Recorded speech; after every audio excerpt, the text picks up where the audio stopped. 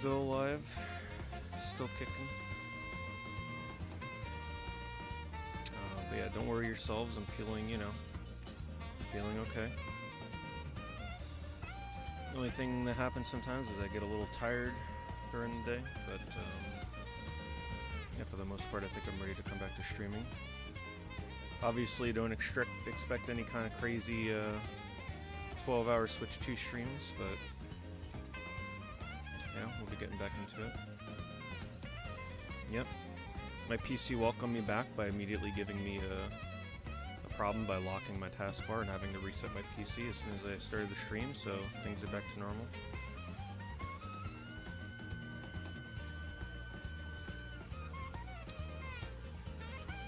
Got a lot of notifications happening here. Thank you on the Twitch side. Thank you Sharkmeat. Thank you for the resub.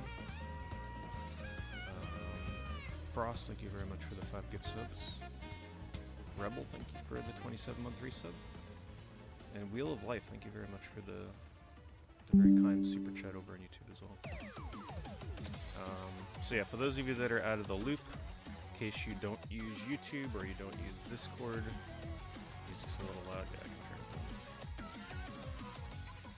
Oh hell no, we're not listening to Splatoon music.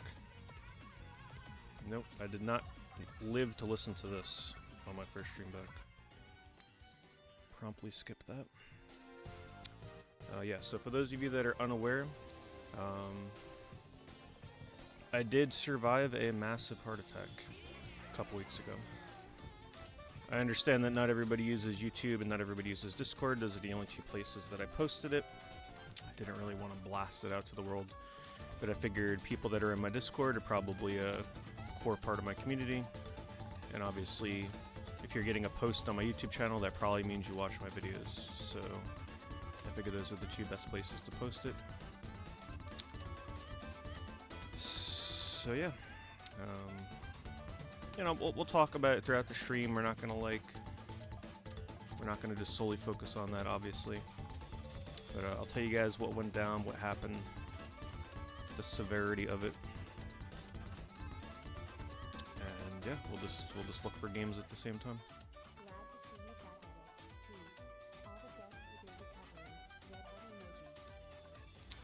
And thank you to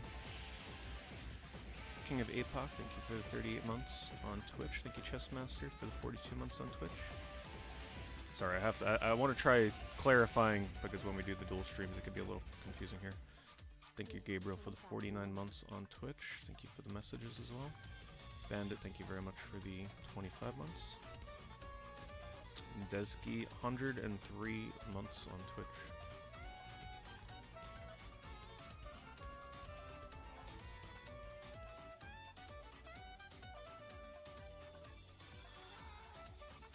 Thank you, Christian. Anyway. I am just glad to see you back. All the best from here in the Start scrolling through our auctions.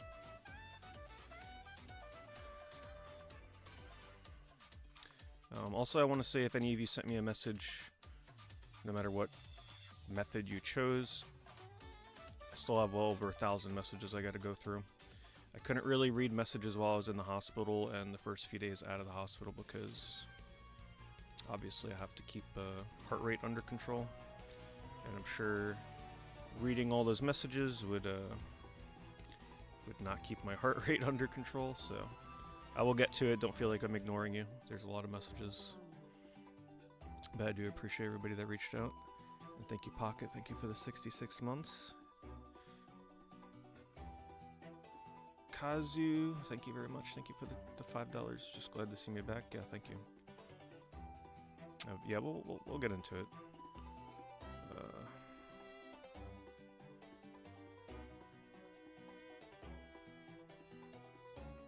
Like I said, I'm feeling pretty good. I'm off of a lot of the medications they had me on. A lot of the antibiotics were making me feel terrible. So that was the main thing. Right now, I can just randomly get like super tired. So I already took a nap today. I went for a 20-minute walk and came back and just like fell asleep for 2 hours. That's just, yeah, it's just things like that are gonna happen. And maybe it was like an hour. Thank you, Tabby. Thank you for the bits. Thank you, Seasoned Salt. Thank you for the resub.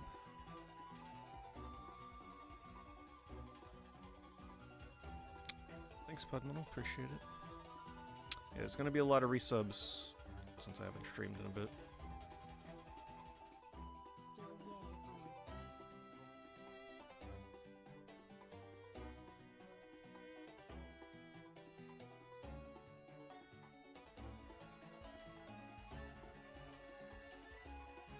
Turn the mic up.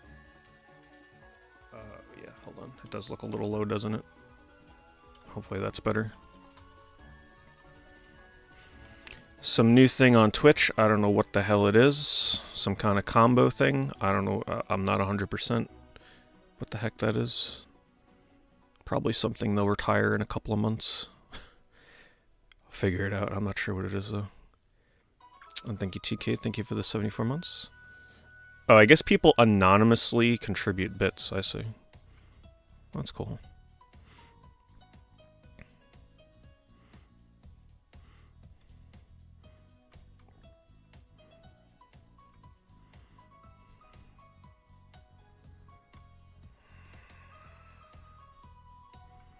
They took it from TikTok? Okay. Typical Twitch. Okay, I see like a little heart meter or something. Times 77 combo. Yeah, we'll figure it out.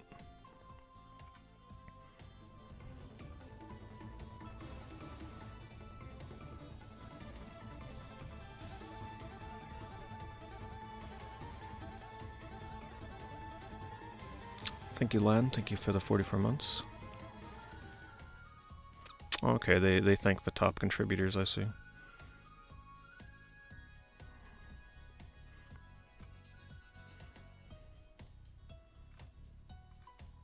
Is the volume level okay now? Is the music too loud?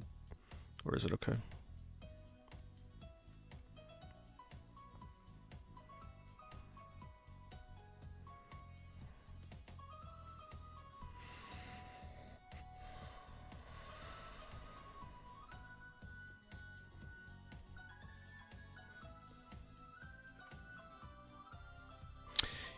Yeah, I was actually feeling decent enough to stream on Saturday, but the thing is, as soon as I got out of the hospital, I realized that Twitch was about to delete like 5,000 hours worth of my VODs today.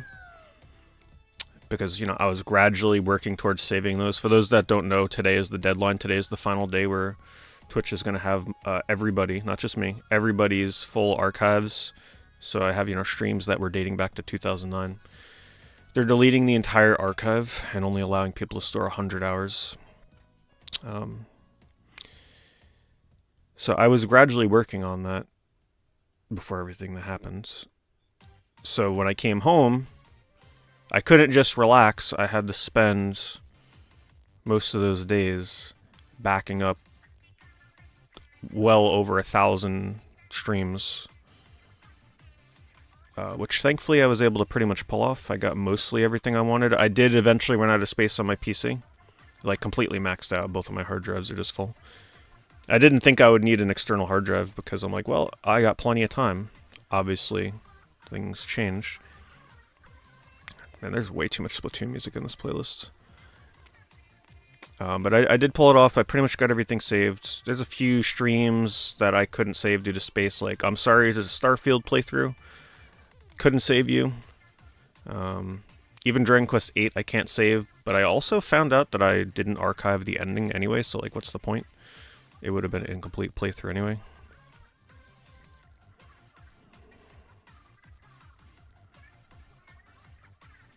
Thanks, Vitamin Chi. Yeah, not Starfield, yep. Where did I put? Sorry, I do have a little bit of a runny nose. It's the allergies because I've been trying to walk a lot.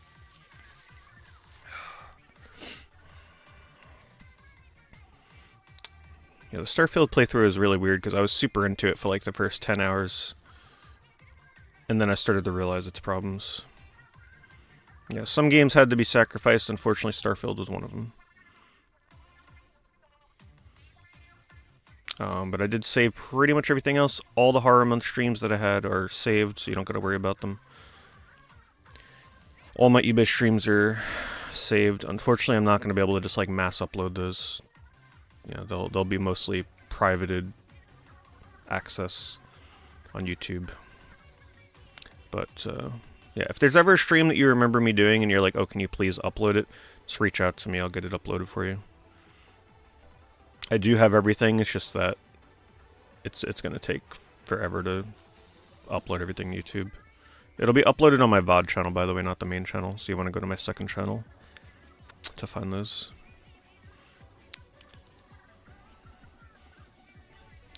An anonymous gifter. Thank you, Anonymous. Always very kind of the anonymous sub-gifters.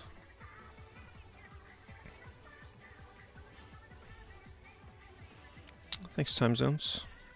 Thank you for the 81 months. I can't do the Splatoon music. Uh-oh. It's like... What did I click on? What the hell? It's like auto-skipping. I'm not touching something. Can't do the Splatoon music. It's just so obnoxious. I don't even know if that was Splatoon, but it sounded like it.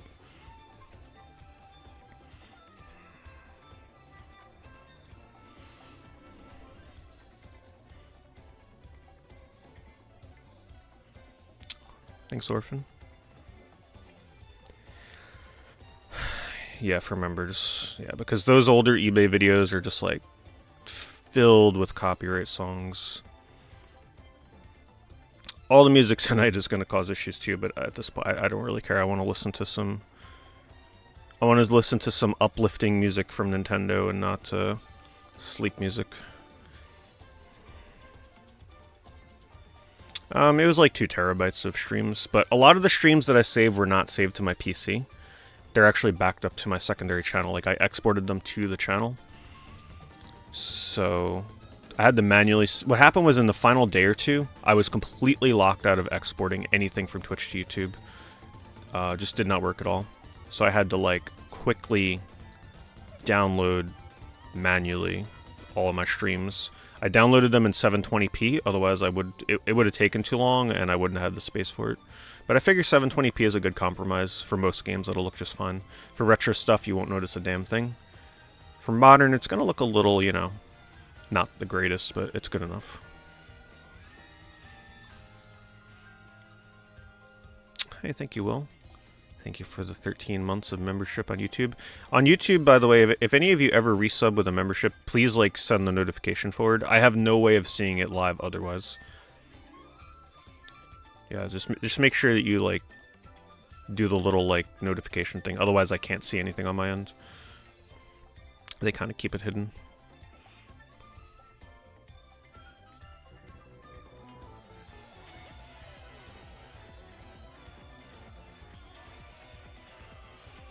Yeah, I'll be talking about it in a second, Broke Gamers. I'm just waiting for the notifications to, you know, there's going to be a lot of people popping in with resubs and stuff, so once that calms down a bit, you know, we'll talk about it a little bit. But thank you, Ken. Thank you, Krebstar. Krebstar Hero, thank you for the Prime sub. Welcome.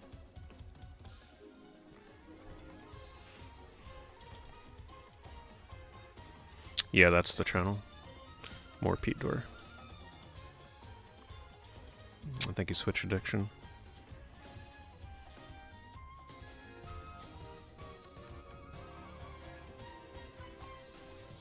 Thank you, Joe.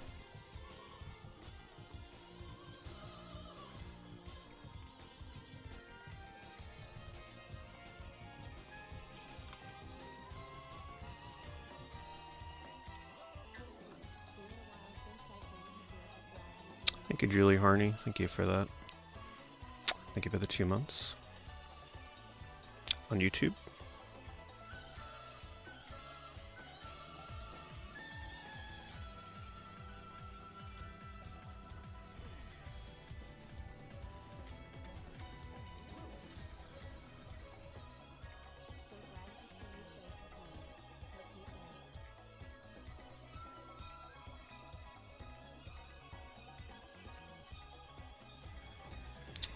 Thank you, Still Splinter.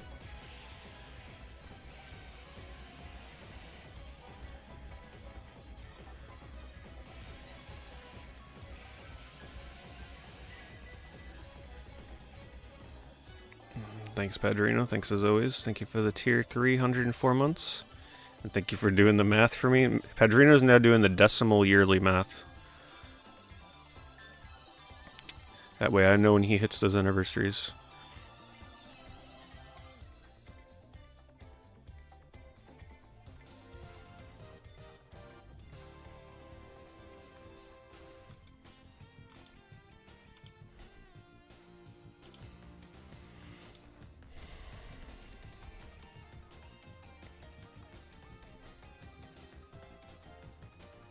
Hello, Timothy. Appreciate it. Thank you, Monocule. Have I played any games? No, nothing. Yeah, I didn't really do anything social media-wise, even in the hospital. Pretty much no phone. Barely even watch the TV. When you're in that kind of state, you're not really looking to do this kind of things. I'll eventually get back to RPG Maker stuff, but for now, nothing.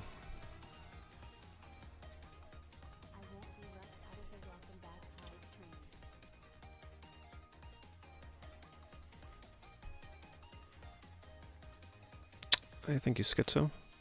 102 months, really appreciate that.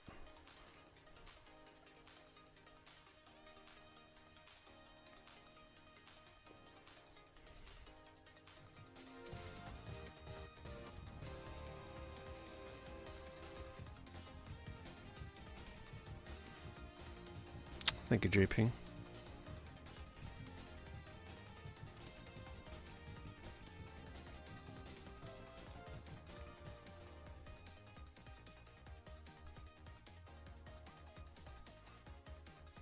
Summer Game Fest. I signed up to do their like little co-stream thing, so probably. Yeah, they sent me an email.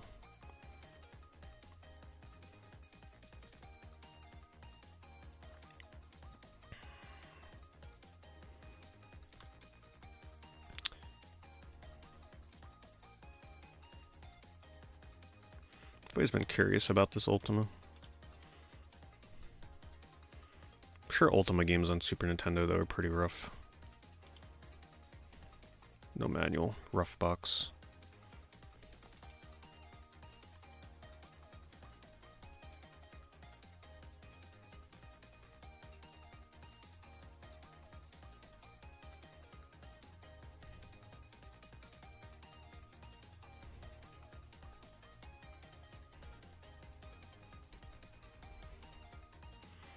Yeah. Yeah, what I had was, one of the scarier blocked arteries you can have. Mr. PD Rab is correct.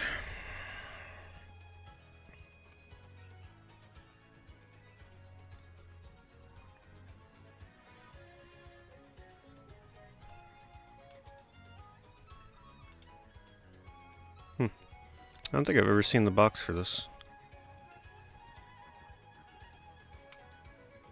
I like these old sort of like vector style box arts. Still never played the original Rogue. I'd probably really enjoy this.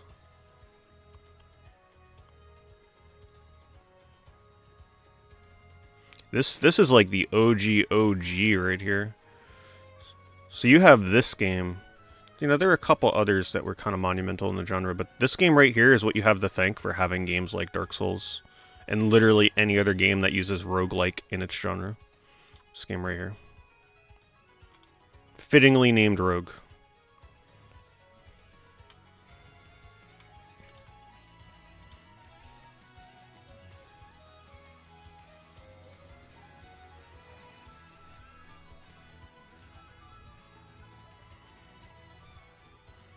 Yeah, thank you, Andrew. Thank you for the 1 year membership.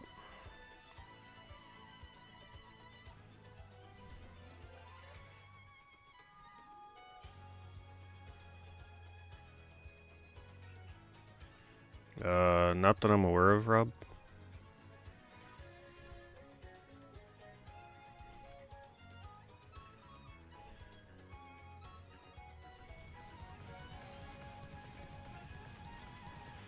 I have not collected any of the Sonic movie merch, no. There's just too much of it out there. Like, if I see something that's kind of small, I might pick it up, but I try to avoid the bigger things.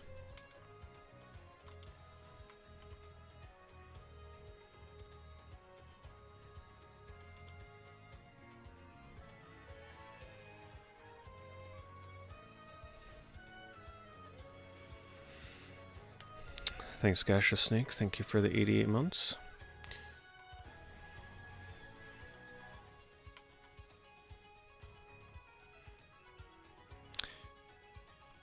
Alright, so I'm sure you're all wondering what actually happened now that I think the notifications are calming down a little bit. Thank you to everybody that contributed. Let me just make sure I didn't miss anybody here. Thank you, Lothars. I missed yours. Thank you for the 14 months. Oh boy, there may have been some that I missed here. I think I may have missed Noirvort from 4 minutes ago. Thank you, Noirvort. Actolaz, I think I missed yours. Thank you for the 2 years. I think I've got everybody. They were all out firing off there. Mecca, thank you for the 32 months. Okay. Thank you, Wafer Boy. Thank you for the 101.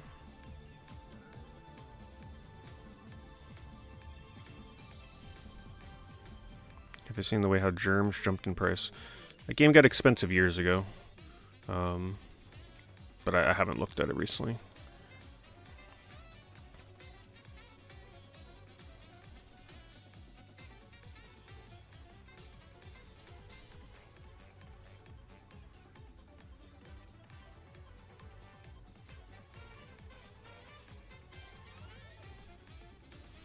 Thank you, Echo. Thank you for the 61 months.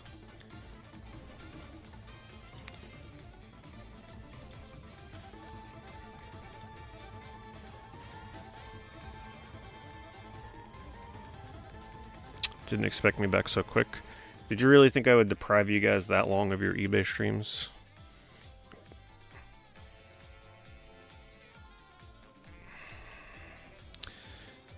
Everyday Ninja, thank you very much. Thank you for the 5 sub gifts.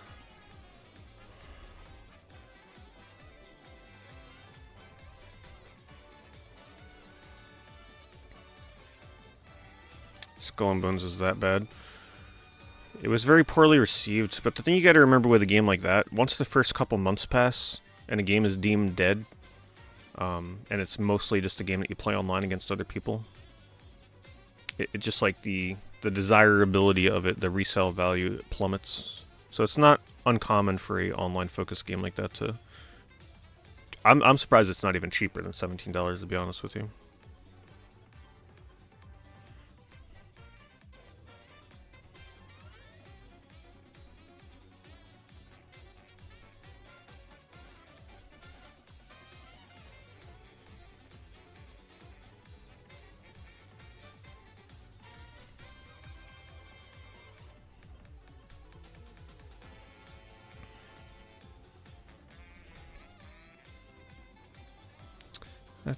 Thank you, Everyday Ninja. Tier 3, always super appreciate those.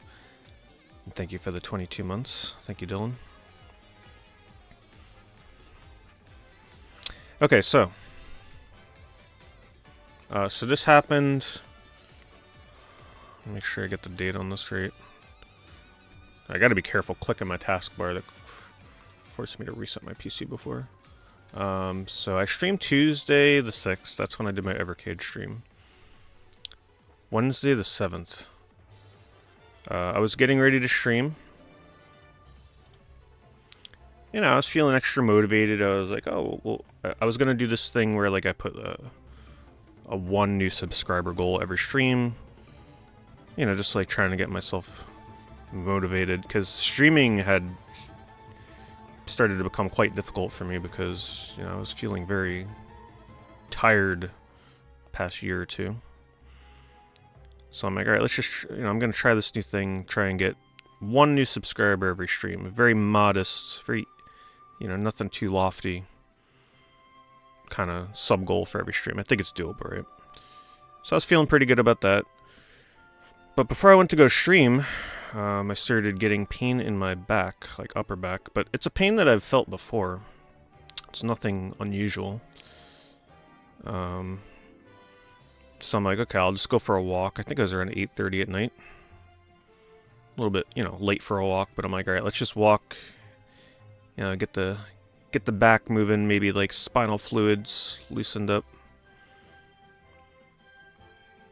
And then as soon as I got outside and I started walking, I started getting tightness in my chest, so I was like, what the hell is this? Never felt that before. I just thought it was some kind of muscle strain.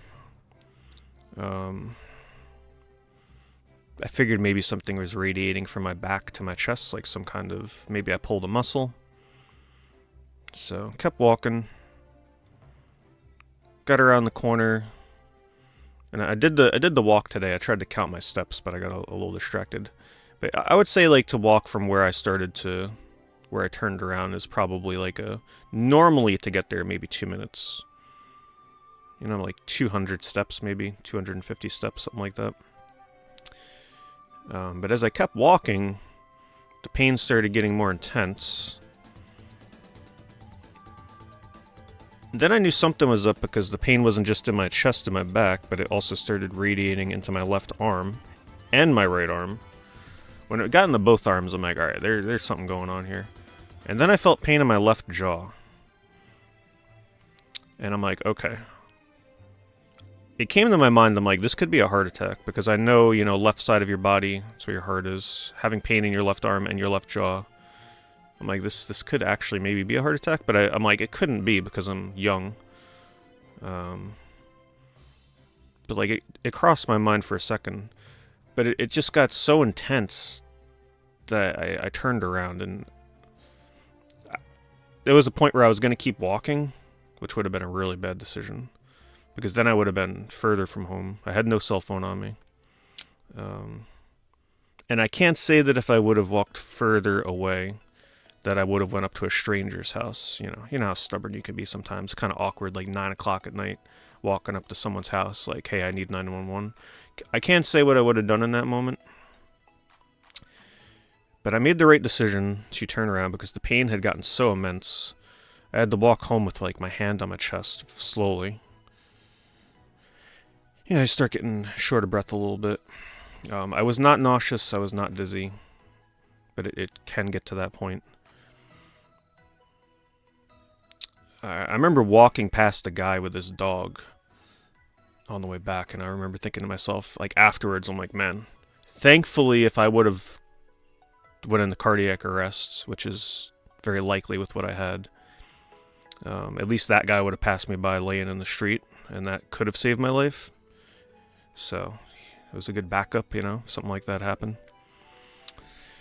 Because I had, well, we'll get to it. Thankfully, I make it back. And then I make another pivotal decision. I was like, okay, I still couldn't, quite believe that I was having a heart attack, because who really thinks that when you're young? I never smoke, I never drink, ever, my whole life. So that's, another thing, right? If you do, by the way, be prepared to be asked in the hospital about 100 times if you smoke and drink. I was asked that probably about 30 times before I went on the operating table, which was a little obnoxious. You would think that they would just take the note down and kind of relay it, but yeah. But yeah, I made it back home and I was like, maybe I should just lay down and see if it goes away. Yeah, that wouldn't have been good. I probably would have died. Because what I had was, well, long story short, I looked up on my iPad, I put in my symptoms into Grok's AI, and it said it's an urgent emergency to waste no time. And I'm like, okay. I was about to lay down before I did that too, but I'm like, you know what, let me take an Advil, drink some water, And then something just told me to like look up the symptoms. Which, thinking back on it now, I'm like, thinking about laying down would have been so stupid with what I was feeling. But yeah, if I would have laid down, I'd probably be dead. Because after I got to the hospital and they did the initial tests, they said it was... I remember the look on the nurse, like, things are just such a blur. Things were happening so fast. But I remember when they first did the first... Luckily, I live 4 minutes from the hospital, so it's like right there.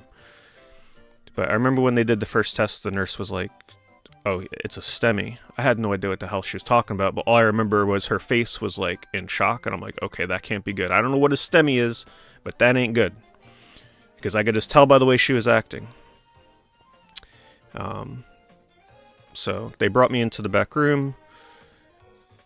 People in and out constantly, like, pretty much I tried to stay calm. I knew what was happening was pretty serious, so I tried to keep my eyes closed pretty much as I could. Breathe them through my nose, out through my mouth. They were not telling me to do that, by the way. I was doing it myself because you don't want to get your heart rate going crazy. STEMI is a complete blockage of one of your, from what I understand, complete blockage of one of your main heart arteries.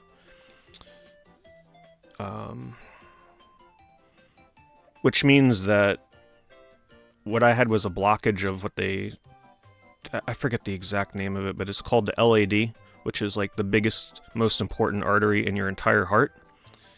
And that was 100% blocked. So I was actively having a heart attack. Like as soon as I stepped outside and started walking, the heart attack started from that moment. It may have even happened a little bit before then with the back pain. And with this particular type of heart attack, they refer to it as the Widowmaker. Probably a really good thing that I did not know that before I went in for surgery, because that sounds very scary. It's referred to the Widowmaker because, well, the mortality rate is extremely high if you don't get in within about 60 to 90 minutes. So if I would have laid down, the survival rate would have been about 12%. That's getting into the hospital and then performing surgery. So because I got there within about 40 minutes, I acted quickly. Thankfully, I did not walk far, and thankfully, I quickly got to the hospital. Yeah, and thankfully, the hospital is very close. So, yeah, so they immediately brought me in, and they performed a surgery where they go in through my wrist. The scar for that, I mean, not scar, but like the mark for that is almost completely gone. I'd show you guys, but it's actually almost completely gone. And then they go up through my arm. You can see I still have a lot of bruising here. I bruise very easily. I'm on blood thinners and stuff, so I got bruises all over my arms. They took blood from me probably like 100 times while I was there. Like every freaking hour and a half to 2 hours, they were taking blood from me. Thankfully, I'm not afraid of needles. I just close my eyes every time. I don't like to see my own blood. So yeah, they rushed me into the operating room, and they performed the surgery, which was very important to get it done quickly because I only had like, by the time they were done questioning me and like setting up the IVs, I probably had about 10 or 15 minutes before it would have been really bad. Because like I said, after you cross that like 1 hour mark, the survival rate drops drastically. And at any moment, like some people that get this heart attack, they immediately go into cardiac arrest. That's when your heart stops and you just drop to the ground. That's why I was mentioning earlier that guy on the walk with his dog. Hopefully he would have saw me if that happened. But I'm also thankful that it happened when and how it did. Because, I mean, think about it. I go on nature walks where I can be like hours out into a nature trail with nobody around. I could, if it would have happened there, that would have been it. I would have been done. Unless I miraculously ran into somebody. Even if I did, like, getting off of those trails can take, it's like miles. So, yeah. Thankfully, it didn't happen there. Thankfully, it didn't happen while I was in Italy. I could not imagine this happening in another country. So, in a way, the stars kind of aligned. when and how it happens. I mean, heck, it could have happened like in the middle of the night, and I probably would have been way less inclined to like get out of bed. I probably would have just laid in bed and been like, "What is this? I hope it passes." So like getting out and walking and activating it, as crazy as that sounds, like was probably the best thing that could have happened. So anyway, I get into the operating table, and what they do is they put a catheter in my wrist, goes up through it, a major artery through the arm into the chest, and then it's essentially like the catheter has a little balloon on it. I could show you guys a video, but I'll just explain it. I don't think you want to see a video. But it's got like a little balloon on it, and it has a stent on it. So they go to where the heart is 100% blocked. I'm assuming it's not easy to do. I had a very good surgeon, who's now my cardiologist, who performed the surgery. Got the stent in there, 100% blocked. Ballooned it open. The stent opened the artery, and they actually showed me a video too where you can actually see there was no blood flow whatsoever to this artery. And they showed how, like, once it opened back up, the blood flow went back in, and you can see actually where my heart was 100%, portion of my heart was not moving at all. Like, it was stopped completely. But then it didn't end there. There were complications after this. Normally when somebody gets this surgery, you're in the hospital, you're in the ICU for like a day, then they step you down the next day. Also, I'm not reading, I'll catch up on the chat after this. I just don't want to lose train of thought. Usually in the ICU for a day or so, and then they step you down and then they let you go. That did not happen for me. I don't think they had ever seen anybody my age have a heart attack like this before, so they were like kind of confused what was happening. Because my heart rate never slowed down for days. And then I had very, very high blood pressure and very, very low blood pressure. So they were trying all different things, all different medication combinations, while also having me on antibiotics because they detected early signs of pneumonia, which was not fun because then I had to take medication that was really upsetting my stomach. Like, they had me on 3 antibiotics, one's an IV drip, one's in pill form, and it was terrible. But yeah, my blood pressure was extremely high after the surgery for like 2 days. My heart rate was also resting heart rate. We're talking like while I'm sleeping, my heart rate was like 135 beats per minute. That's the kind of heart rate you get when you're like out walking fast, for like normal people. So I think it was by the 3rd or 4th day, they were just like, "We got to get you back in and do the surgery again." I'm like, that's fantastic. So this time they had me back in the like just out of nowhere. Just like, it was real quick. They made that decision really quickly. It's not like I had a day to prepare for it. They were just like, "Okay, we're just going to send you back in for surgery again." The same surgery I had when I first went in there. So this time, instead of going in through my wrist, they went in through my groin. That one's even worse because, well, it's a bigger... I believe the artery there is bigger. It's a lot more dangerous in the recovery phase because that can open up a lot easier if you're not careful and start bleeding. Luckily, that did not happen. Just a little bit of bruising. But yeah, so they sent me back in. They went in through the groin this time, and they went up and did the same surgery. But this time it was to check to make sure everything was okay. Like, they were just so baffled by my vitals for those past few days that they actually did the surgery again just to double check that the stent was in place and everything was working correctly. And it was, thankfully, right? Like, that's what you want to hear. It also allowed them to get like new imaging, so like afterwards I was able to see that my heart was functioning correctly. The part that had to like stop working was working again. And then it was just them continuing to try and find the right combination of medication to get the heart rate down, and then blood pressure kind of stabilized. My blood pressure when I left the hospital was good. It's still good now. Heart rate is probably still a little bit high, which would explain why if I go for a 20-minute walk and I come back, I'm like exhausted. But slowly, gotta exercise, right? Can't just sit around. So I gotta go for walks to get oxygen flowing again to the heart. Just kind of helps with the recovery. So yeah, I didn't look up any of these statistics, obviously, while I was there. I don't think I wanted to know statistics on my surgery and my specific type of heart attack while I was there, because that's a little scary, right? Like, you don't want to know that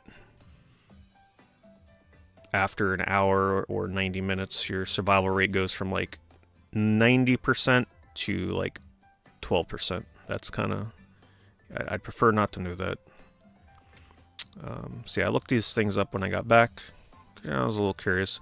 I did read another statistic today that I was not thrilled about, but we'll only focus on the positives.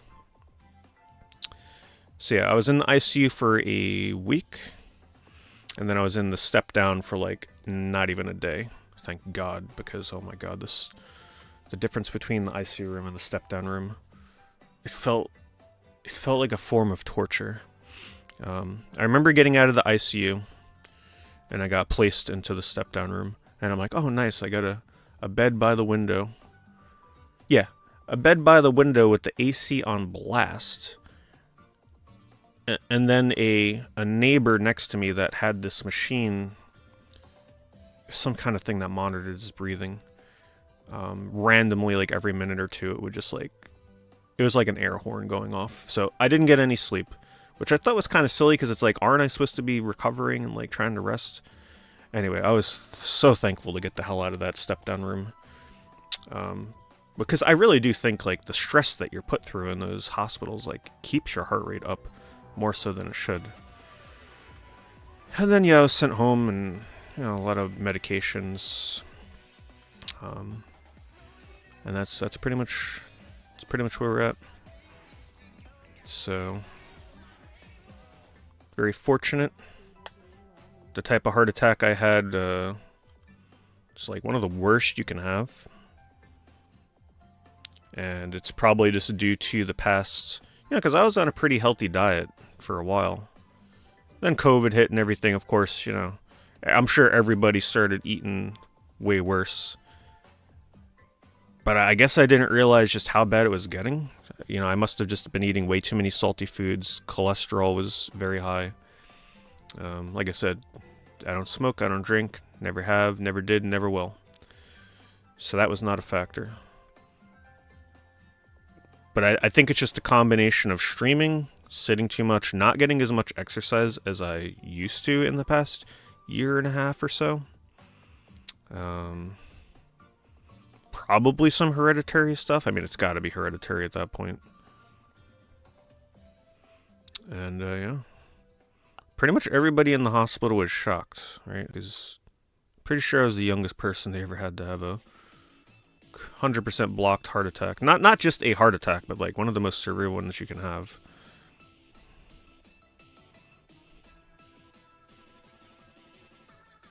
So yep. We were close. We were close to no more eBay streams. But thankfully I made the right decisions. Like I said, if I would have delayed things by 15 or 20 minutes, yeah, that wouldn't have been good. Heart issues don't necessarily run in my family. Yeah, it's just a weird, very weird circumstance.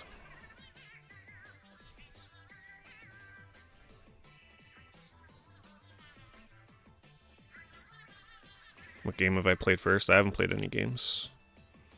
Yeah, playing games was definitely not immediately on my mind.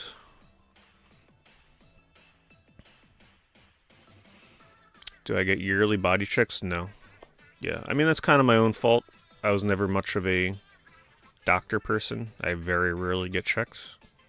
Lesson learned though, right? And that's a lesson for everybody else. Get your checkups.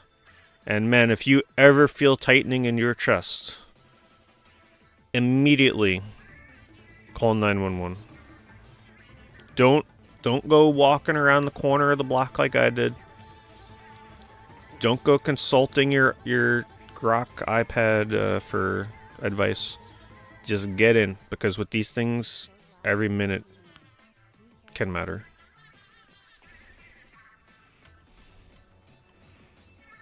Yeah, and if you have a family member that ever says, oh man, I got tightening of the chest or I'm short of breath,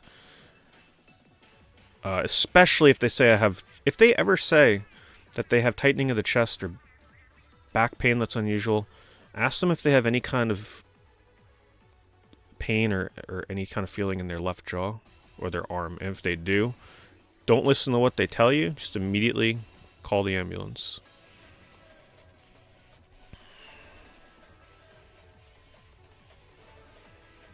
Psychological impact on me. Paranoid or scared? I don't think so. I don't think it really ever fully set in for me, honestly, how bad it was.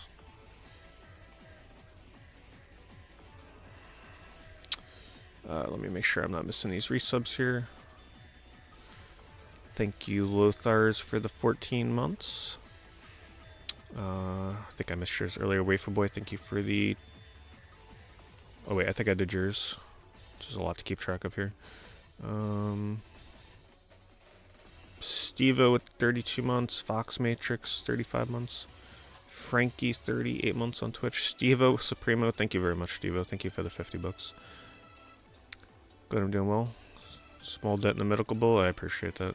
Oh, I don't know if Vinyl is here or if Vinyl listens to the VOD. There's a lot of people chatting right now. Thank you, Vinyl, as well. Vinyl sent me something off stream, and I really appreciated that, so thank you, Vinyl, if you're listening.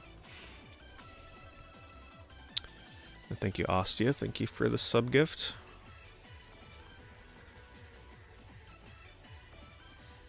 Yeah, so I've completely changed my diet, which is no big deal. I actually don't mind the diet. I've been on it before. So, you know, breakfast is pretty much just going to be like an egg with avocado and toast and oatmeal for the foreseeable future. You know, mixing it up between those. And a diet that is low in fats, saturated fats, and carbs, right? And especially low in sodium. So, you know, I'll be fine with that. I'm not going to be miserable eating certain diets. I've completely gone cold turkey on sugar and stuff in the past, so it's no big deal. My doctor told me I could still drink caffeine, like a cup or two of coffee. I said, no, I'm just going to cut it out. After I get out of the hospital, I didn't want coffee, so I'm like, all right, might as well just axe that as well. Just go full cold turkey.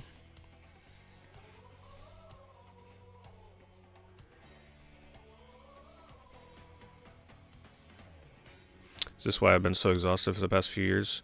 I'm sure it had something to do with it, yeah. My heart was essentially being starved of oxygen and blood flow. So I hope it helps with the midday tiredness once I'm fully recovered.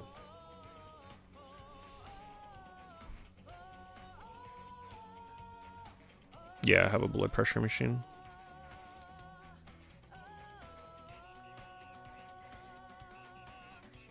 Heart problems can cause stomach problems. Yeah, you're probably right. Did I pass out? I did not, but it probably was very close to it. Alright, let me catch up on the YouTube side. I did not Wheel of Life. Thank you for the super chat again, though. I have been very out of the loop with YouTube stuff. Let's see here.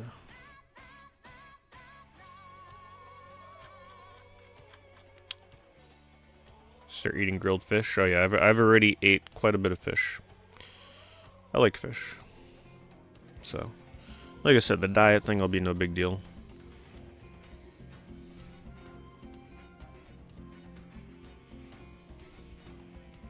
Gotta take it a little slow in the beginning. But right now I'm at least trying to get a 20-minute walk in every day. I can't go too crazy because, like I said, the past couple times I go for a walk, I tend to get very tired within like a half an hour of getting back from that. So obviously, you know, you can't push things too far. It's probably just the medications I'm on. My heart is still going to be getting used to that because it's like regulating. One of them regulates my heart rate a little bit. So I'm sure that has something to do with it.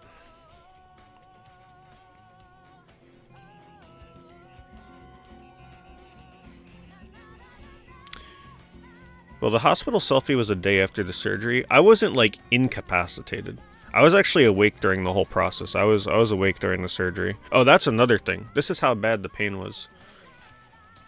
when I first got into the hospital, they gave me morphine, and after a few minutes, I asked the nurse, I'm like, so when is this morphine supposed to take effect? She looked at me like, within a couple minutes. The morphine never took effect. Yeah. And then they gave me a second dose on the operating room table, and I still felt quite a bit. So, 2 doses of morphine, and I still was feeling the chest pain.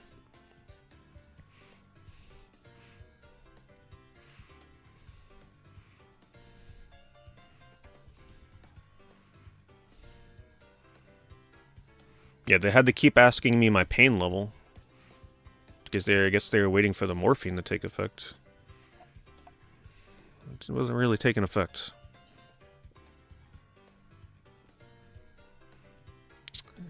Yeah, I had health insurance.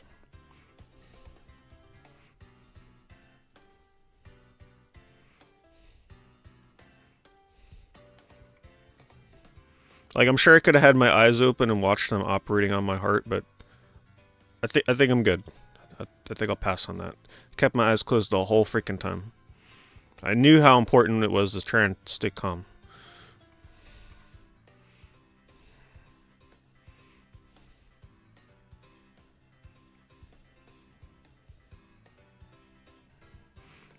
They did not have to cut the chest. That would have been the next step, though, if the catheter method would have failed. So they initially went in through my wrist. They go up through your wrist, through your arm, into your chest, and access the heart like that with a catheter. But if that would have failed, yes, they would have had to open me up.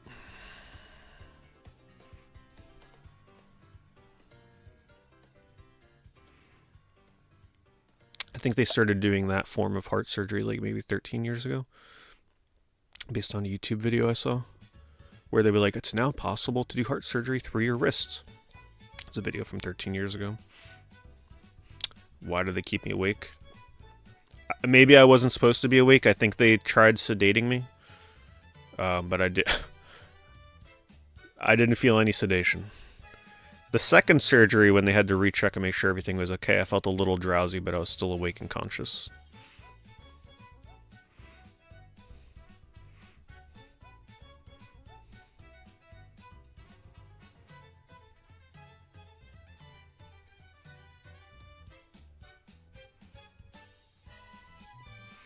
An explanation for what happened.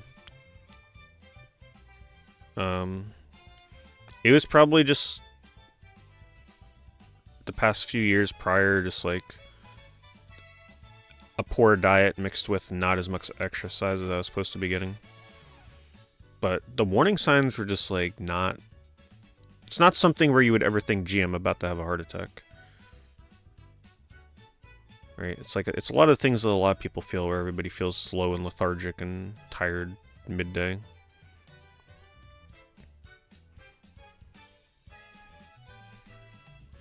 Yeah, and I'm sure the constant streams, sitting in a chair for hours, don't help either. You know, years and years of doing that. It's so funny because the last stream that I uploaded before I went to the hospital on my VOD channel was me playing the CDI for 9 hours straight without taking a break and standing up. I got some other banger streams to drop on the VOD channel, like that time when I played Chocobo GP for 12 hours straight without a single break, and then the next following day I played it for 11 hours straight again with no breaks. Yeah, I'll upload those at some time. Good reminders to not do that.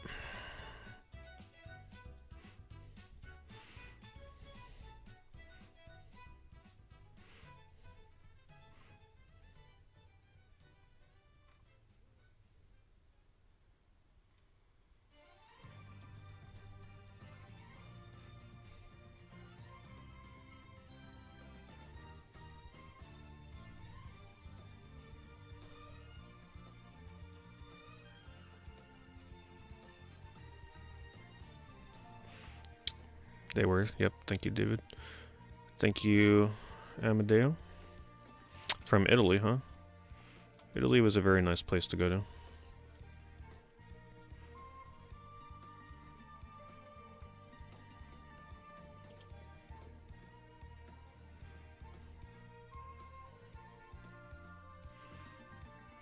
Do they pull that out like a plug drain when it is clogged from your heart? The blockage? No, it's still, the blockage is still there, but what happens is they put a catheter.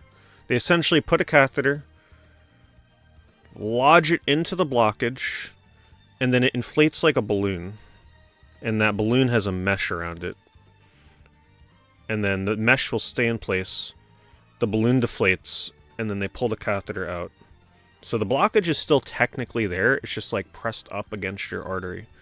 Like the wall is pressing it up against your arteries. They don't actually remove the blockage. It's still there. They minimize it.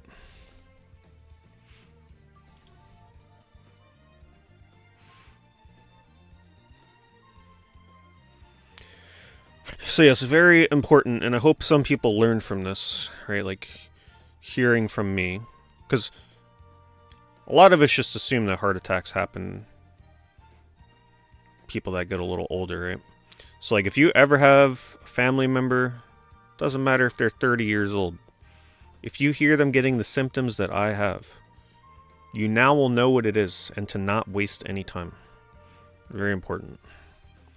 Unfortunately, I had one of those ones where time was, like, extremely important. Some people get a heart attack and, like, you'll go to the doctor a week later and find out that you had a heart attack. It's not the kind of heart attack I had. You could not wait with this heart attack. So, just remember, chest tightening in the chest is probably how it'll start. Maybe it'll start with back pain like mine did. Don't panic if you ever get back pain. But if you get upper middle back pain, and then you get chest pain or chest tightening, shortness of breath, sweating.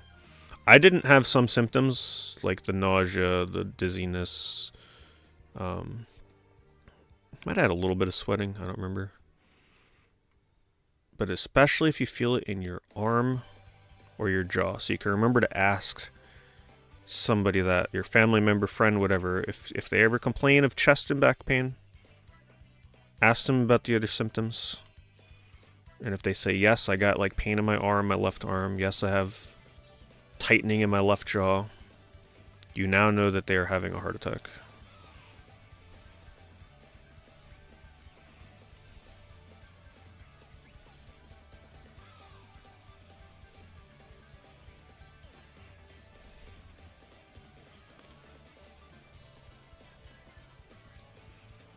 Michiru, thank you very much for the 4 months. Thank you, Kelly. Thank you for the 73 months. Thank you for the message as well. Stevo, I think I missed your sub gift. Thank you for the 5 sub gifts, Stevo. Bro Train, thank you for the 16 months. Basenji Boy, thank you for the 69.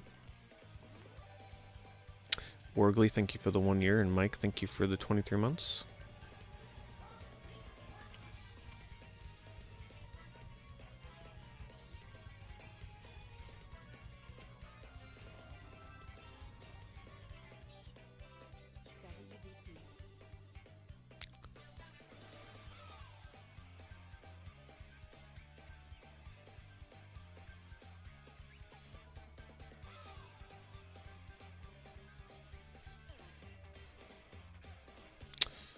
Yes, yeah, more activity is definitely in the plans for me. You know, once I'm no longer feeling tired after a 20-minute walk, I plan on incorporating more than just walking into my exercise routine.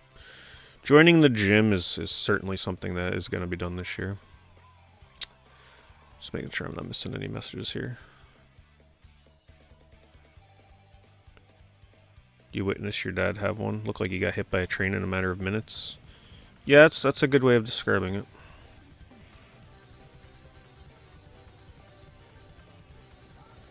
Thank you, Jord.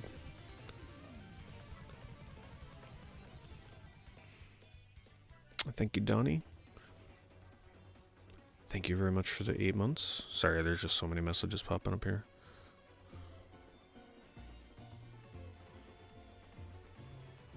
Thank you, Johnny Com. Thank you for the gift subs as well. Super appreciate it. IRL streams incoming. No, I'm not that kind of person. I'm not somebody that streams my life like that.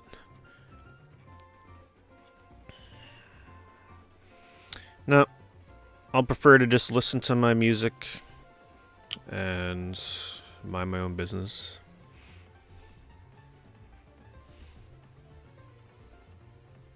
Thanks, Impaired. Thank you for the 4 years.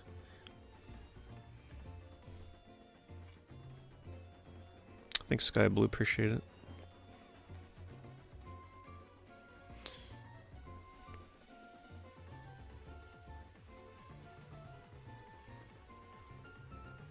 Oh, no problem. Appreciate it. Thank you, Sky. Nature walks are risky, though. For now, yes, I'm gonna avoid nature walks for now. I'm not risking getting stuck in the middle of the woods right now. As much as I love my little nature walks.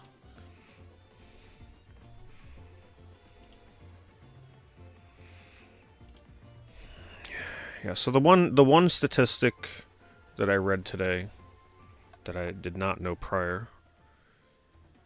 Obviously, this is like a general statistic, but it said people that have my type of heart attack within the next year after the surgery have a 10% mortality rate. But obviously, that's probably not accounting for people that are young and healthy and fit. Right? So, like, that's probably for people that are older. So as long as I stick to taking the medications that I need to and making changes to my diet. It did say if you follow those things, like, that percentage goes down. But still, reading stuff like that was, I mean, it's a good reality check, right? Sort of like, all right, you got to really stick to, of course, eBay's still taking me out of video games. Got to really stick to the plan here. Yeah, usually they're much older. I think I'm gonna be fine, right? Like, I don't think I got to worry about that statistic. But it is important, right, that I stick to these goals.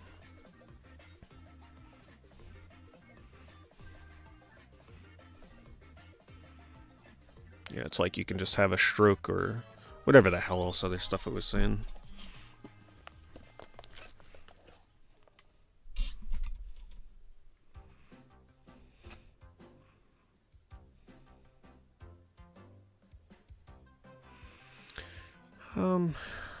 It was definitely more lifestyle stuff. Nobody in my family had ever had a heart attack. So yeah, it's certainly got to be just really unfortunate circumstances. Things just not aligning right with, like, my activity levels and what I was eating. But when you're younger, right, you, like, feel invincible. You're like, yeah, I could eat this, no problem. Nothing. I'm really gonna get a heart attack, right? Like, you don't think that way. So yeah, hopefully this also wakes up some of you guys if you're on a very unhealthy, ordering a lot of takeout, very salty foods, sugar foods. Like, at least if you're gonna do that, make sure you're getting checked up. Don't make the mistake that I did of never getting checked up. Hopefully they can at least detect it before you actually have something like what I had. But yeah, hopefully hearing this will motivate some of you, because I'm sure a lot of you are around the same age as me. Knowing now that it can happen at this age without any family history of heart attacks, or even if you live a lifestyle without drinking and smoking, it can still happen. So maybe this is the kind of thing that you need to hear to make lifestyle changes of your own, especially if you're not active and you do a lot of sitting.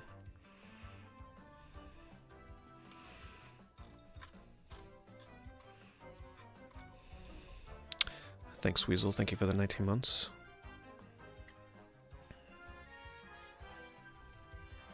My cholesterol was apparently quite high, yes. You know, I'm on medication right now for it still.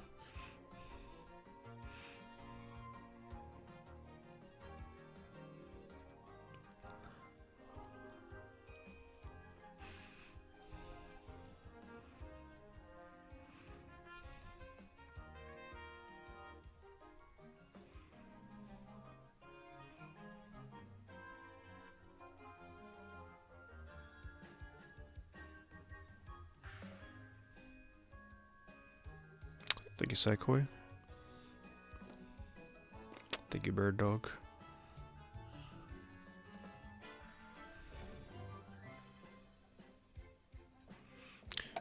Did I really eat that bad? Well, I'll say that I ate recklessly. So, like, you know, there would be some times where I'd finish a stream and I'd be starving. Because I tend to eat, like, within an hour usually before I start streaming. And sometimes I was starting the stream quite late. My streams were starting at, like, 9 p.m. And then I'd end the stream and I'd be like, man, there's literally nothing here to eat. So I'd go out to the only places that would be open at that time of night. And those three options were either McDonald's, Taco Bell, or 7-Eleven. Now, I didn't do this all the time. Maybe like once a month. Twice a month, maybe. But like, those kind of decisions, very bad, right? Like eating that kind of food that late at night. Not too long before you go to bed. Right? Like, you definitely... you don't want to make those mistakes. But, you know, things like that add up with... just eating whatever. Like there came, I was on a very good strict diet prior to COVID, where, you know, I still only drink water and green tea. That's it. That's all I've drank for years. I gave up soda long ago. But I was on a diet that I'm pretty much on right now. Low sodium, no sugar, or low to no sugar. But then, of course, you know, you relapse with the, you know, when COVID first hit and you couldn't really go out. You know, you just start eating anything and everything. So I will also say something that doesn't help with that. You want to avoid the foods, something that didn't help me. You want to avoid the foods that they're like, oh, it tastes sweet just like the real thing, but it's good for you because it's not using these ingredients. You want to avoid those foods, because what that does is it gets your taste buds reaccustomed to eating sweet things or sugary foods, even though it's not sugar. They're using like maybe sugar alcohols or something. You want to avoid that stuff, because that will cause you to get right back onto your bad eating habits, which is kind of what happened with me.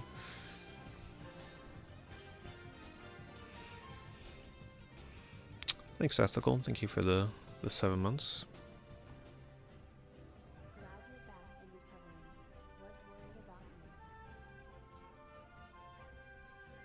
Yeah, so now I try and eat smaller portions, smaller meals with snacks in between.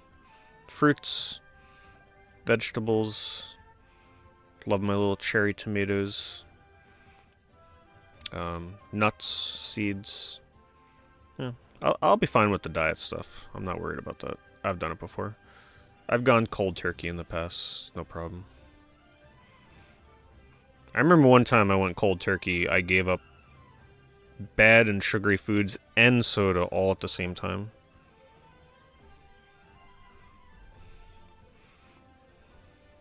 Some people can't do that. Yeah, I remember I watched a video that showed the amount of sugar visually in like a can of soda. That's all I needed to see. I never drank a soda ever again. That was probably like 12 years ago at this point.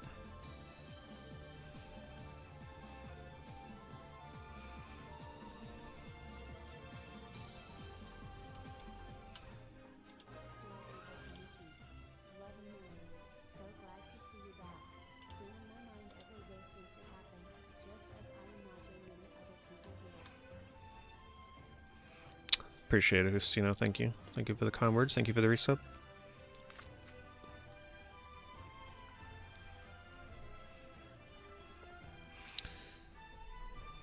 So my doctor, believe it or not, my cardiologist, the guy that did the surgery, said he's not placing any restrictions on like what I eat. He just wants me to eat less. I'm like, hell no. I'll put my own damn restrictions. Like, I'm sure he knows that I shouldn't be eating sugar and stuff, but like, in other words, I don't have to give up foods like a hamburger or steaks and stuff, because they want you to avoid red meats like that. But he's like, nah, you can still have it like once a week. Like I said, he said I could still even have coffee, but I'm cutting that. I'm making some of my own cuts. Because you know what it is, a lot of people, it's really hard for them to just go cold turkey on a diet like that, and they don't want you becoming miserable and then like relapsing and going back to eating unhealthy. But I can definitely do it, right? Like, if a near-death heart attack is not a good enough wake-up call, I don't know what the hell what will be.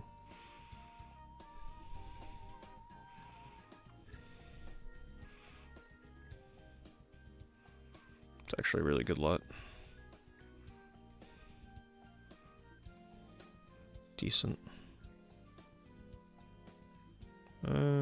Well, then again, the left side is much better than the right. Really good starter lot. Oh, $115 shipping. Oh, hell no. Nah, it ain't that heavy. Have decaf? Nah. I'd rather just not even drink it. I'm not like that addicted to coffee.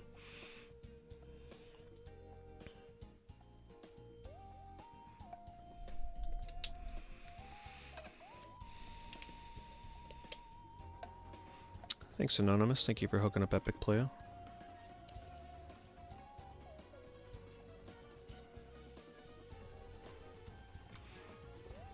Do I drink enough water? I drink a lot of water throughout the day.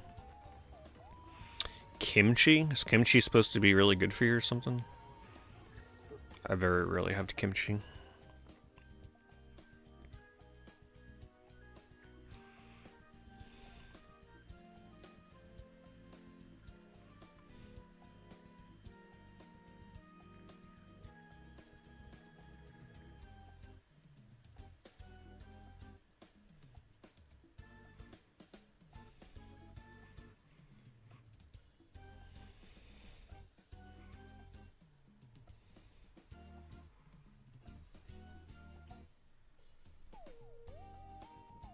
Hello, take two. Is it going to be hard to sustain it? Oh, no, I'll be fine. Like I said, I've been on this kind of eating style before, so I'll be fine. For some people, that would be a bit more difficult. Let's see. Well, let's do some Mario Kart music since World is coming out soon.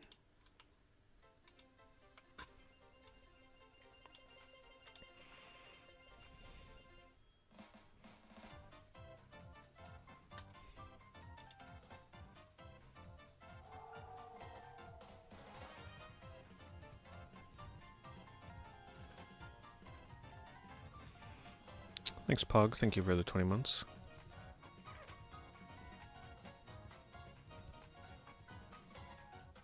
And thanks. Thank you, Fake Pear Bear. Appreciate it very much. Kimchi cleans out your gut. Okay, I'll keep that in mind.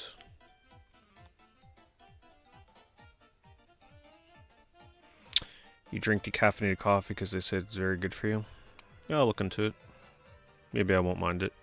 I didn't really drink coffee because it woke me up or anything. If anything, sometimes it made me feel more tired. Sometimes I drink coffee and then feel more tired afterwards. But yeah, the health benefits of coffee are pretty good.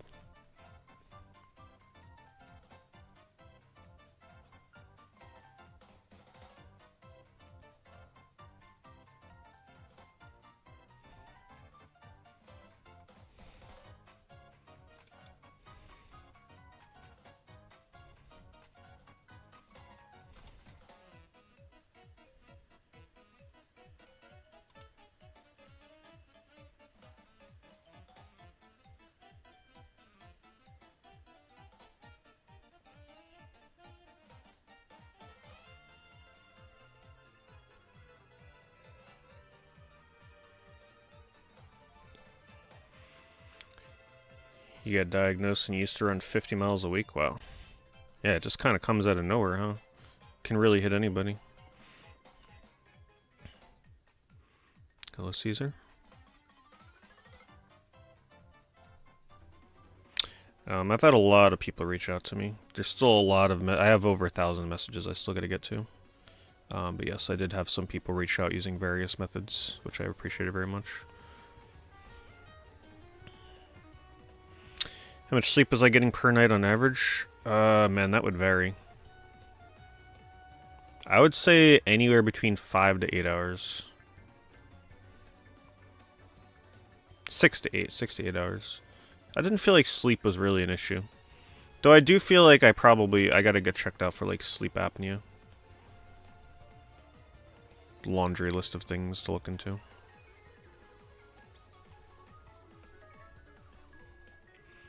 Any signs leading up to it?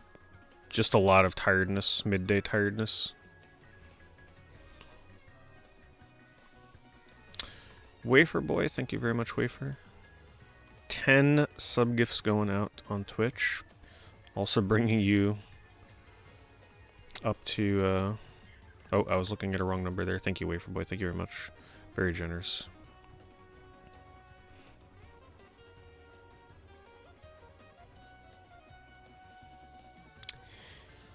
Am I going to start doing more regular stretch breaks? So my plans for now are to just do streams that are not terribly long. So, you know, most of my streams will probably cap out at around 4 hours for now.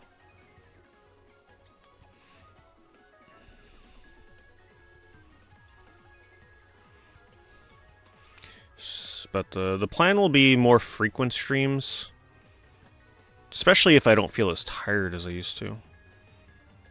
There were just some nights where I was like, man, I'm just too tired to stream.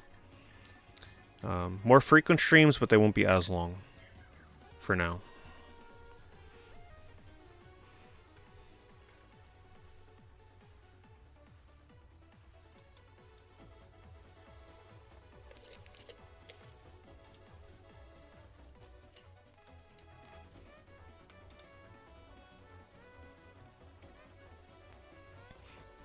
I can't really do a standing desk.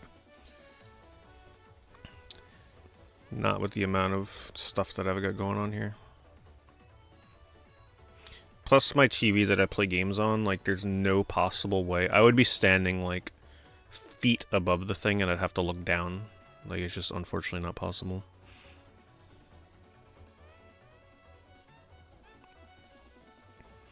I was thinking about one of those stationary cycling things though. You guys have probably seen the commercials for it. Where like it moves your legs for you, like you're almost like on a bike while you're sitting, while I'm streaming. I was thinking that might be pretty good. You know, the things that are meant for people that are like 70 years old. just get one of them. I'll be sitting here streaming and I'll be like this and people will be like, "What the hell is this guy doing?" Just better make sure I'm not playing anything too crazy on stream. They'll have the wrong thoughts.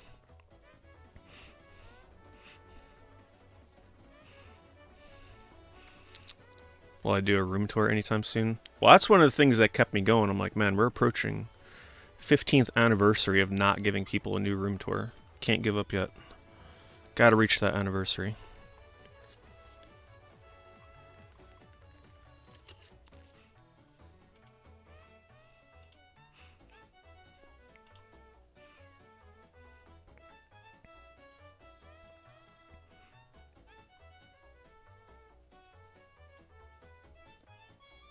Wait, are only these discs included, or are we also getting the games in the background?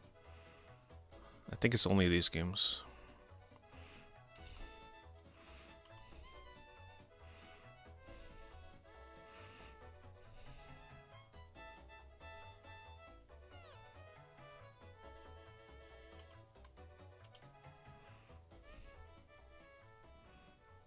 Thank you, game dude. A vegan diet? I haven't thought about that. That sounds very expensive, though. Like, I'm not sure I want to give up eating chicken, to be honest with you. I could eat white meat chicken every day. It's fine with me. White meat chicken and fish. That's all I need.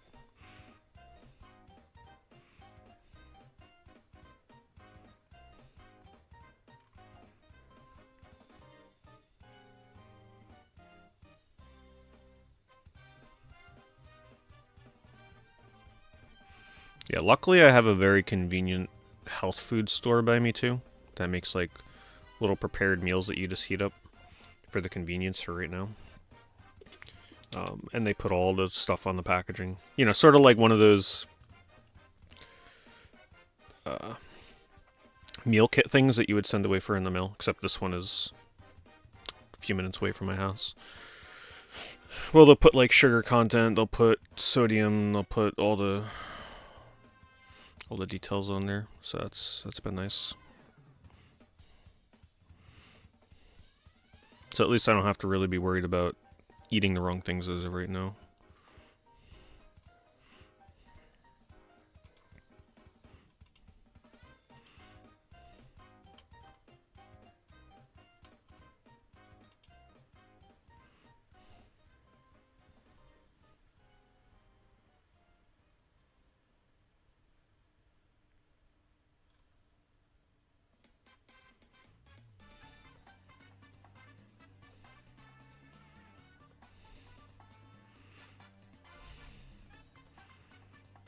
Thank you, Whisker. A grounding mat. I'll look into that.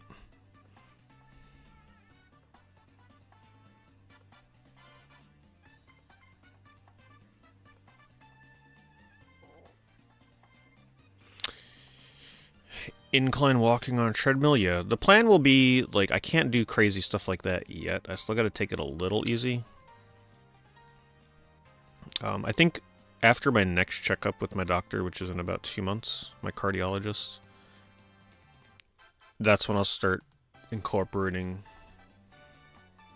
things like potentially getting on treadmills and stuff. But for right now, we gotta take it one step at a time.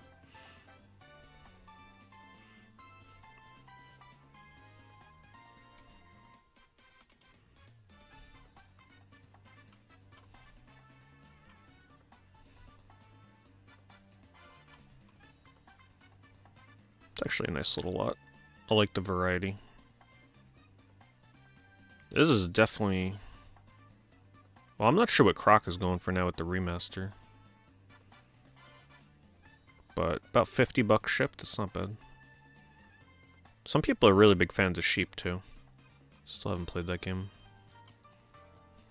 Bombing Isles. I'll link this one.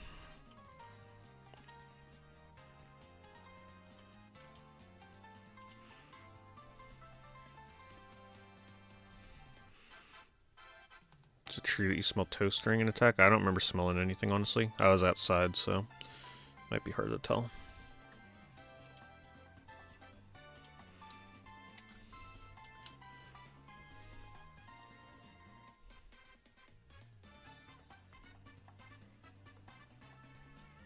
Thank you, Remy.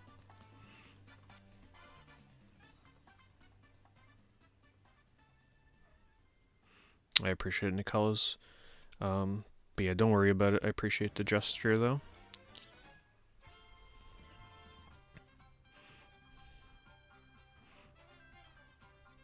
Smelling toast is a stroke symptom? Well, that's good to know.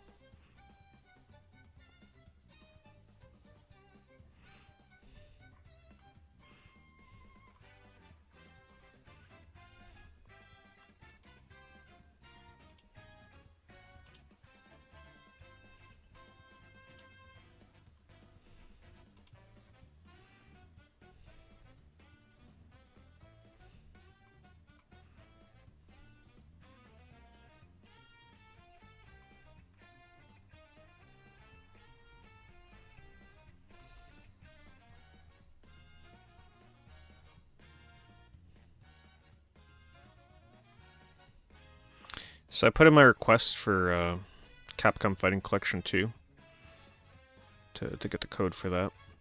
Nothing like getting your heart rate going with some Power Stone 2 online. Have any of you been playing it online? I was looking forward to that too. Then I got out of the hospital, I'm like, oh right, yeah, that just came out, didn't it? Unfortunately, there was some really cool opportunities for that too that I could have participated in, but like tournaments and stuff with other streamers. But it is what it is. I'll take the late release week later code. I'm fine. How's the online? Is it running smoothly and everything? Matchmaking's good. Yeah, it's funny because I was thinking about Horror Month with like the jump scares and stuff. I have no idea. I mean, hopefully by then I'll be fine. But it did have me thinking. Remember, I was joking about it last year too. You guys remember when I was talking about like horror games and how like when we get older, it's going to be dangerous to play horror games because of the jump scares and getting heart attacks. Isn't that ironic? No crossplay on Power Stone 2? Ooh. That's... If you're playing on PS4, can you at least play against people on PS5? I'm assuming that's fine, right? That does suck, though. I'm getting it on PS5. That's what I'm getting it on.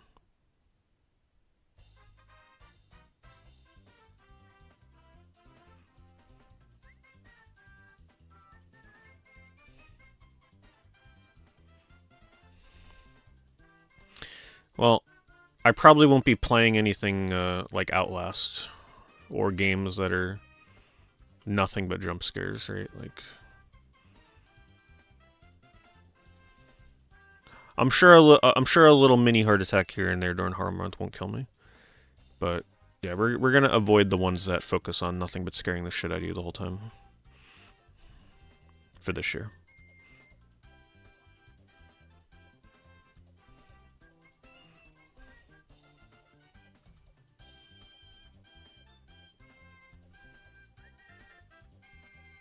I'll ask my doctor. I'll be like, listen, every year I do this thing called Horror Month, where I play really scary games that jump scare me.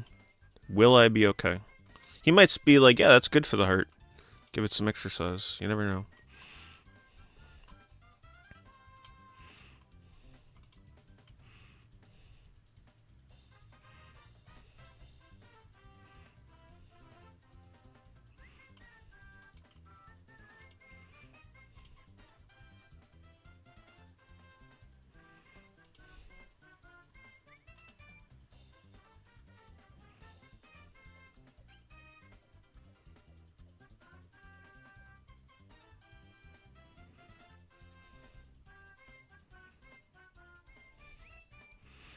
Next checkup is in 2 months.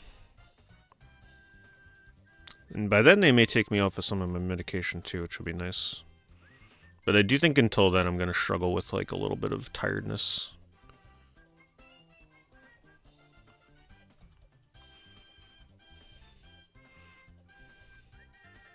Because like I said, one of them is purposefully lowering my heart rate. So I'm sure that contributes to it.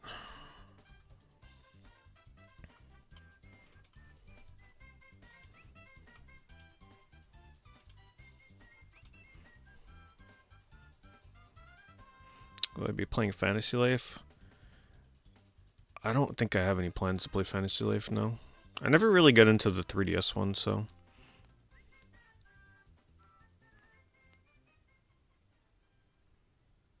So the block... I'm not sure how that works. I think the blockage honestly just remains around the mesh. The goal is to not have it reclog itself. So that's very important that I avoid cholesterol.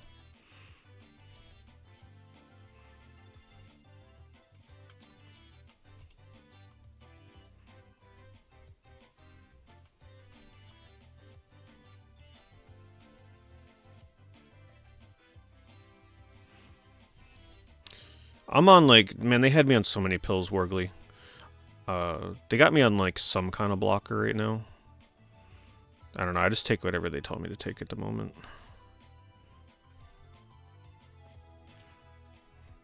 They had to experiment with so many different things in the hospital. Because, like I said, they couldn't get the right combination for days.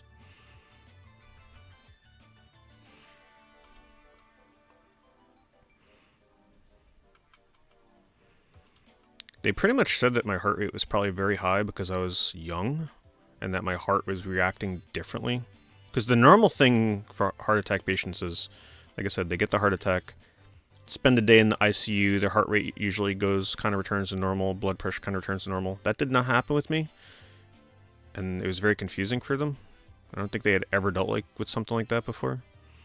They just pretty much said, we think it's because you're young. Your heart is like responding differently, like it's in shock still. Yeah. It was definitely an outlier case for them. It's a pretty good lot. Roadkill is like a $20 to $25 game, I believe. One of the few car combat style games you can get on PS2.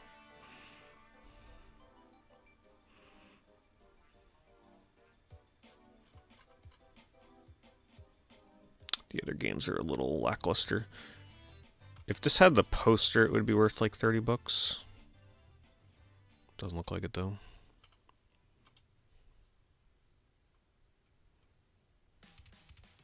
Thank you, Fud. Any other places there was a blocker issue? Nope, not that they detected. You know, they flush my insides with like a dye, so they're able to see, which is a really weird feeling, by the way. They put a contrast in you, which lets them see like all your veins and stuff. It essentially feels like you could feel it moving through you. It's like a wave of warmth, which can be a little scary the first time you feel that. It's like if you go to get a CAT scan or something. You know what I'm talking about.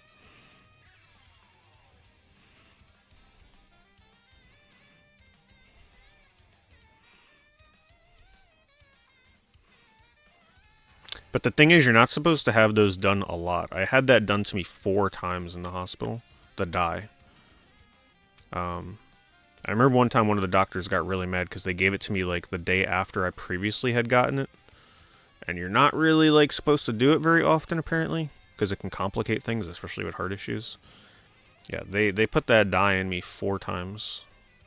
I think it was 4 times. 1, 2, 3? Maybe it was 3 times, but still 3 is a lot. Yeah, maybe I should give another try to play in Splatoon now that I'm full of ink.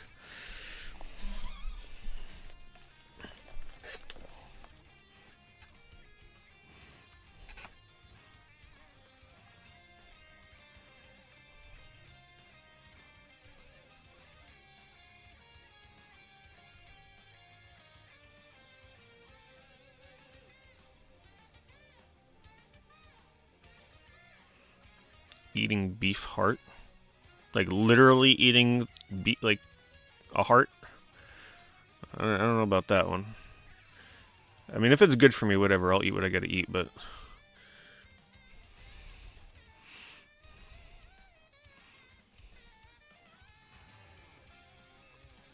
oh, thank you for the combo. Is that little heart thing animated for you guys on Twitch? It's not animated for me. Let me just reload this and see what happens. Yeah, I don't see it. I don't know what color the dye was. Oh, there's my alarm. I have to set an alarm because I gotta take my medication at 10 o'clock. It is now 10 o'clock.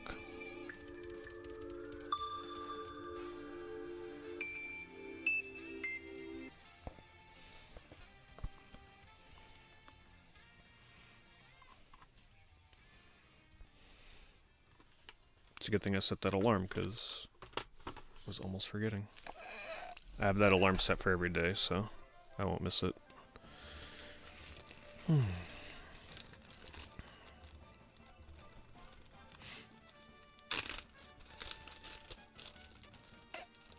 Gotta take 3 different pills.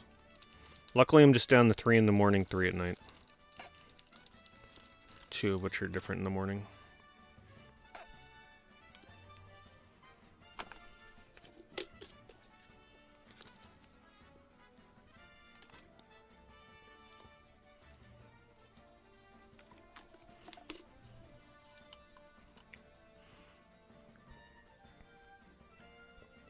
Yeah, thank you, Citrus.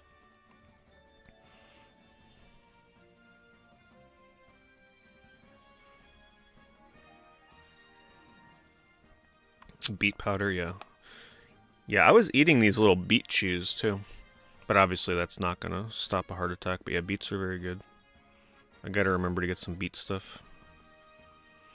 Beet powder. I didn't think about beet powder. The thing I didn't like about the gummy ones is that they put so much damn sugar in there.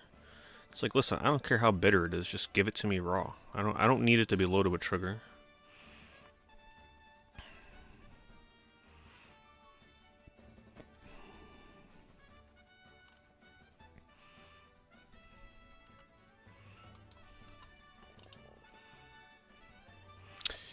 Will I be taking blood thinners for life? I'm not sure about that. Hopefully I can eventually get off the blood thinners, because honestly that's probably the scariest thing going forward. Being on blood thinners is no joke.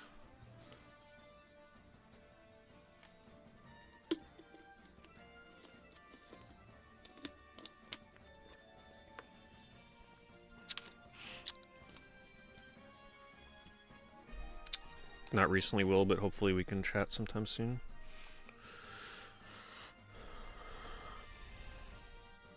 Do I take fish oil? I don't take fish oil, but I just plan on eating a lot of fish. Salmon especially.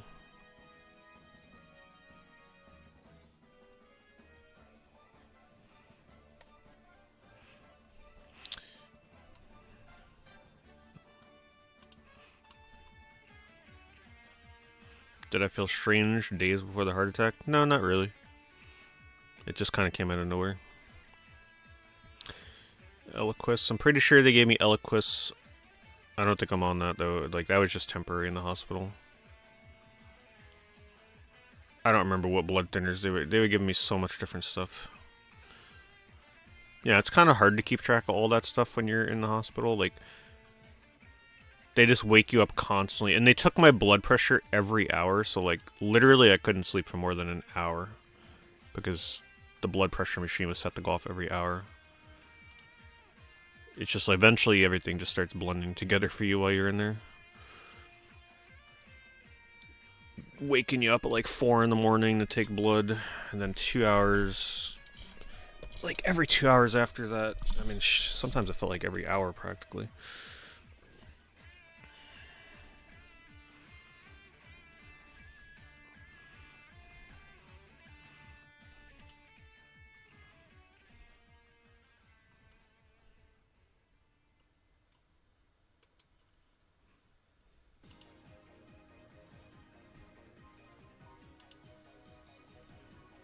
Do I eat a lot of fruit?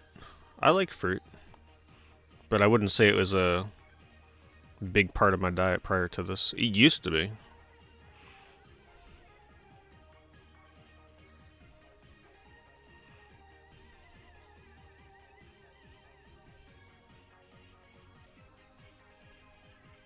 Am I a salad man? I can eat anything. I like all fruits. I like all vegetables. I'm not bothered by any foods. I'm not picky.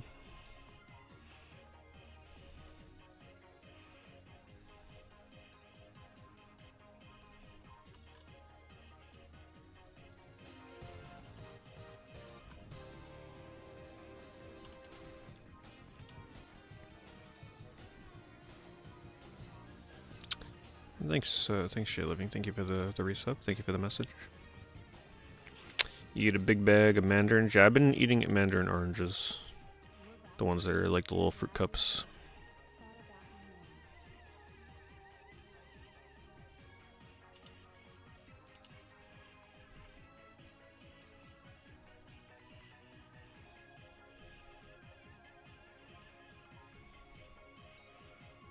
Yeah, blood thinners are very scary because, like, if you guys would have saw me a few days ago, my arms were, like, still so bruised. It's starting to clear up now.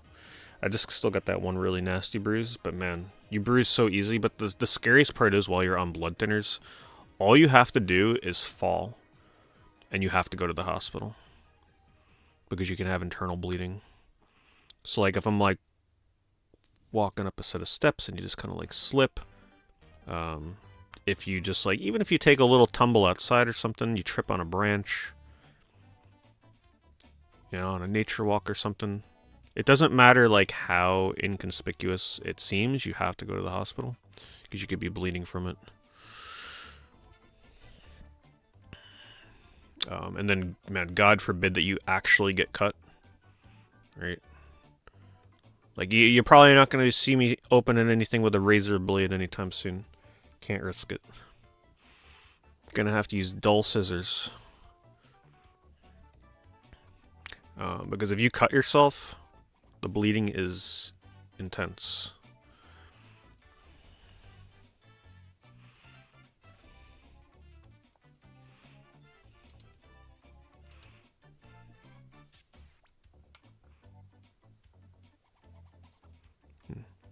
Would have been almost decent if they all had manuals. Hit and runs like 50, 60 bucks. Complete. So I can end up medication. I doubt I will ever be medication free. I'm pretty sure I'll be on like baby aspirins the rest of my life. Would be my guess, but I'm not sure. We'll see. Still young, right? So you never know. They could potentially take me off of stuff. It's the goal. What though? I don't know. Probably depends on how good I get my eating under control and cholesterol.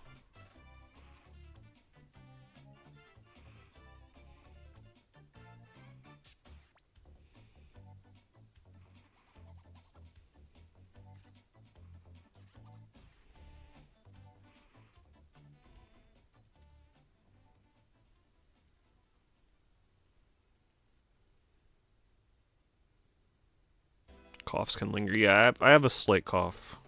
Little cough. Yeah, they were saying I was getting pneumonia in the hospital. Honestly, I think it was because it was so freaking cold in there. The room I had in the ICU, they had like this... It was like in an isolation room. Like, it was like the only room they had available. But it had a draft coming in because they had just like this piece of plastic that was supposed to suck air out of the room. Like a thin plastic pipe. Like a plastic bag that's supposed to suck air out of the room. So like if it's an isolation room, right, say someone's got something highly contagious, the idea is it sucks the air out of the room to like clean the air in the room. So I was in that room, but the first few nights that wasn't on because I didn't need it. I guess they didn't even know how to operate it themselves, but there's just an insane draft coming through the opening in the window from that. So that's probably how I started getting pneumonia, and also probably just laying down constantly, fluid in the lung.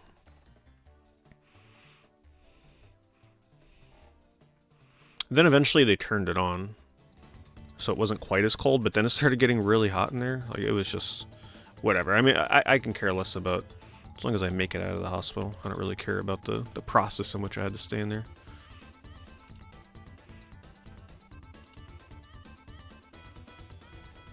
Oh wow, this is actually a really nice PS5 wallet. Some good stuff in here. A lot of these games though have been out for a bit and they're already like deeply discounted. This person would certainly make a ton of money from selling this. Yeah, this needs to be a few $100s cheaper.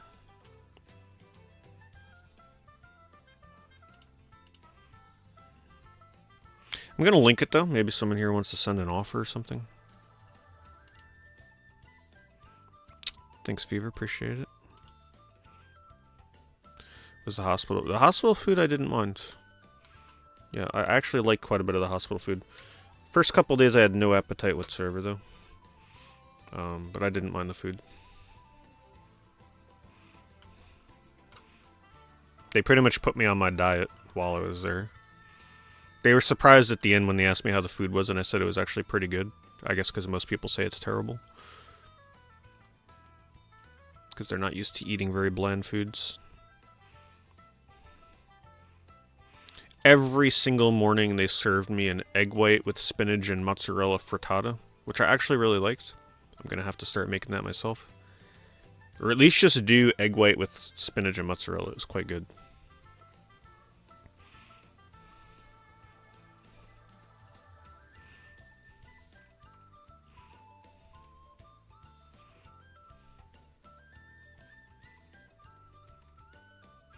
They kept giving me broccoli, and I love broccoli. I like all vegetables. But I wasn't about to eat broccoli while I'm laying in a hospital bed inactive. That would have given me such bloating from the gases of the broccoli. Eventually I was able to have them switch it out for like green beans. But they gave you so much food there, I was never able to finish my meals. It was just so much food.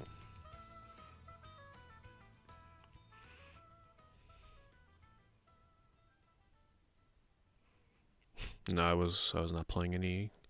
I had no desire to play games in the hospital, believe me. That is the last thing on your mind. I was pretty much just like...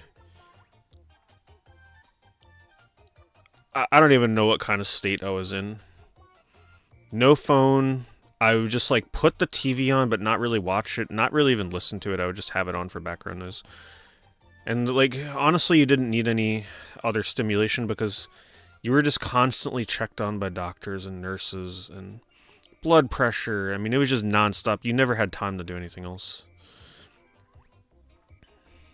I looked at my phone maybe like 4 times just to send the first update to let people know that I was going to be away for a bit.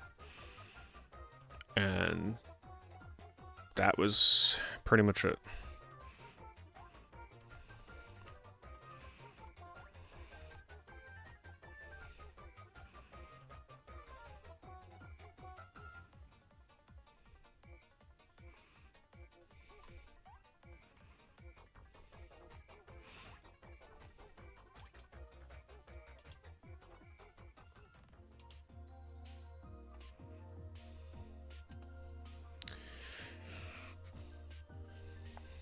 So I don't think either of these are too expensive. Star Gladiator is about 50 or 60. This is the non-Fighter's Edge version. If I remember right, Fighter's Edge is a little bit more uncommon. It's not a bad lot though if you actually need all 4 of these. I'll link this, it's also got Make an Offer.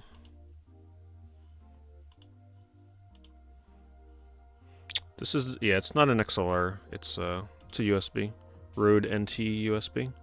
At the time, it was pretty much the best USB microphone you can buy.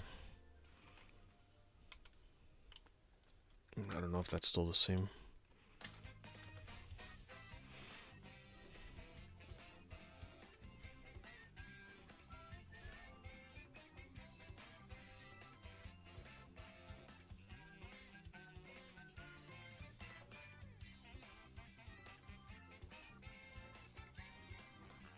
Thank you, Bono. What was the cause? Well, it was the blockage in my artery, which was caused by just, you know, probably just lack of exercise and bad eating habits for the past couple years. I say past couple years because I actually was on a really good diet. A very heart-healthy diet for a long time, but then I gave that up. And man, does it come quick. Very unexpected. But, you know, it's possible that I had blockage for a while. I mean, who knows, right? I wasn't one to get checked up much, but obviously that's going to change. Can't play around with this. Thank you, Storm Surge. Thank you for the 25 months.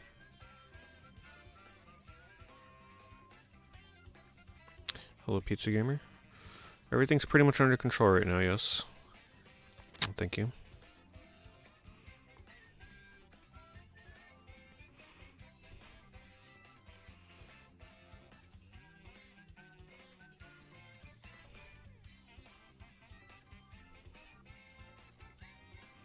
Yeah, there's no standout heart issues in the family. No heart attacks.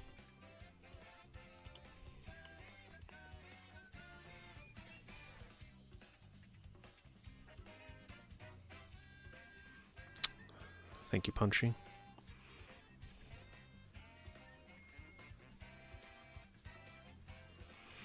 Do I feel like playing games? Oh yeah, sure. I mean, I pretty much feel back to normal, right? Like it would not be good if I still felt terrible. That would not be a good sign. The only thing that I have to combat right now is just, you know, my sleep schedule has obviously changed. Because I got to take certain medications every 12 hours, so obviously that means got to be waking up in the morning. Means that I'm going to bed a little earlier than normal. No more staying up until like 5 a.m. streaming or whatever the hell, you know.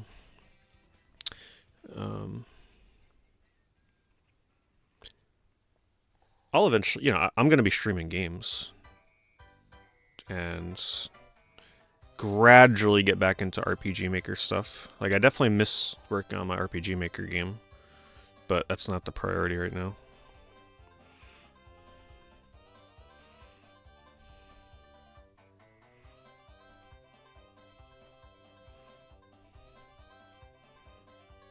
Hello, Amberg. Do I have to play chill games? No, I'm pretty sure I'll be able to play whatever. Though it does make me wonder, you know, if I'm playing Mario Kart World and I'm doing that 32-player like battle royale thing, and it's like down to the final lap against little freaking Billy, probably driving around in his Waluigi. It's like neck and neck at that final lap, you know, getting the heart rate up. It does make me wonder. Right? I should be okay though. Because obviously that gets your heart rate going. But no, I mean, getting your heart rate elevated is fine, right? Like, it's a good workout for the heart, for recovery. No Silent Hill F. Yeah, we'll have to hope that Silent Hill F is not too jump scare heavy, right? What can possibly go wrong with that game? I'm sure it'll be just fine.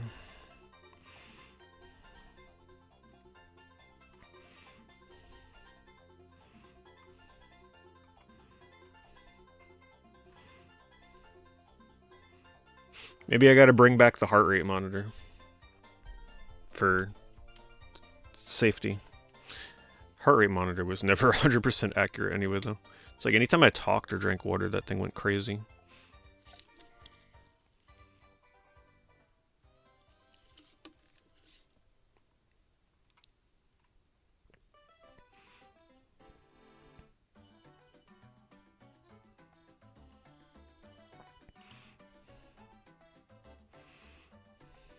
Thank you, Toon John.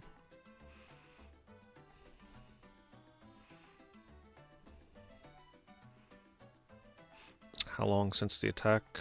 It happened May 7th.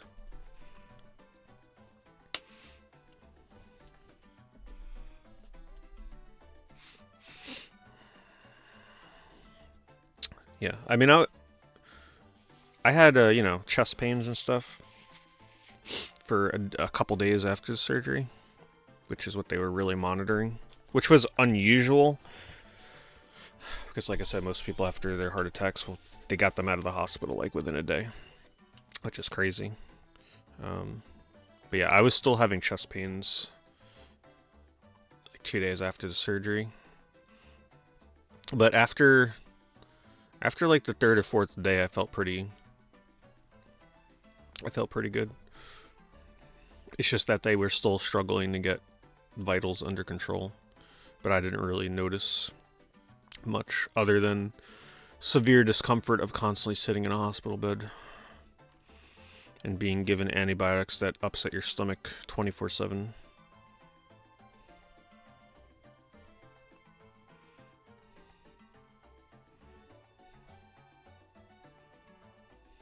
Honestly, I think a lot of my heart rate and stuff was just due to the discomfort of the hospital in general, but you know, it is what it is.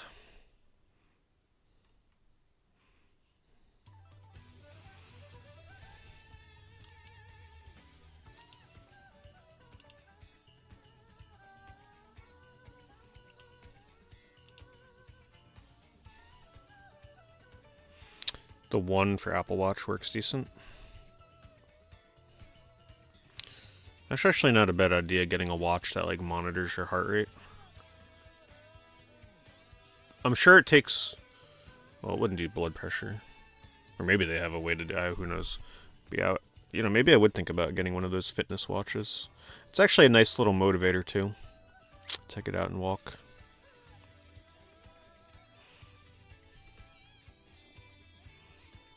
I can't remember when they first came out with the Apple Watch. Square Enix released a game on there. I can't remember the name of the damn game.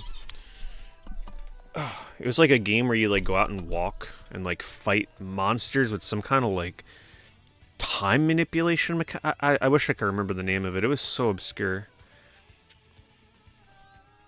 I wouldn't need an Apple Watch specifically, but like give me a little fitness watch with like some games in it or something. That could be fun. A lot of doctors wear the Apple Watch. But I think that would be kind of... I loved Pikmin Bloom. That gave me a fun reason to get out and walk when I was playing that. And then Tamagotchi, one of the newer Tamagotchis also had like a step counter thing in it. I like stuff like that. I like the little incentives. Apple Watch saved your sister's life, really? Okay. I'll have to consider one. What did it do? It told her she was having like a elevated heart rate or something? No, I have no smartwatches.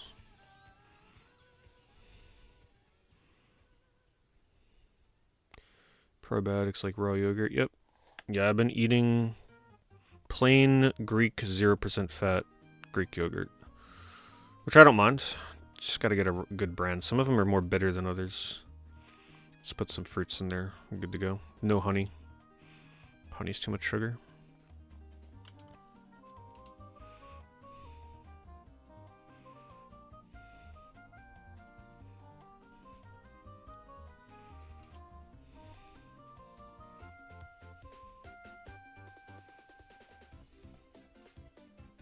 Let's do a different search.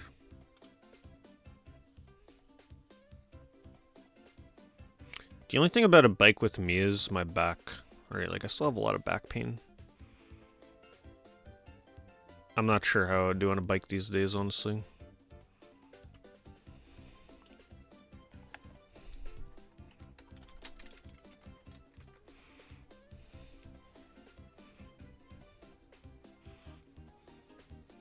Cosmos rings? That sounds like it might have been it.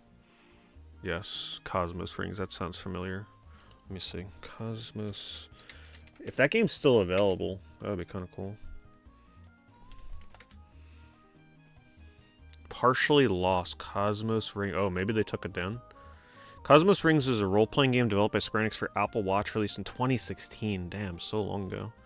It was designed to utilize the Apple Watch's pedometer and other features. The game was delisted from the App Store in 2023. No! Oh my god, I hate the fragility of mobile games. I hate that kind of stuff. Yeah, it was an RPG. It had character progression, exploration, and combat exclusively for the Apple Watch.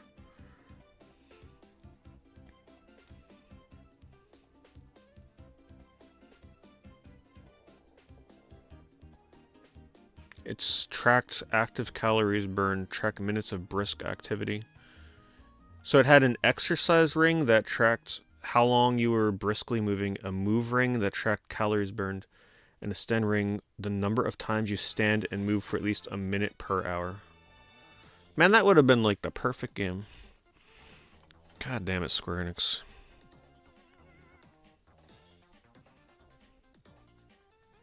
I have not Pizza Gamer. I have not been on YouTube much.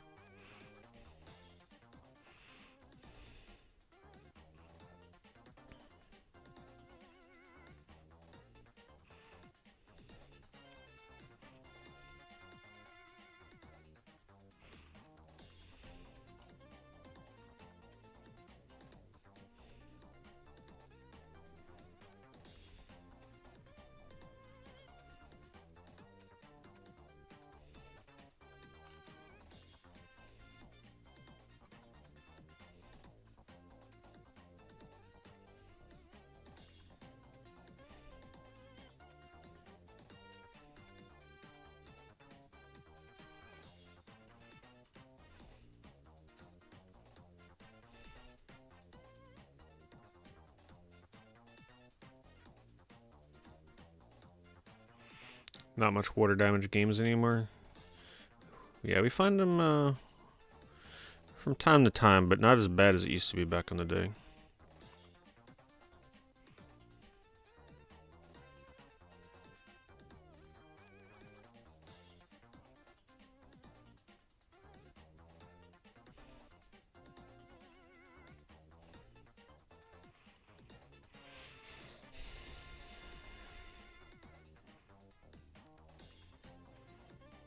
Which one is this? I don't think I have this one. Oh yeah, this one has Truxton too.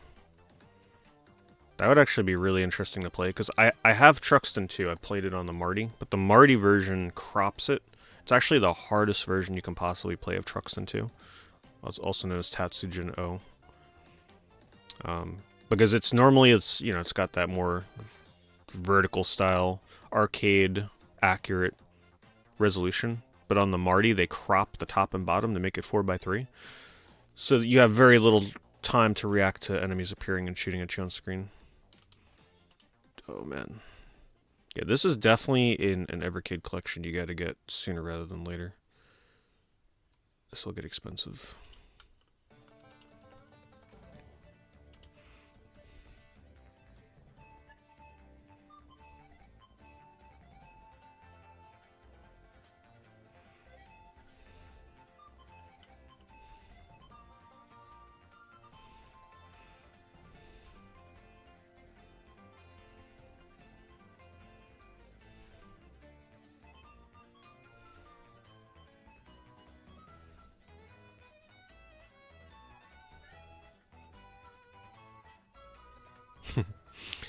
No, I'm sure my eating habits contributed to it a bit. Like, I definitely won't lie about that. It's just too many things coming together. Sitting and streaming for hours and hours. Not exercising enough and eating poorly for the past few years. Just that accelerated pretty quickly.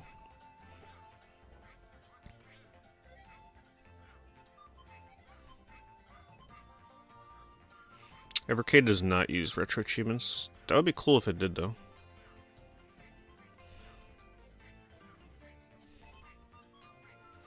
Remember during the 360 apocalypse when this game was like $70? See, now something like this might be a good game for October. Horror themed. Vampire game. Probably nothing crazy jump scare wise. I do have this, so maybe this year.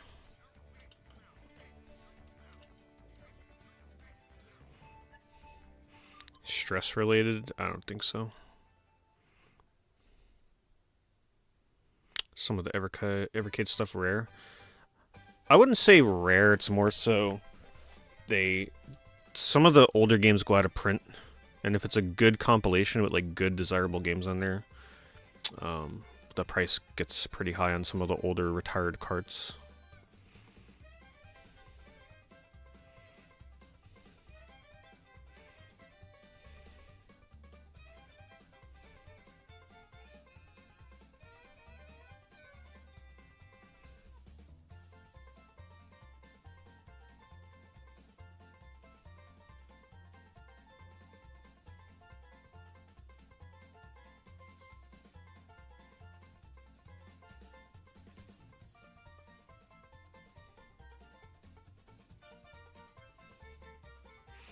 Yeah, exactly. I'm sure there's a lot of people around my age that may have not the best eating habits and exercise habits right now. Just get checked up. Just don't make the mistake I made. I was not someone that would go to the doctor very much at all. And if I did, it was usually just for, like the last time I was there for my back pain, so that they could do x-rays.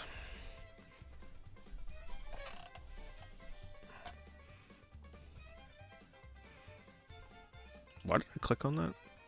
I have no idea why I just clicked on this.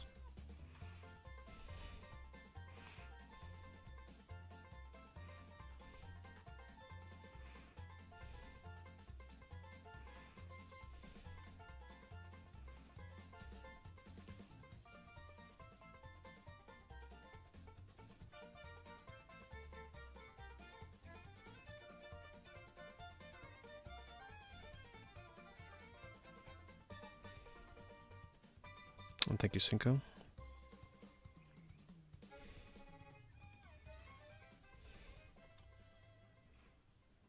Hey, thank you, Pixelly. Appreciate it very much.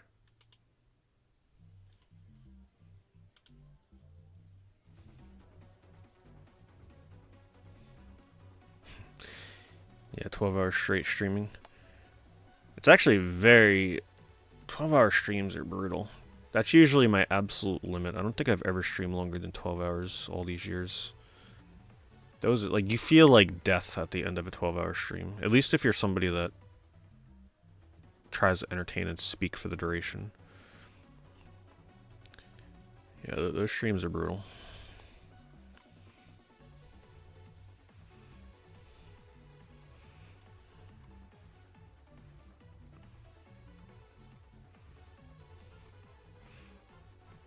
Especially if I do something like speedrunning, where it gets my heart rate up. Speedrunning or time attack trials, like going for world records. Usually those are the only kind of streams that can keep me going for 12 hours because of the adrenaline. I think the only game that I'd be able to do a 12-hour stream on for the foreseeable future would be Final Fantasy X. Because at least Final Fantasy X, if I do the non-cutscene skip iteration of it, you know, you got multiple 5-10 minute breaks in that game. It's definitely one of the best long speedrun games.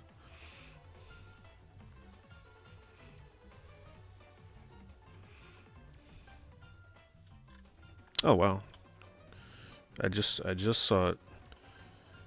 Give me my wand, Tom. Hey, thank you so much, Tom. Good to see you, by the way. Thank you so much for the sub gifts. Yeah, I'm feeling pretty good. Hope you've been well yourself. Good to see you.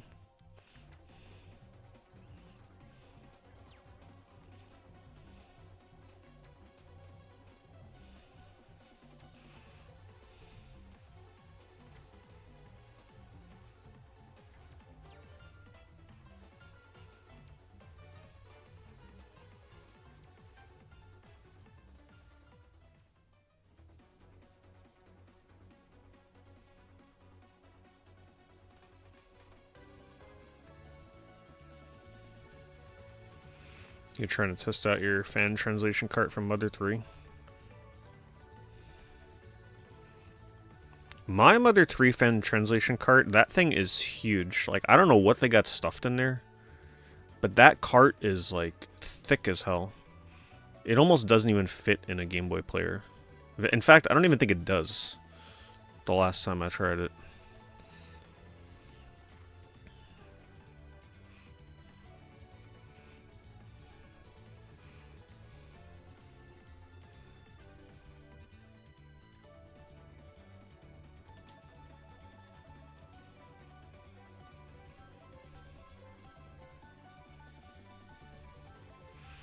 A couch? No. Definitely don't want to sit in a couch. Definitely got to stick with whatever gives you the most support.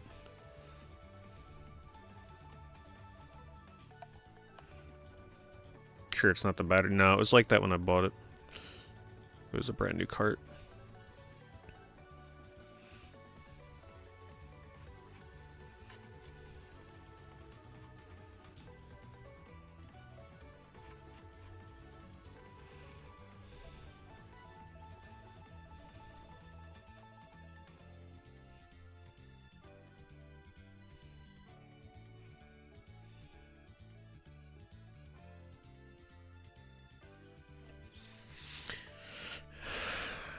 Has my perspective changed a lot? I'm not sure. I'm not sure I've fully processed everything quite yet. It's like I understand how risky what I had happen was, but I don't think I fully processed it yet. When I first went to the hospital, I pretty much tried to tell myself that this wasn't as bad as I thought it was, because it was important to stay calm, so like... yeah. Just pretty much tried to make it like nothing was really going on.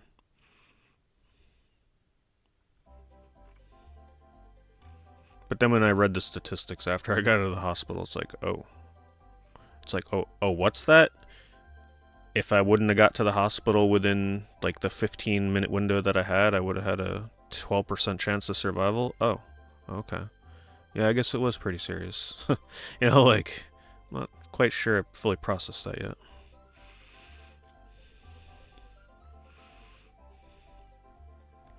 or it's like, oh, what's that? There was a random chance that like any moment between when I first started the heart attack to getting on the operating room table that I could have just went into cardiac arrest. Some people it happens immediately, like within a minute.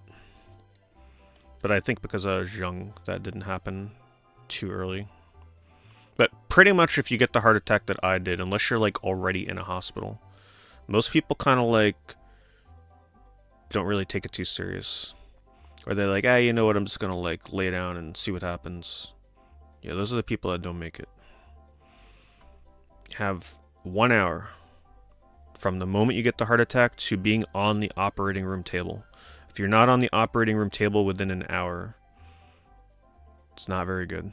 Not looking good. So if you got like that stubborn family member where they're like, I ain't going to no hospital, leave me alone, let me just take a aspirin or something. That's usually the ones that don't make it.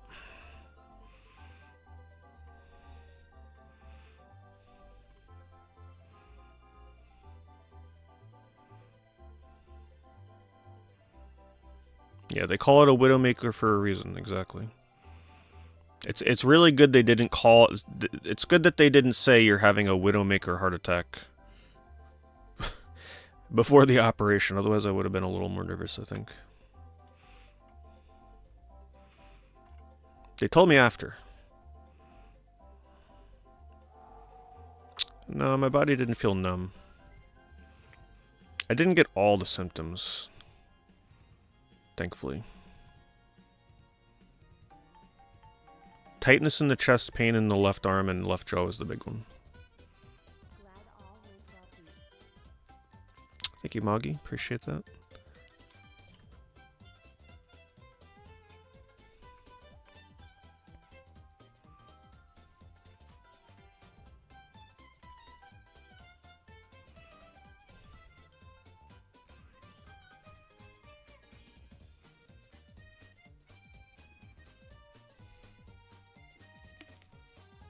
How did I know something was wrong? Yeah, so I'll do a quick recap for anybody that wasn't here at the start of the stream, because I think it's important that people know the symptoms so that way if this ever happens to you or a family member, you know what to do. So it was late at night, I started getting back pain, top center of my back. It is back pain that I've felt before.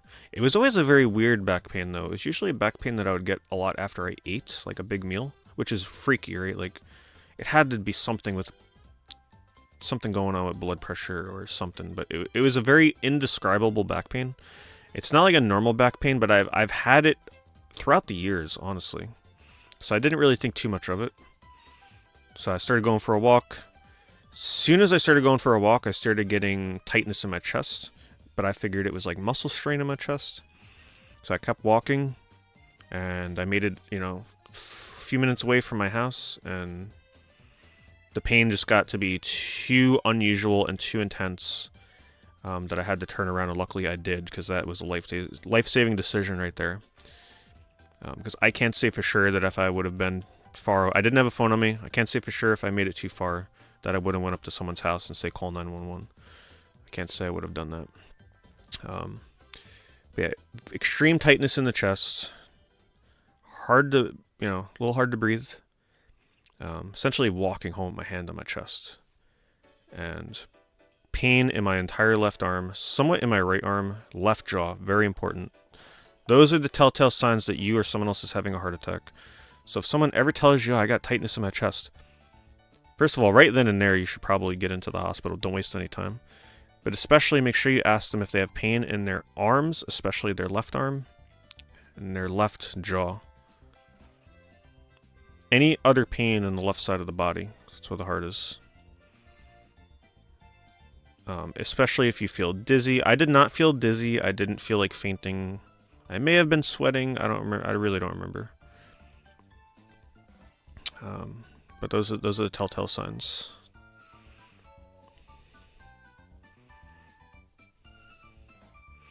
And based on what I looked up and what doctors said, like, generally about a 60-minute window to get into the hospital and into the operating room. Otherwise, they call it a widowmaker for a reason. It's a very Essentially, the most important artery in my heart was 100% blocked. They call it the LAD. I don't remember what that, I just remember the acronym. But it's like the lower something or other. I don't remember the name of it. But it's the biggest, most important artery in your heart that supplies blood flow. Fully stopped.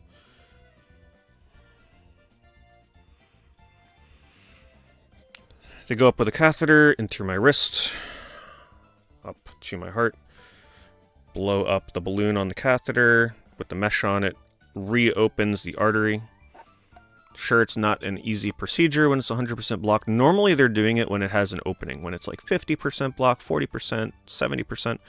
I don't think they're typically doing it when it's 100%. So thankfully my surgeon was really good. God knew what he was doing. And yeah, that was that. Got in just in time. Had to undergo the surgery a second time because of complications days later. They couldn't get my blood pressure and heart rate under control. They had to check and make sure that the surgery went okay, which it did, thankfully. And that was that. Left anterior descending artery. Yep, there it is. Thank you. What caused it? It's just, I guess, a combination of lack of exercise, bad eating habits over the past few years, and it could be hereditary, but there's no history of heart attacks in my family, so. Your dad was sweating like crazy. I was definitely short of breath. It was a little hard to breathe. I don't remember if I was sweating. I really don't remember. But it was not easy to walk. I probably was sweating. What do I think of the Lucky Tell games? They're really good. I never played new Super Lucky Tell, though, which I know fixed one of my biggest problems with the original, which was the camera. But they are definitely worth playing. Like, they're great platformers.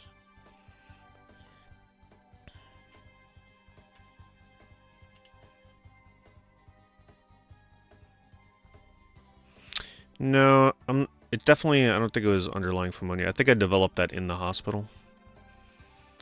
It was freezing in the hospital, and I was doing a lot of sitting with fluid that could have easily gotten into my lungs.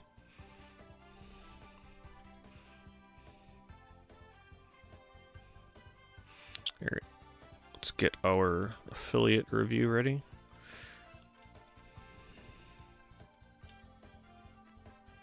This is between April 27th and May 10th. So thank you to everybody that used the affiliate link between these periods.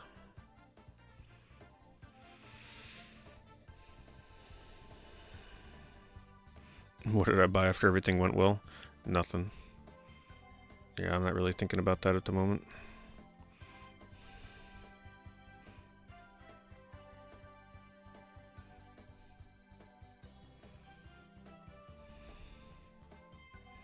Did I have any symptoms leading up? No, nothing too crazy. I mean, I just had a lot of tiredness. General fatigue that I had felt for years, though, you know, it was just like nothing too out of the ordinary.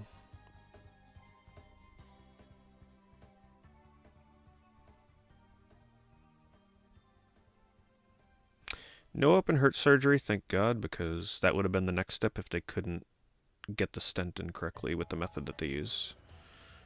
But yes, that would have been the next step if the catheter method did not work.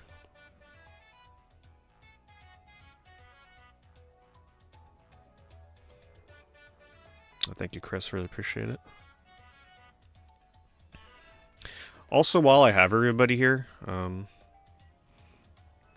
haven't mentioned it, but for those that are unaware, I'm just going to mention it just once. You can actually kind of see them behind my stream here. I'm very happy to be affiliated with Figgies. I'm sure some of you may be familiar with them now since they've started their like whole big campaign, advertisement campaign. I'm not going to like grab too many of them and show you guys, just a real brief thing. I have the link pinned in YouTube, and then I have the command that appears in Twitch. But they are new collectible figurines from First Four Figures. Not from First Four Figures, but the company behind First Four Figures. They are coming out June 4th, and my link gives you guys a small discount code and early access to pre-order them. They're a limited serialized sort of figurine line where you can pull gold variants like the Sonic and Banjo. 1% chance to pull those. Got Metal Sonic back here.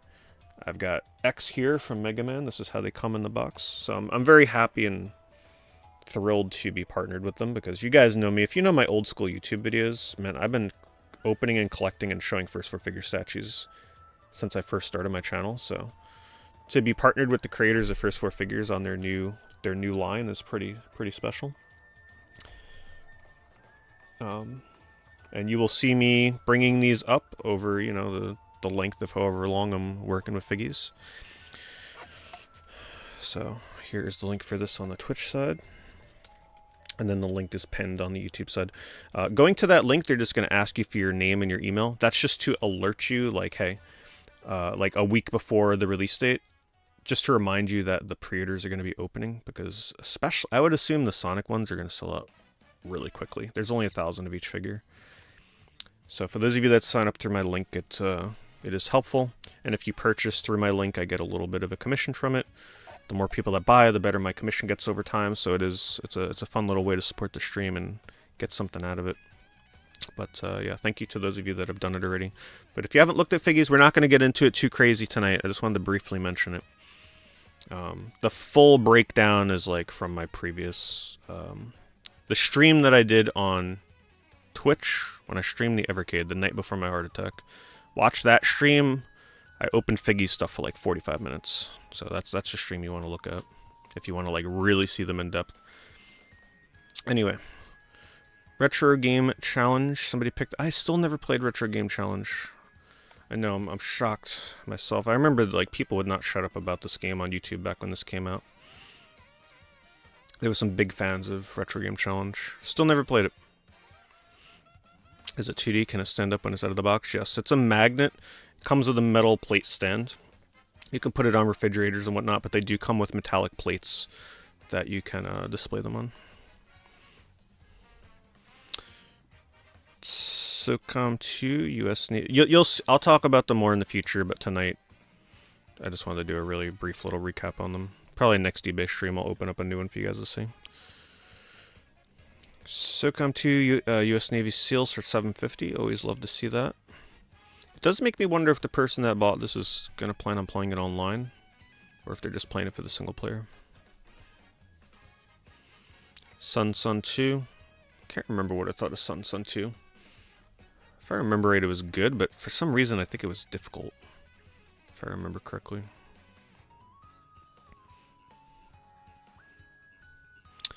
Sengoku Basara Samurai Heroes for the PS3. I had fun with that game. Yeah, I bought that when it came out, actually. That was a pretty fun Musou game. Seagate ST. Some kind of hard drive. Internal hard drive, 41 bucks.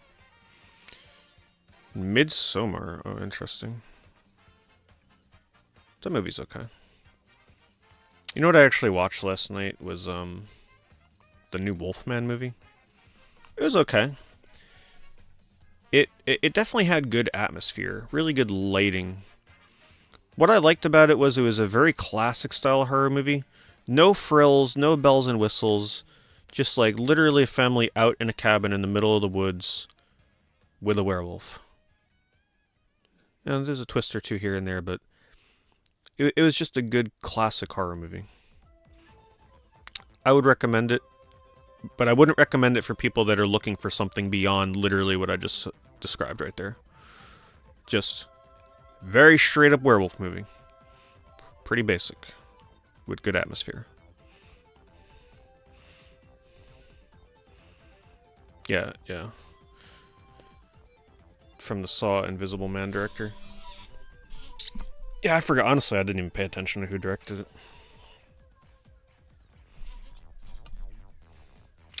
Is there a video that you can watch where I discuss what happened with the heart attack? Just rewatch the stream. Yeah, when this stream ends, just check the VOD. And I think maybe like a half an hour in, I start talking about it.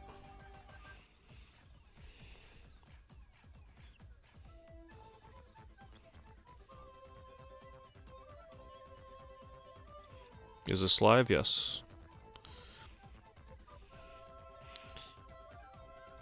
I did a recap on what happened about like 10 or 15 minutes ago. So if you rewind the stream 15 minutes, you'll hear the recap. But I won't be recapping anymore for this stream. I don't plan on making a video. Like, I think the stream is enough. I don't want to beat a dead horse, right? So I think anybody that is curious, I will just refer to them to the stream.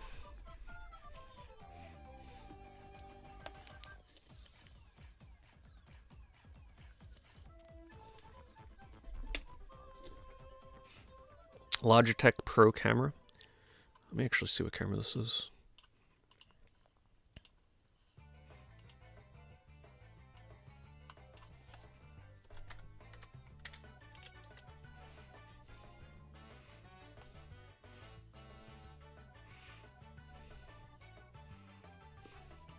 Can't click on it.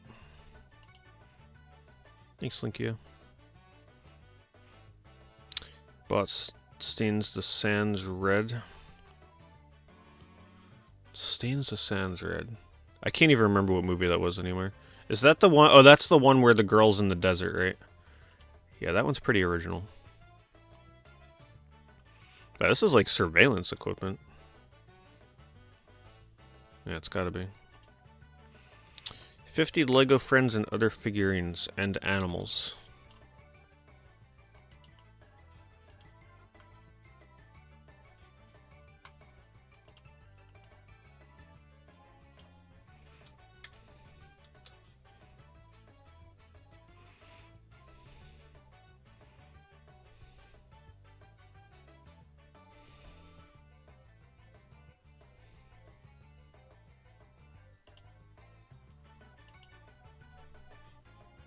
Oh, a bunch of dead horses.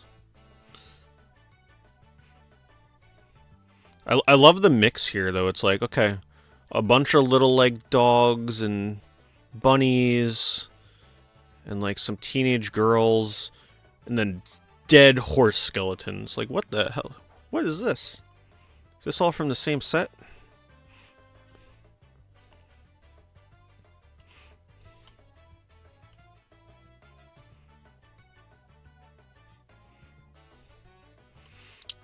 Reanimal? I can't say I remember what Reanimal even looks like, to be honest with you. I'm a big fan of the first Little Nightmares. The second one was good. It wasn't as good as the first. But I like what they do. I would love to see them branch out outside of Little Nightmares, so that's going to be exciting. I feel like they have a lot of potential if they just get out of that mindset of making those kind of games. Like, visually, art direction-wise, they got something going.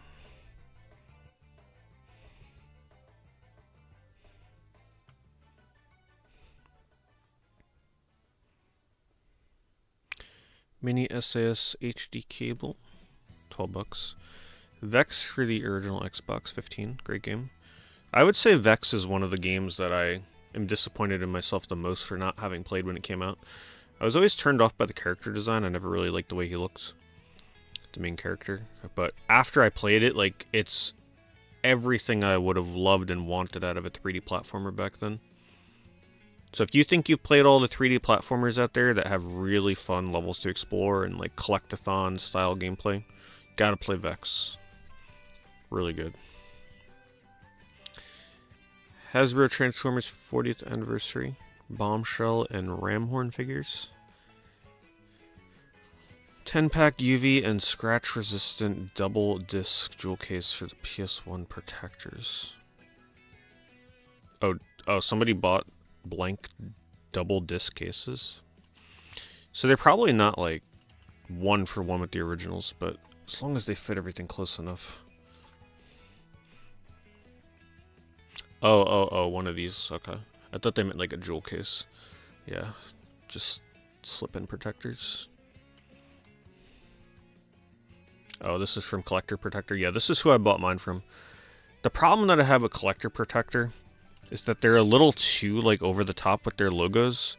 And what happens is, these logos where they put their name on it, are just like so imprinted in the plastic that it causes it to bubble. So if you go to put this down this way, it's kind of uneven because the plastic is kind of warped. It's the only thing I didn't like about their plastic. Otherwise, really thick cases. Various Vectrex and 3D lot of 12 games. Damn. The ultimate combination. I don't think I've ever seen a lot with just those two systems.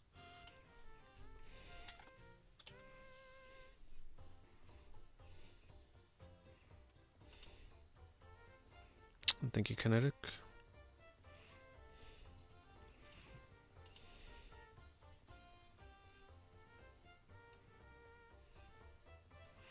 Okay, nothing crazy for both systems, but still a good lot. I'd say the best. Well, actually, a Mercenary. Yeah, you got some good 3DS stuff. A Mercenary, Road Rash, Jurassic Park it's got its own weird fun. Shockwave is a great series. Make sure you play the sequel, Shockwave 2. That's the best one. And then, I mean, every Vectrex game is good. I don't care what it is. Every Vectrex game is good.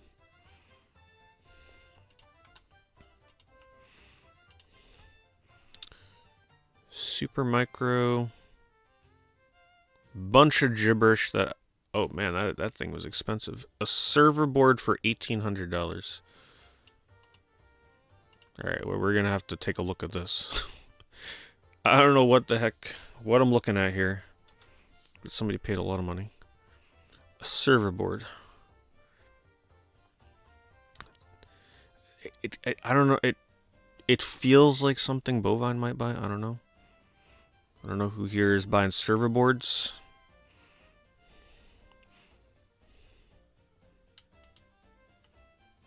But thank you to whoever picked this up, because that's a big purchase. Appreciate that. How much did I make? Oh, it depends. You know, the rates change week by week. It's not like, you know, a ton, but definitely when someone's buying something, it depends on the category that it's in. So yeah, it depends. Yeah, they're farming Bitcoin, I'm sure.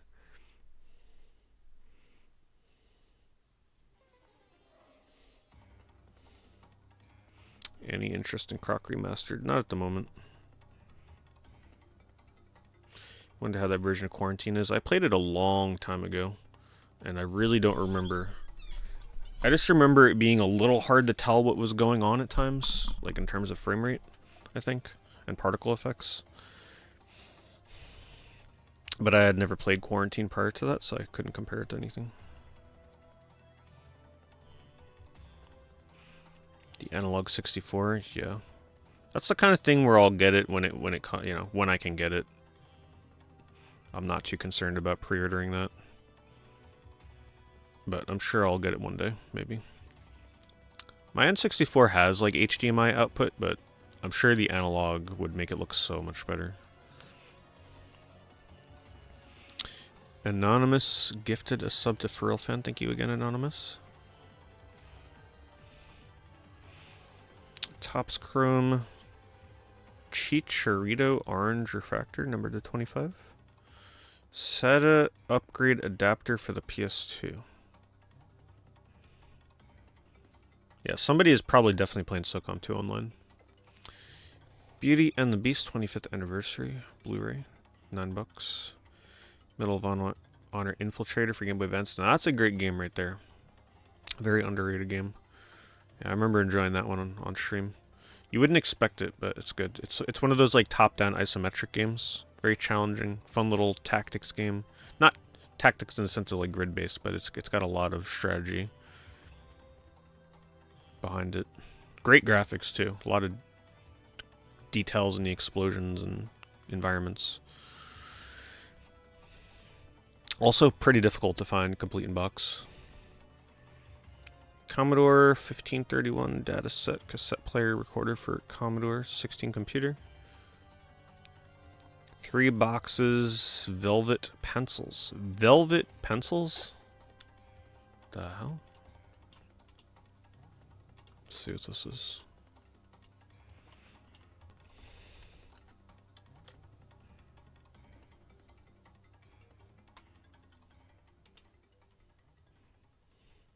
I guess that's just a term.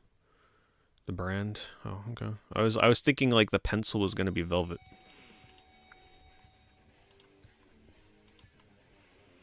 Pokemon Japanese Terrestrial Festival. Someone's like, you know what? I don't want to go to Target and get attacked by a mob of people. I'm just gonna buy it on eBay. Oh, they bought a PSA 10 Sylveon EX. Yeah, I'm very much done with modern Pokemon. Let me tell you, craziness out there. I see the YouTube videos, people freaking fighting in line and everything. Crazy.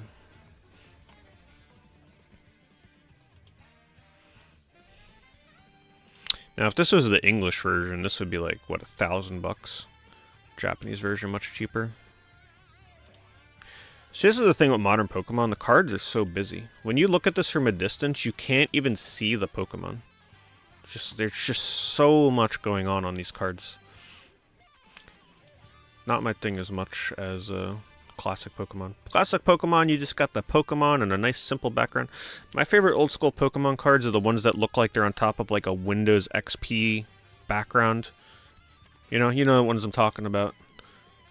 Where it's just like that really simple 90s style painting background. And then just the Pokemon on top of it, superimposed. A good example of that is like Ponyta from base. Or, trying to think of another one.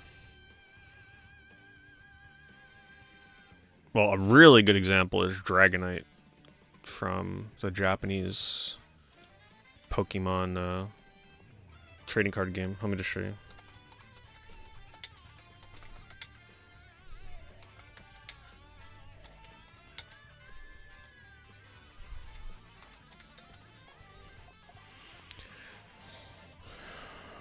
This one. See what I'm talking about? That Windows 95 style background with just the Pokemon on top of it. Love that stuff.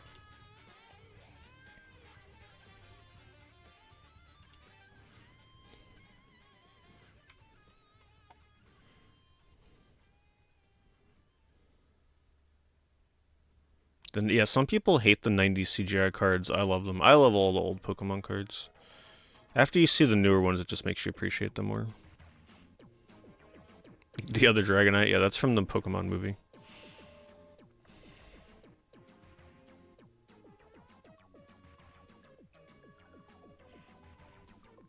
How am I feeling? I'm feeling a lot better. Thank you, Soul. Yeah, still got to take it easy, though.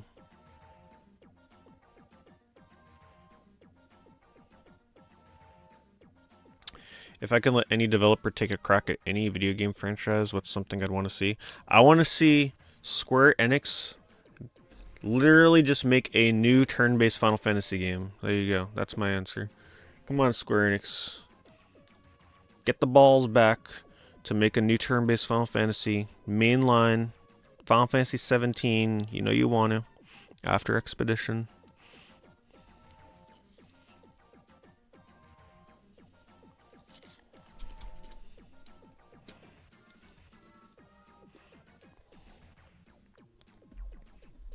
Is that Game Boy Color Japan only legendary Dragonite? That's the... So you know in Pokemon Trading Card Game Pocket, Game Boy Color, we got the Meowth promo card. That's the card that they got in Japan with their copy of the game. Oh, and thank you, Anonymous. I think I missed a sub gift. Thank you for hooking up Trekkie as well. Appreciate it very much.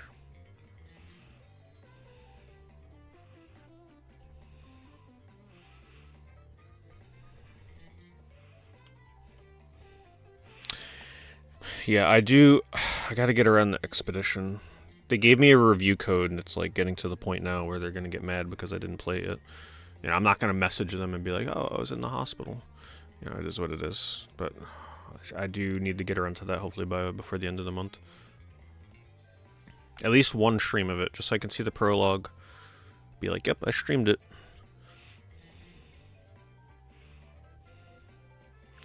A lot of 4 Prima cheat code guidebooks. I always like seeing what guides people buy.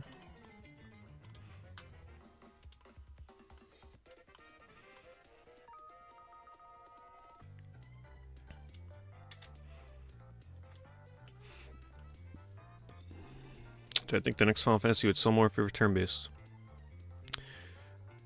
Before the release of Expedition, I would have been a little cautious to say yes, but after seeing how successful Expedition was, I would say yes. It would sell more.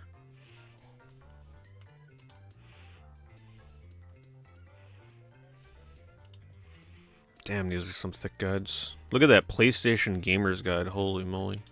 Look how thick that is. Over 270 games. Vital strategies and expert tips. PlayStation 2 hot strategies for cool games. Man, don't you miss guides like this? You just never get these kind of guides anymore.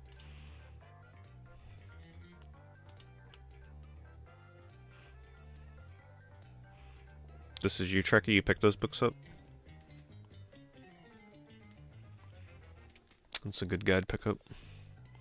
Personally, I never used to buy guides like that. I used to just buy the guides specific for games, because those are more fun to look through.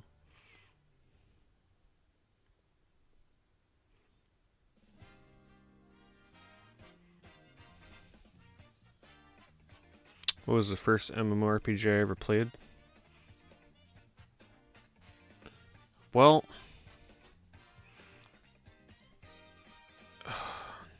yeah, it had to have been Final Fantasy XI. What was the release date for EverQuest Online Adventures? It might have actually been EverQuest. Let's see this. February 2003.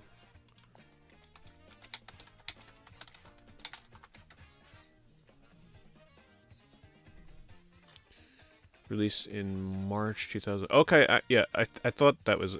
Yeah, the first MMO I ever played was actually EverQuest Online Adventures for PS2. Played that with my SOCOM friends for like a month or so. Month or two. It was too hardcore for me, though. Like, they were... Because they had already played EverQuest. They were just blowing through that game. I couldn't keep up with them. And if you can't keep up with people in EverQuest, like, good luck. You're never catching them. So a year later, I did 11. And that was that.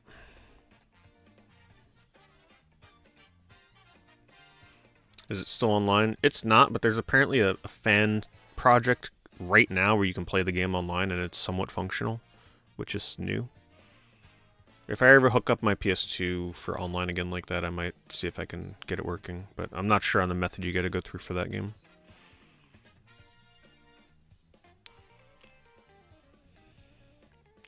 Metal Stoker for PC Engine. Neo Hardboiled Shooting. Is this the game where it's got like the cyberpunk guy on the cover?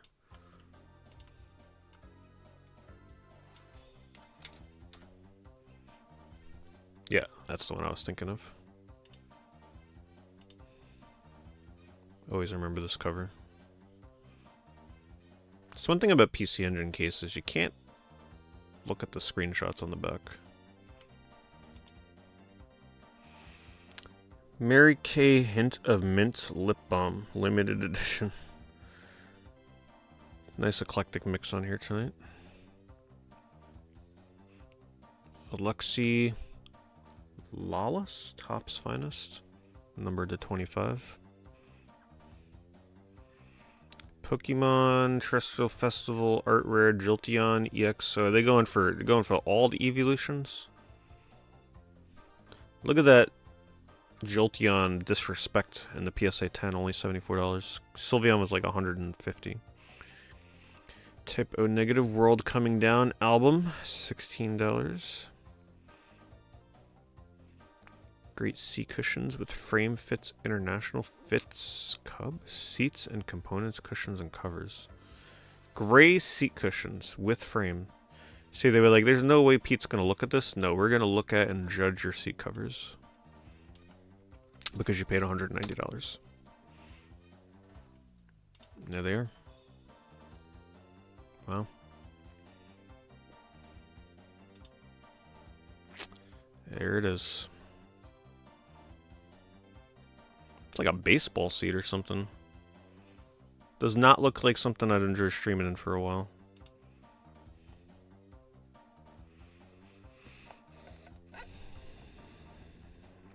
Appreciate that, thank you. P from the Pab, appreciate it. Interested in picking up the Tomba games re-released by Limited Run Games? I am not. No, I'm good with just my PS1 copies of Tomba. I have my own reasons for not supporting Limited Run Games, but we're not getting into that. A lot of 6 Game Boy Advance games, cartridges, Jurassic Park. Just see what the other ones are. There's some weird text in here.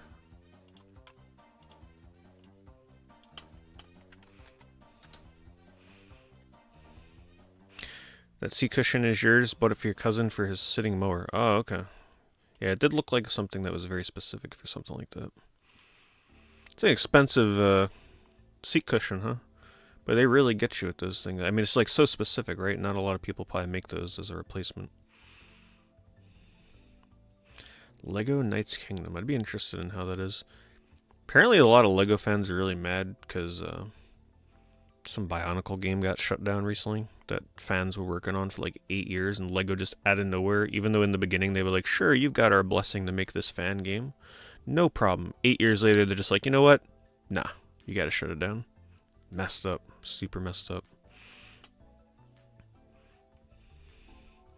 I'd say Jurassic Park 3 is probably the highlight here. I remember playing that game. It was really good outside of the fact that there's no music. Otherwise, a pretty decent little top-down shooter game. From what I remember. I just hate games with no music.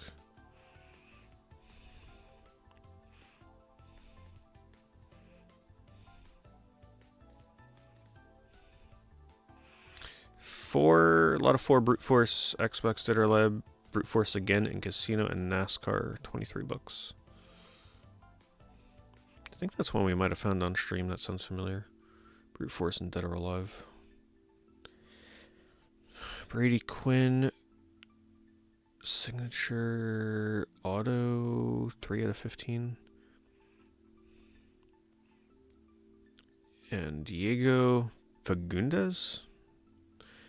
It's crazy how like cheap some of these serialized sports cards can go. $3. Could you imagine if Pokemon ever returned to doing serialized cards with tops or something, or even just themselves? Oh my god. The money those things would go for. People would go insane. Imagine getting a serialized Charizard. What people would be charging for that. Garden State Blu-ray, $1. Switch Light Turquoise plus 2 cases game and charger, pristine condition. Let's see what game it comes with. I'm gonna say it comes with Mario 3D Worlds or Breath of the Wild, unless it's like a pack-in game or something.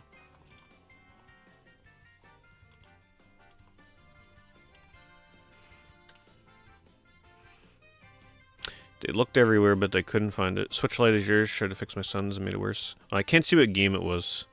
Which game did it come with?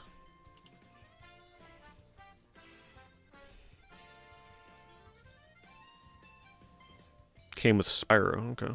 Okay. Wouldn't have guessed that. NES Works Volume 2 from Limited Run, 14. Megami Magazine in the November issue. Megami Magazine.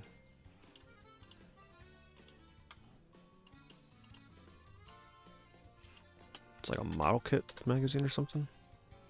Nope. Some anime stuff. Gonna be real careful while we click around this one. I saw those recommendeds down there. It's a very busy cover. Transylvania Apple Polarware Text Adventure Complete in Box Computer. A computer game, huh? Transylvania. It's not something you see every day on affiliate review.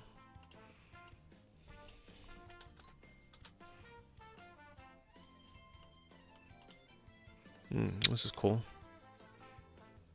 I want to know who's collecting Apple 64 games. I like that cover. Oh, look at the cool little inserts it comes with. Newspaper article and a handwritten letter. Man, they just don't make stuff like that anymore. Love the box art. This is my purchase of the week right here, just because. And a random penguin. I love this art. Why is there a penguin just chilling here?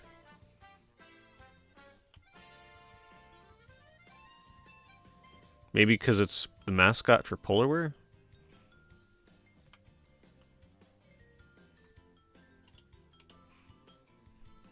Oh, look at Nosferatu right there. Actually looks pretty creepy.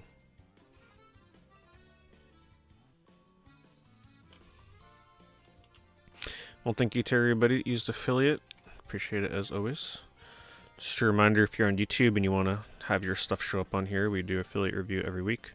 There's a chance it may not track depending on what you bought and the method in which you bought it, but as long as you click my affiliate link and then purchase something not long after you've clicked on the link, generally within like, a few hours time frame, it should hopefully track what you bought. To access the affiliate link, you can do that through my stream and video descriptions. I'll have the link in there. You could also access my link tree, which I will post for both the streams.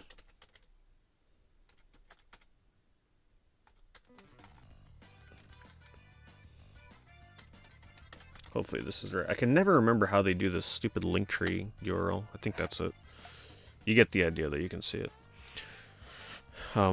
Some of the international links will be in the link tree, and then on the Twitch side, in the about section of my stream, you can find all the international links and US link in there as well. I've played Suganai Atonement before, yes. Yes, not only did I play and stream Suganai Atonement, but I was actually routing the speedrun for that game. And I made it pretty far, to the point where like I was going through the game and only fighting absolutely what was necessary, like skipping all fights. I eventually got to a part in the game, though, where I had to grind and get a healing... I don't remember what they call them, but like a healing partner character. And I had to go through an entire dungeon that took like 30 to 40 minutes to go through, and you had to do it without getting a single encounter and then killing the boss. And never getting hit once, because if you get hit once, you get one-shotted and die and have to do the entire dungeon again. That's when I stopped routing the speedrun, because that got to be a little ridiculous. And because I was playing it on a HD TV and not a CRT TV, the button inputs were a little difficult. Like, that's the kind of game where button inputs, the timing really matters. Especially when it comes down to, like, getting hit once and you die. So, if I ever go back to Suganai for speedrunning, it'll have to be on a CRT to make that possible. Thanks, Maniacal. Thank you for the membership on YouTube. 8 months. Appreciate it.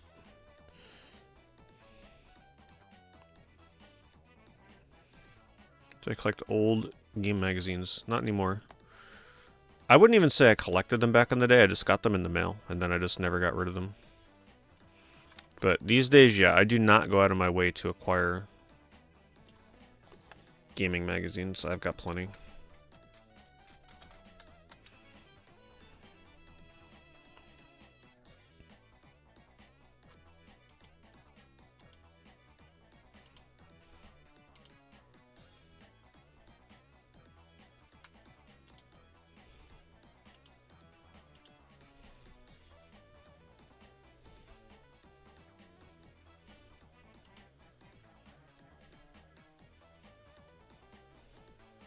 Yeah, Pokemon Emerald is pretty expensive these days. I have definitely been wanting to get back into playing a Pokemon game again. It's just a question of what one. I was tempted to wait for... What was that one on the Switch that they re-released? Was it like Brilliant Diamond and something Pearl or whatever? On the Switch. I was tempted to try that one, but I don't think they're updating that for the Switch 2 at all. Right? Like, no improvement whatsoever. Scarlet and Violet is getting a nice update, which may be tempting. Because that was one of the only things that really held me back from that game. Was the terrible performance. But it would be nice to play a Pokemon game that doesn't have, like, everything in the kitchen sink from the Pokemon series. Like, let's go back to the basics. Let's go back to just, like, the first couple generations. Hi, thank you, 30. Thank you for the resub. Yeah, thank you. I appreciate that.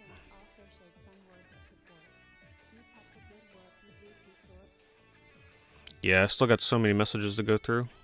I'm hoping this week I can get through through most of them.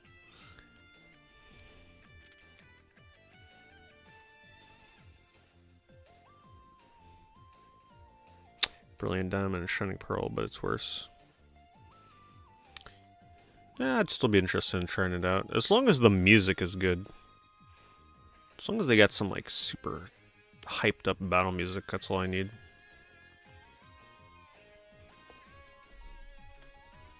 Yeah, thank you, 30. Could wait until Pokemon Legends ZA.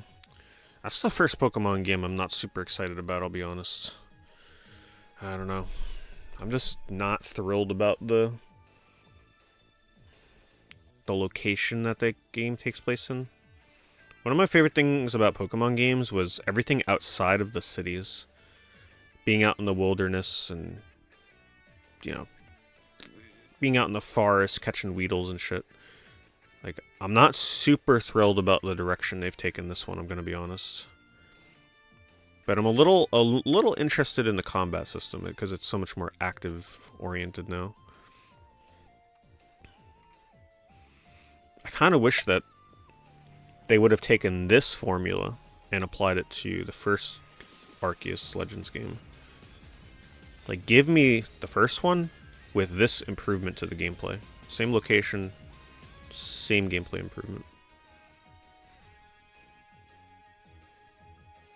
What do I think Sega is going to take Sonic moving forward? They're going to throw him into everything. It's one of their money makers.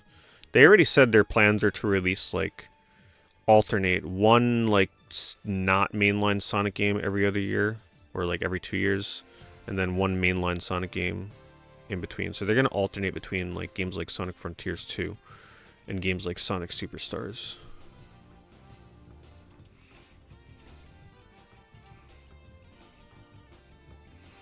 Like, just give me Sonic R in some form or fashion. It doesn't even need to be a remake. Just give me something new to play Sonic R on with online multiplayer. That's it. That's all I need. That is it. Oh, free shipping on this. It's actually pretty good. Pretty good. Definitely worth it if you need Zone of the Enders and Monkey Islands. And don't count out stuff like Final Fantasy X and X-2. Those games now, complete in box for Black Label, like, those are, some people are paying $10 or like $15 for those. But yeah, Zone of the Enders by itself is about $20-25 if it has the demo disc as well.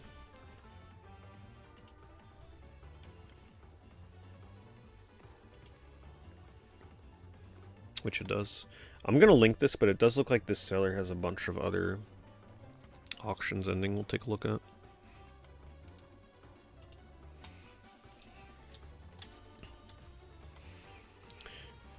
Caliber. Thank you, Caliber. Caliber with the very generous 5 sub-gifts over on Twitch. Oh no, sorry. I totally misread it. Caliber's name was right above Storm Surge's notifications. Caliber resub for 75 months.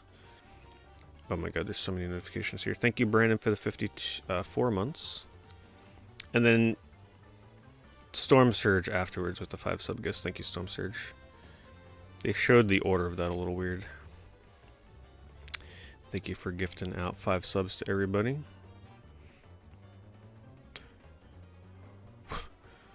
Looks like my sub goal of 1 new subscriber has definitely been met today. Appreciate that. I'll be streaming maybe once or twice a week from now on. Well, the plan is to, you know, go back to normal streaming schedule. Streams just maybe a little bit shorter for the foreseeable future.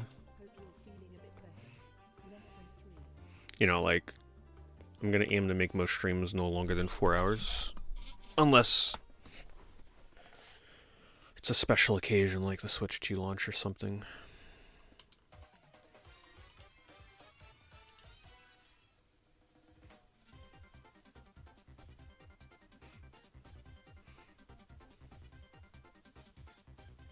It's another pretty good lot. This one's a little more expensive. Most of these games are about $15 each. So yeah, you're definitely still under current bid.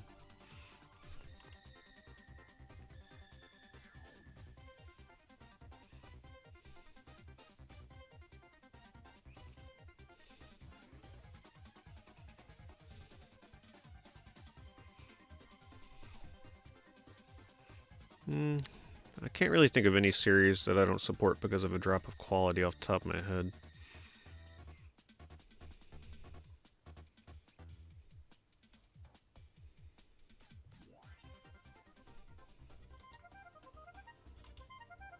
I'm sure they're out there though, there's just nothing I can think of. It's another good lot. Yeah, if you want to see the seller's items, just click on that link I put in chat. Go to their see their other items. If you want to take a look at these auctions, but they've got some really good ones. This one has Sylphied, which is about 30 bucks, $35 depending on condition.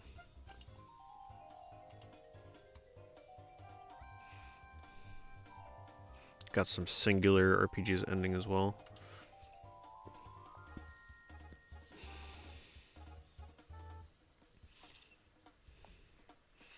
Yeah, I'm feeling a lot better. Thank you, Kiryu. Still gotta take things a little slow though, you know. Can't go too crazy. But I felt like I was ready to get back into streaming again a little bit. Once I got off the antibiotic medication, that helped.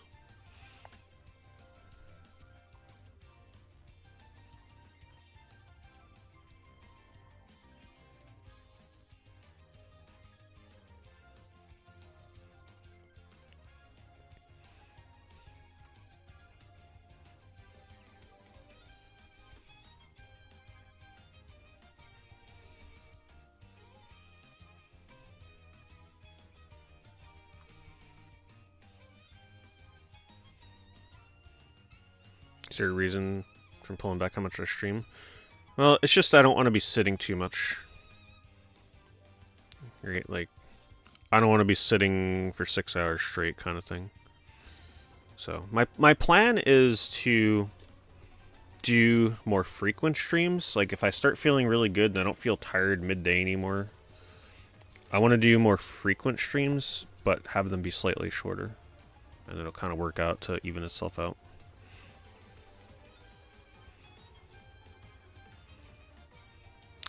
I think you'll also generally notice that streams may be starting a little bit earlier, like to the times that I used to start streaming. At least that'll be my goal.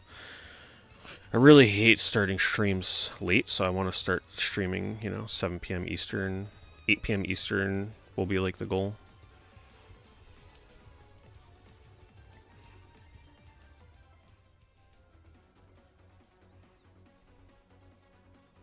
Stellar Blade finally coming out on PC for all you PC people out there. Not gonna support mods though. Travesty.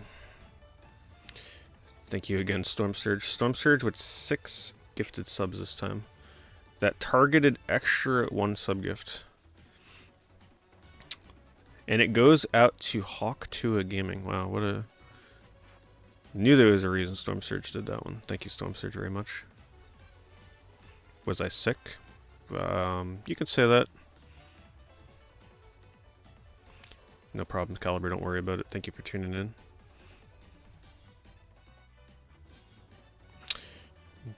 You ever play that Sonic 3 air game? Not sure what you mean. Is there an auction that still stings every time I remember it? Not necessarily. The only one that really sticks with me though is there was a store display for Eco from like 20 years ago on eBay when the game came out that I forgot to bid on or something, and then I never saw it ever again. It was a very unique store display. Big one for Eco. Never saw it ever again.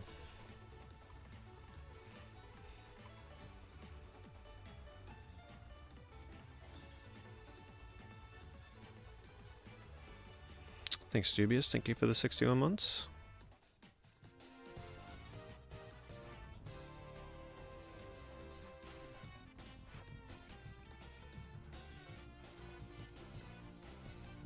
I think Bethesda will do a Fallout 3 or New Vegas remaster. think after the success of Oblivion, I think it would be a pretty good bet that they'll do something with Fallout. I would like to see Fallout 3, though. More than New Vegas. I just prefer the more depressing vibes of Fallout 3. New Vegas was cool and all, but New Vegas itself was just a little too cheery. I like the depressive, more horror style of the Fallout 3.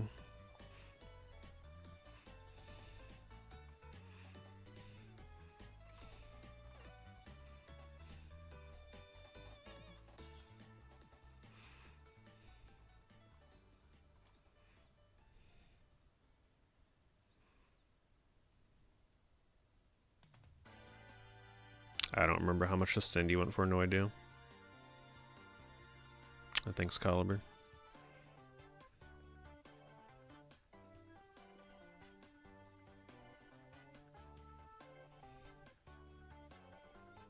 Yeah, I don't think I've seen that Sonic 3 mod, nope.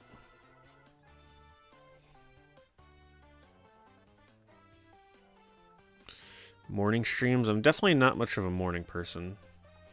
Plus, that's rough. If you normally only stream in the evenings and then you suddenly start streaming in the mornings, that's definitely that's pretty rough on your audience.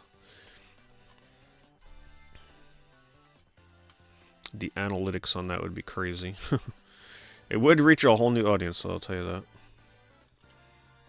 Not opposed to morning streams, but definitely not a morning person. The only time I stream mornings is if it's like a console reveal. Like I had to do with the freaking Switch 2. Nintendo and their 8 a.m. broadcast, whatever the heck it was. Only for them, I would do it. Them and PlayStation. I wouldn't even do it for Xbox at this point. Maybe. But I know Xbox's next console is going to be a load of crap, so...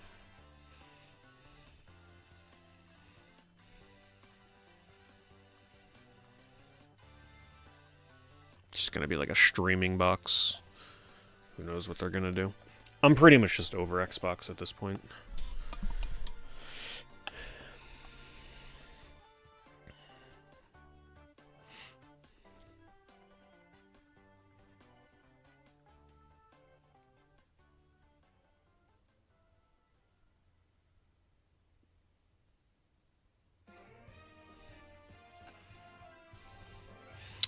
Animal Crossing New Leaf. Game Center 6. Yeah, that's a good combination. Animal Crossing New Leaf certainly is a good game to play, surely, as you're trying to recover. Second heart. Did you have to have open heart surgery? Caliber? It's a pretty good PS1 lot here.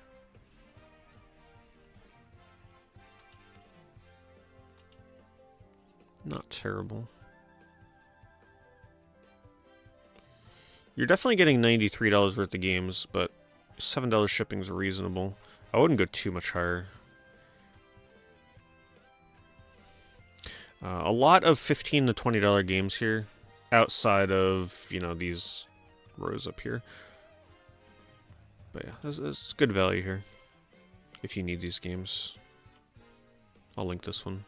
Shipping is very reasonable.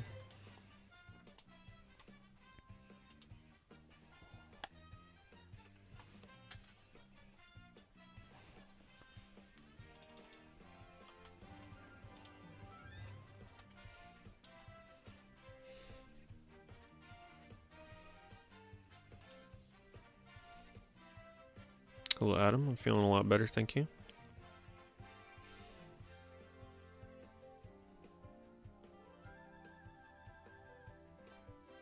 And thank you, Hubs, as well.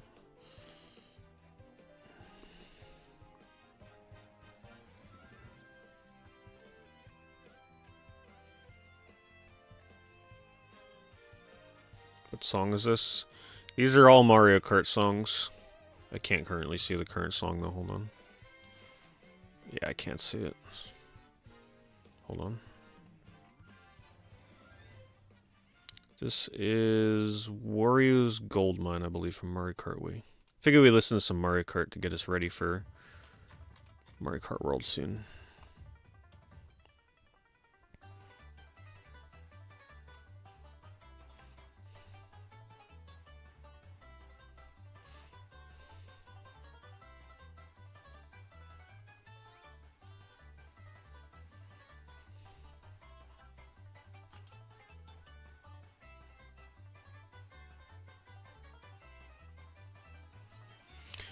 Yeah, this music is this stream is going to be riddled with copyright notices from Nintendo, but that's okay. I wanted to listen to some like happy, cheery music, you know. I didn't want to do the lo-fi sleeper hits tonight. It's not the mood I wanted.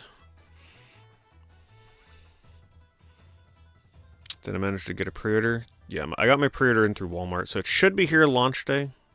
We'll see. It's supposed to be here in the morning.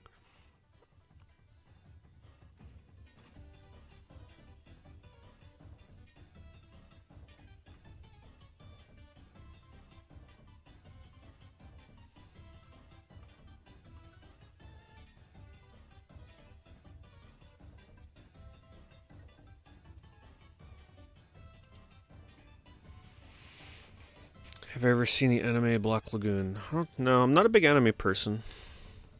I just find it so hard to get into them these days. The new Doom is really good. Yeah, it looks good. I want to try it. I hear people are saying it's like too easy and slower than Doom Eternal, and I'm like, that's fine by me. I'll take it. The one thing that sounds disappointing though, people are apparently disappointed in the music. And I did enjoy the music in previous Dooms.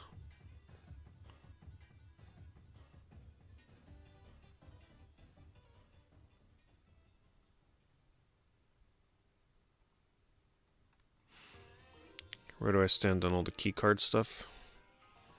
Yeah, it's not a good trend for the future.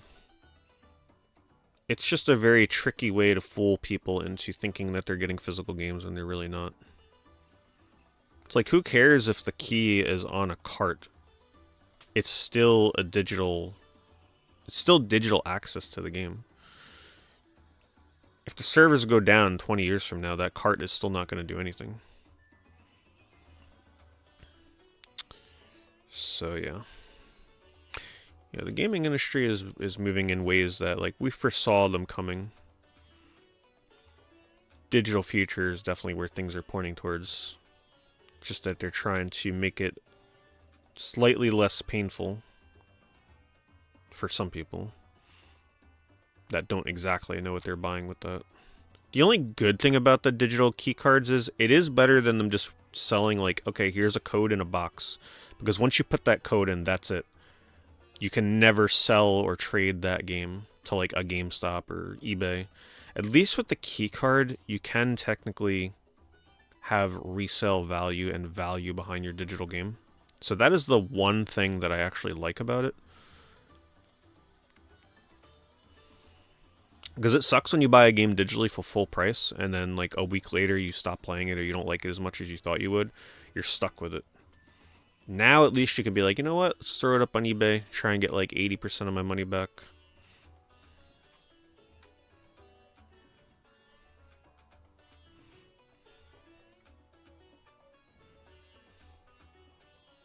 Thank you, Itsumo.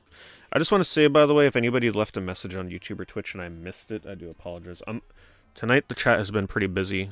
I'm monitoring the two chats. I did the separate chats tonight because if I put the chats together, it doesn't show me notifications on Twitch, and I didn't really want to miss notifications. So yeah. It's a lot to juggle.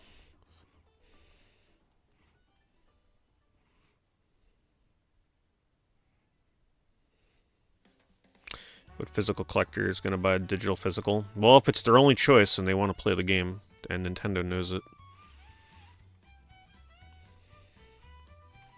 They kind of got them in that regard. It's like, well, if this is the only option we give them, it's either buy it and play it or just don't. Imagine telling a Metroid Prime fan after all these years of waiting that the only way to play the game is either digital or buying a key card. They're gonna buy the key card, and Nintendo knows that they don't care. I don't think Metroid is one of those games on a key card though, but you know they know what they're doing. What's the story behind the knobs? Not much of a story. Name is Pete Door, so my resub badges are doorknobs.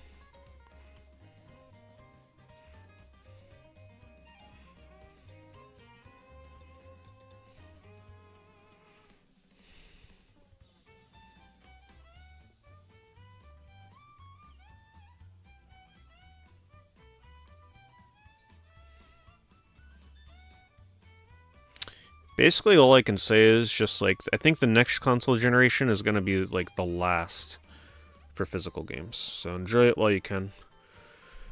Surely by the next console generation, like PS7, it's gonna be digital only. There's no chance they're still gonna be pressing discs. Nintendo might hold on to some form of like physicality, but yeah, just be ready. Xbox, I wouldn't even doubt it if their next console, if that's even going to be a thing. Theirs has to be digital only. I'd be shocked if a new Xbox console still supported physical discs at this point.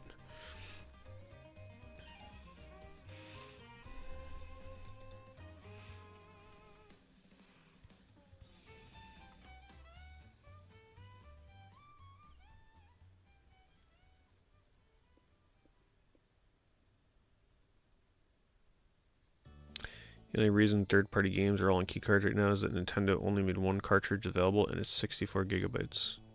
So third parties don't want to pay for such a large cartridge. Oh wow.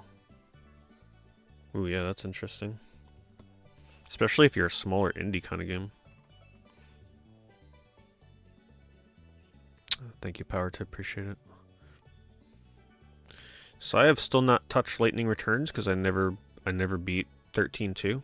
I love 13. I was not super into 13.2, and I can't see myself playing Lightning Returns until I beat 13.2. But 13.2 is definitely one of those games on my bucket list. Like, man, if it wasn't for Expedition 33, I'd honestly boot 13.2 up this week. But it just doesn't make sense to start something like 13.2 right now. I'd love to give it another shot now that I know what to expect out of that game. But I also really feel like a 13 trilogy is coming. Like, it has to be, right? Like, how can they not have a 13 trilogy coming out?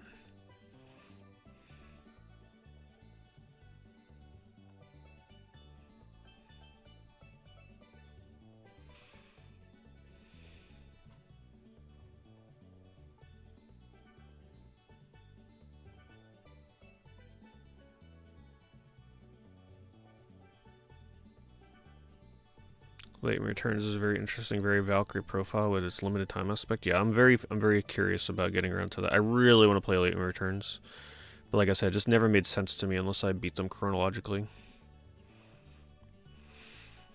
Do people speedrun Final Fantasy 12? They do, especially if they're using the Zodiac Age version.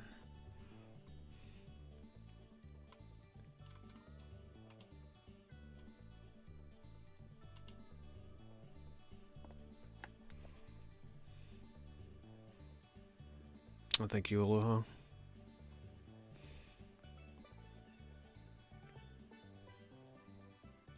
Thanks, Sterling.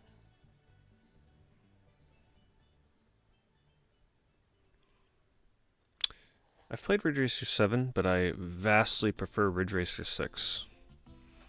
A lot of that comes down to the way the online functionality worked. 7 stripped away voice chat, and just the overall experience of the menus and the customization I didn't really care for in 7. I like the simplicity of 6. Also, visually, it just looked better to me than 7. Like, whatever resolution they were using, I don't know, it just looked better. I was a big Ridge Racer 6 player. Easily over 100 hours in that game.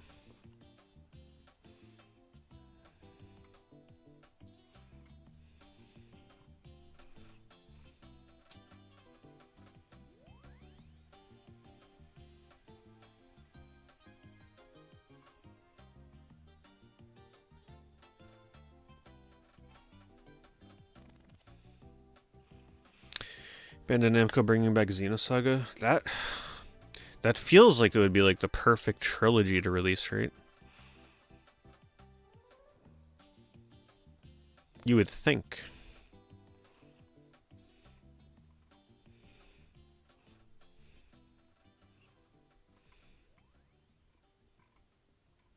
But would Xenosaga really perform as well as they think it would? Xenoblade is popular, but that doesn't necessarily mean that would easily translate to people buying Xenosaga. It's so different.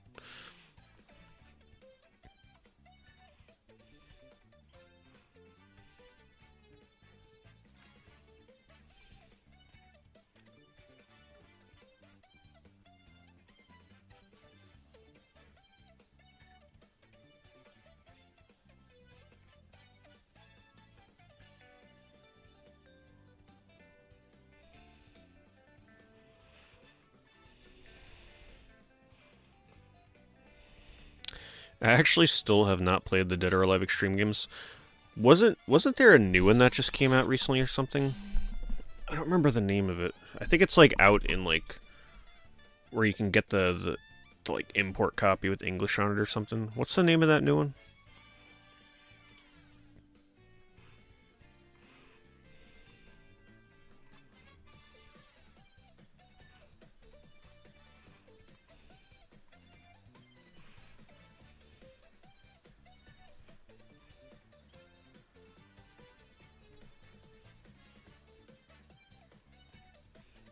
Alright, these are ending a little too late. Let's get back into... Let's see what's popped up.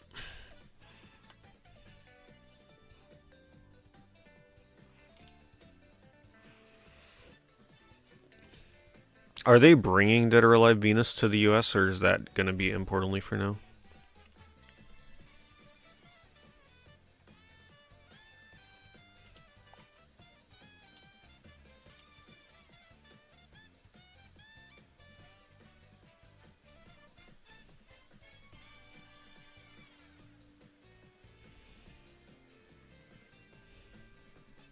Oh, it's already available in the US? Physically? There's a physical copy?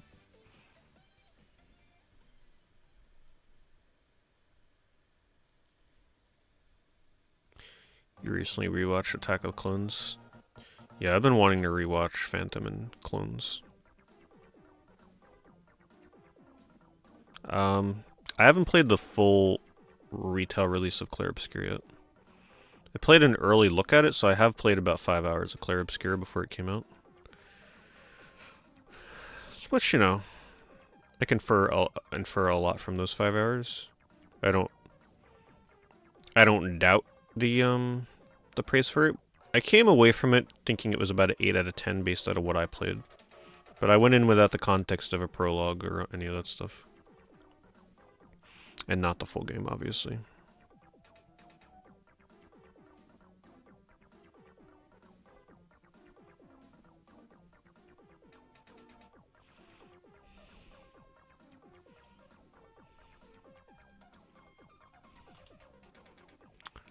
There it is. The throw-up controller. For those of you that know, you know. Except the throw-up controller was clear and not a gray plastic.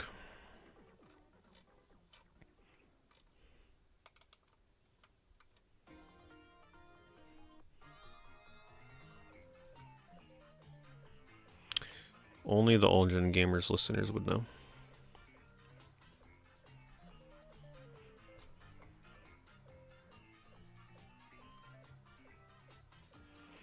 Yeah, apparently Andor got good around like the 5th or 6th episode. So I may have to give in and attempt Andor again. I didn't even finish the final episode. Would you believe that I watched all of Andor Season 1? And then I never watched the final episode? It's not like I liked the first season. I just never got busy and forgot. Whatever the hell happened, I never watched the last episode.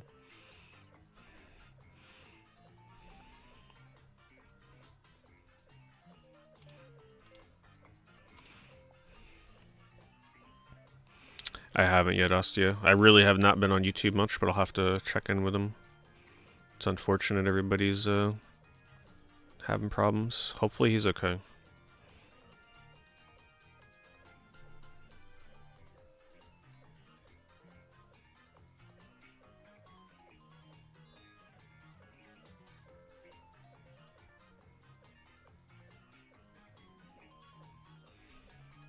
Import only, okay.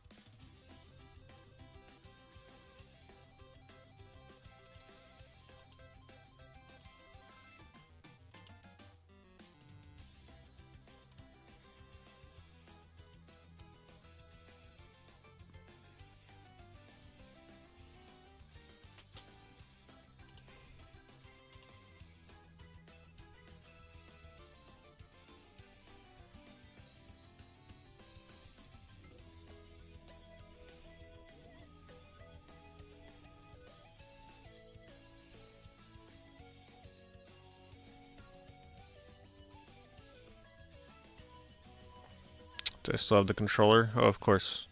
It's like buried in a bin somewhere, but it's fine. The outside's clean. I mean, it's an Aldrin Gamer's relic at this point.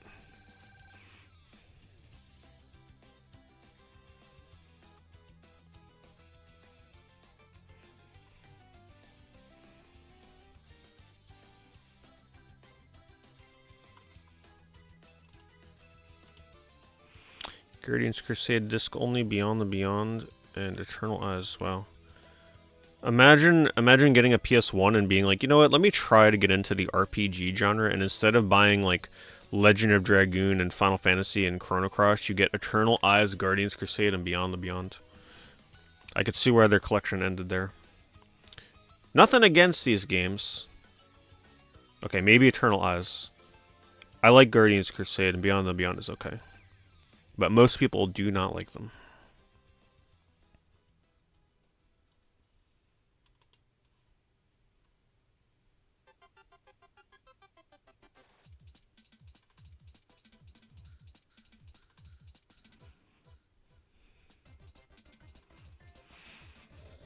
Beyond the Beyond has like a very intricate button mashing mechanic that almost nobody knows about. The only way I found out about it is because I used to watch speedruns of Beyond the Beyond. And they found out that like just literally mashing your buttons as fast as you can when you attack just like does more damage or mitigates damage. It's wild. So if you played Beyond the Beyond and you just like sit there pressing the X button to attack and defend, and no, you want to mash your buttons.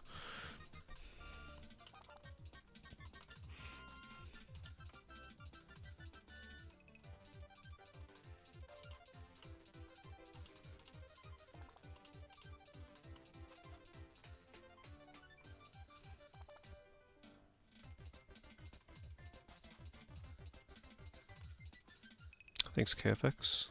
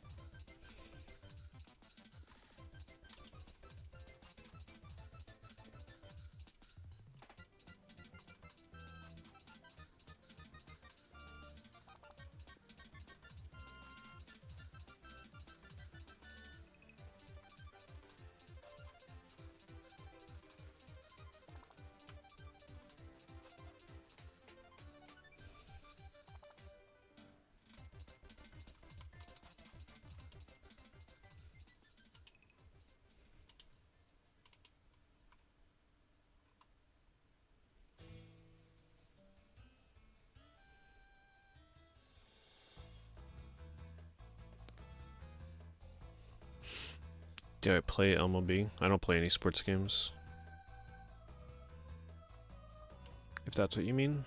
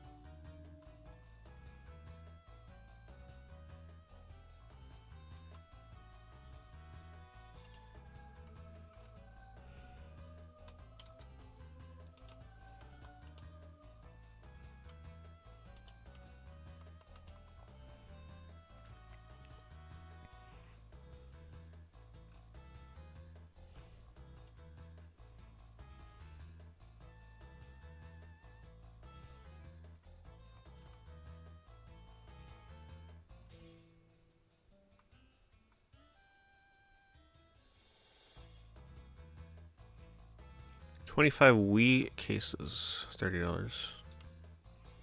See, all those shovelware games do have use. You toss them and just keep the cases.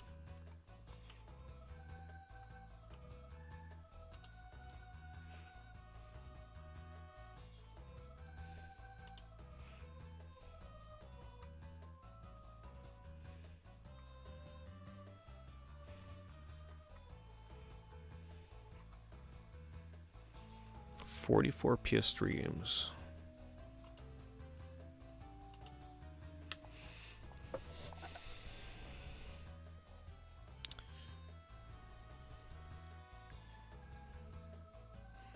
The left side is decent. Right side, just the usual suspects.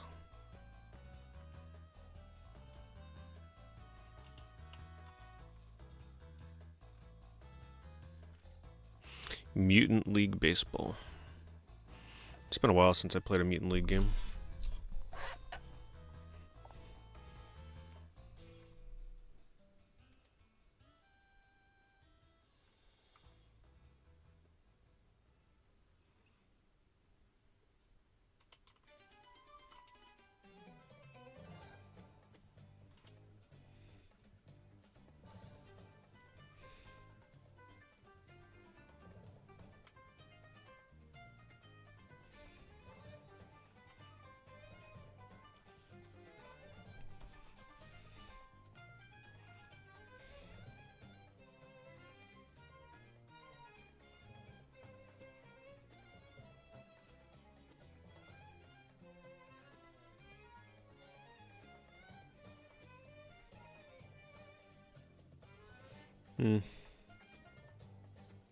Thought, like, it misled me because these Game Boy Advance games here were actually like, okay, it's not bad.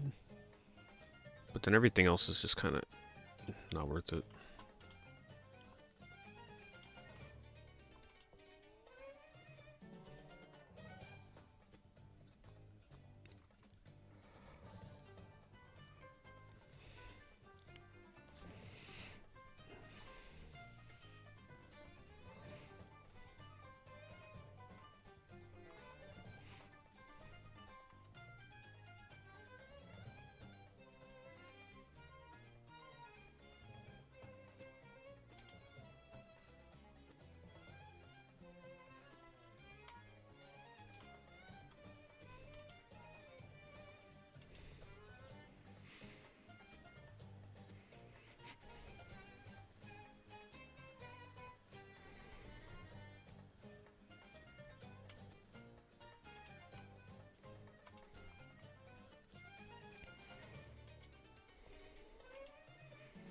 Here's somebody that definitely just tried to sell this at like a yard sale. They're like, you know what? Just set it up, take a picture, get rid of it. Can't see that stack of games.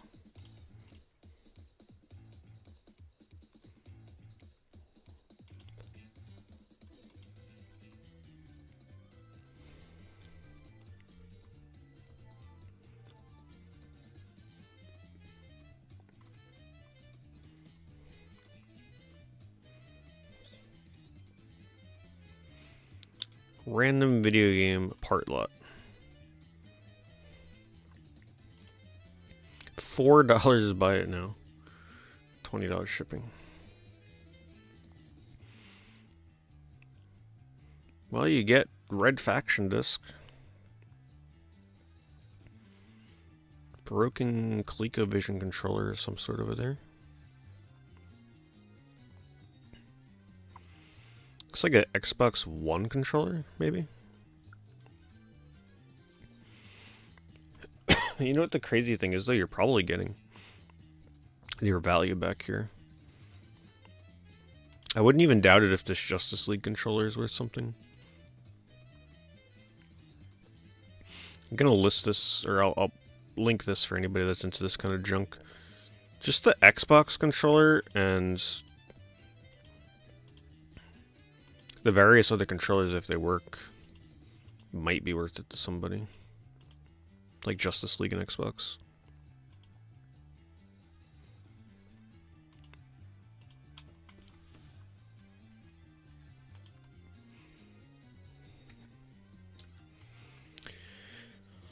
Yeah, someone definitely raided the free bin at the video game store for sure.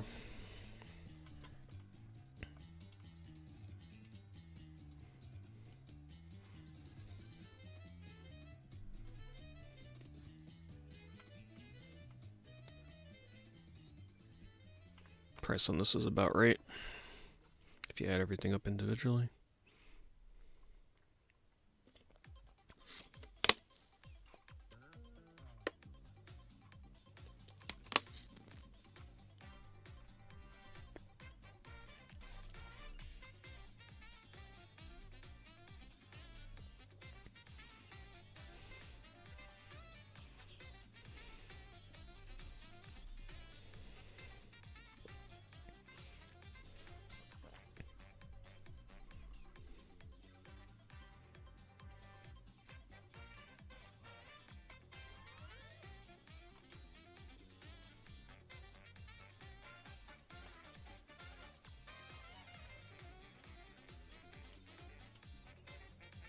Terrible lighting.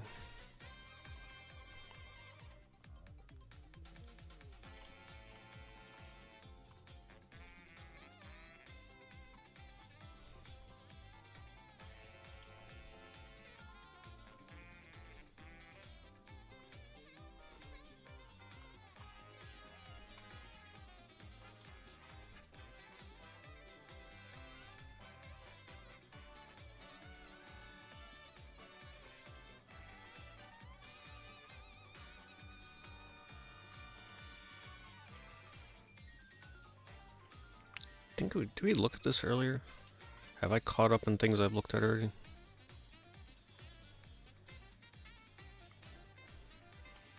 Let's see. This doesn't look familiar. Oh wait. Yeah, okay. That's how we started the stream with this listing. I remember the wet copy over here being in the left-hand side.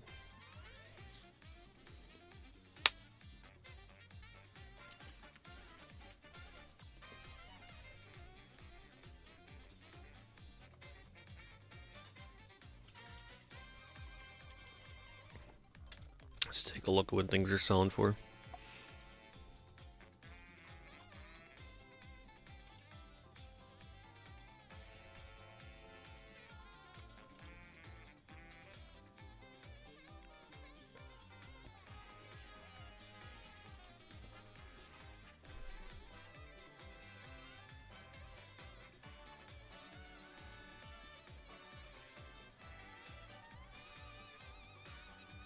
Time splitters for $26.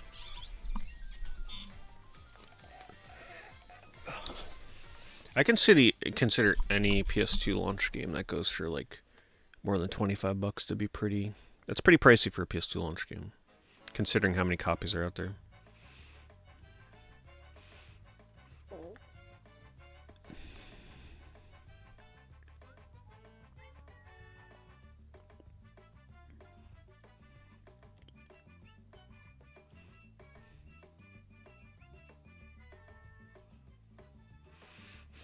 American Wasteland. Looks like it's settling around 60, 65. Unfortunately, I waited a little too long to pick that up again. That was the last Tony Hawk I ever played. Really enjoyed it.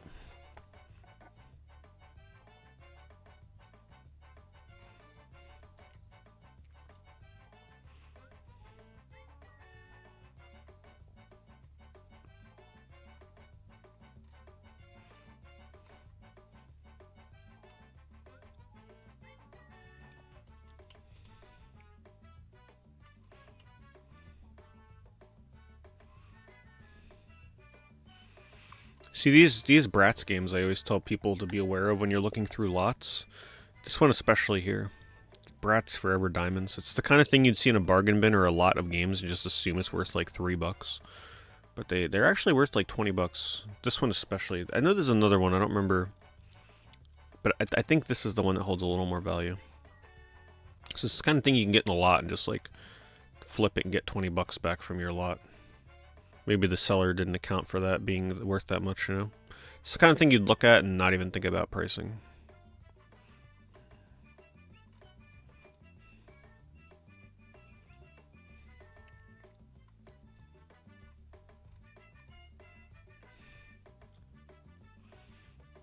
Hello, Kevin. I'm feeling a lot better, thank you.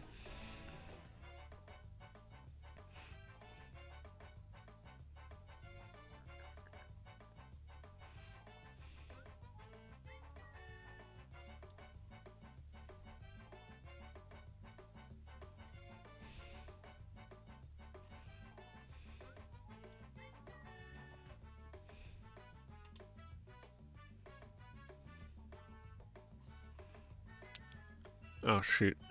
I think I missed bits from Dronty. Damn, so easy to miss stuff. Dronty, if you're still here, thank you very much for the 999 bits. I think you're the first person that has ever cheered 999 bits. I think I've ever seen 999 before.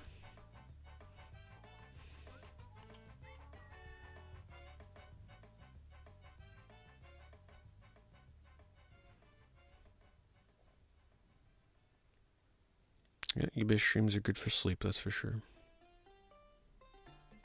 The 999 DS bit, yeah, okay. I see you're a 999 fan.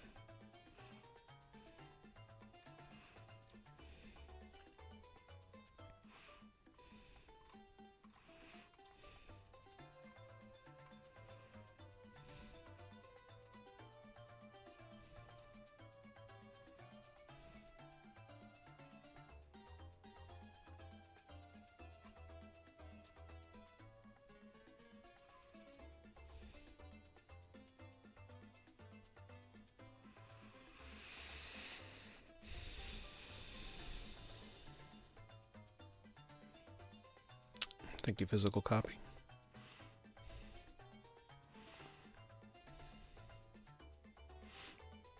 You're not going to have to update your name to keycard copy, right, when the Switch 2 comes out? The dystopian future ahead of us.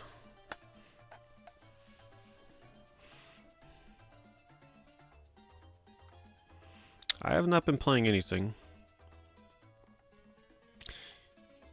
If I get back to playing anything off stream, it will be RPG Maker with on the PS5. People on Twitch are very aware that I'm working on my own RPG. People on YouTube probably have no idea. Yeah, I'm well over 250 hours into making a game on there right now. I was on track to maybe get it out for the Switch 2 launch. Obviously, that ain't happening now. So at this point, my time developing that will be a lot slower. I would probably say 3 to 4 months. Hopefully I'll have it out. I don't know. It's hard to say. It's really hard to say. We'll say 6 months. But before the end of the year. Let's go with that.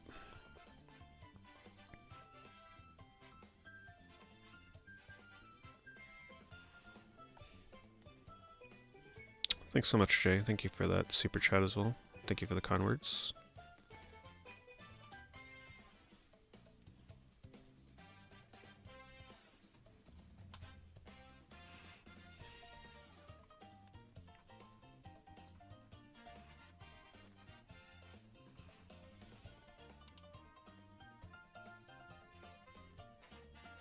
Yeah, I don't have to worry about competing with the Grand Theft Auto 6 launch with my RPG Maker game. I'm good now.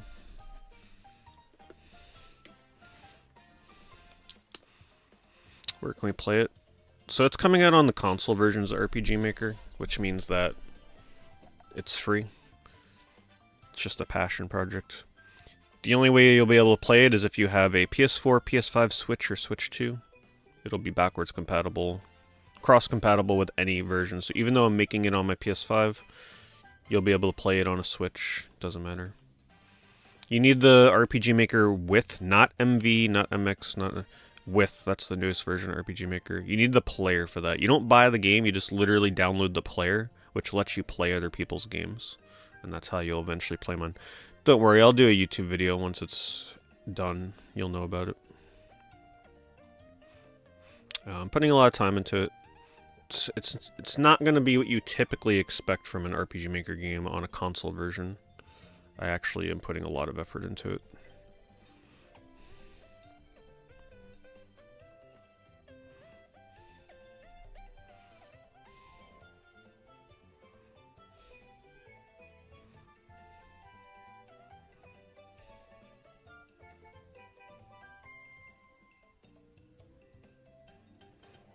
protagonist's hair is concealed.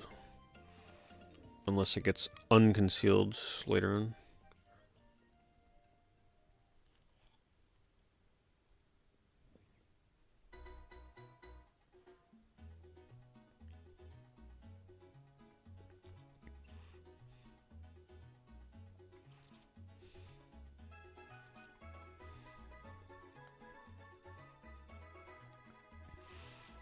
Oh, wow. Twilight Princess, $160 on GameCube. Was unaware it was going for that much.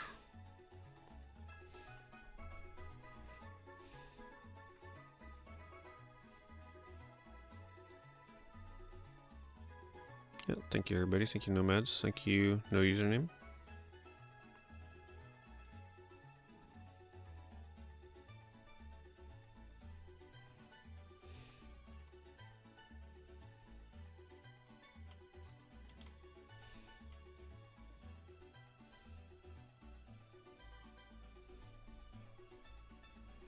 Thank you, David. Thank you for popping into this one.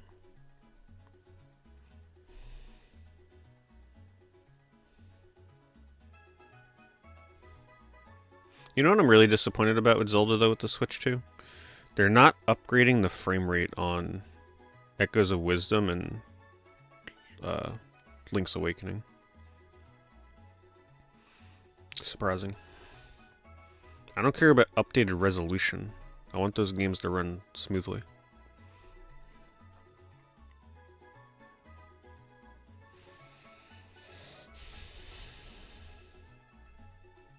Frame rate should be 60. Will it? For Link's Awakening? Like a steady 60? All I remember is when I played Link's Awakening, the frame rate was disgusting at certain points. We're talking like 15 frames a second. So I guess the fact that it's unlocked was the problem.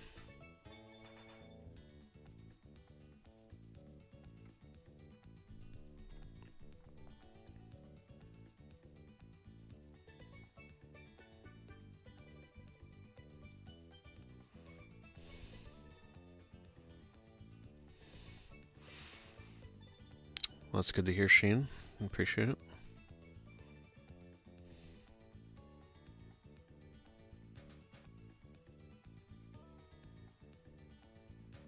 Yeah, thank you, Potato.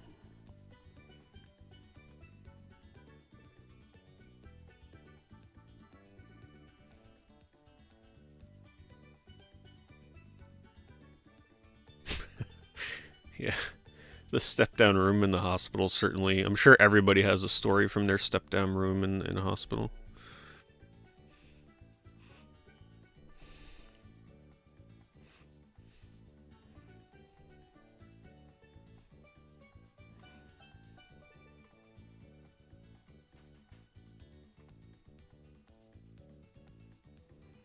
$52 360 games for $130. Someone may have gotten a crazy deal here. Let's see.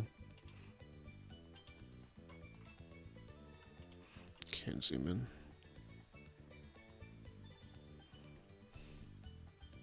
in. Nothing too out of the ordinary.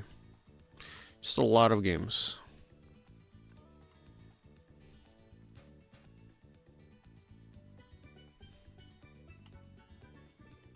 Wild Card Football. I don't think I'm familiar with that one, though.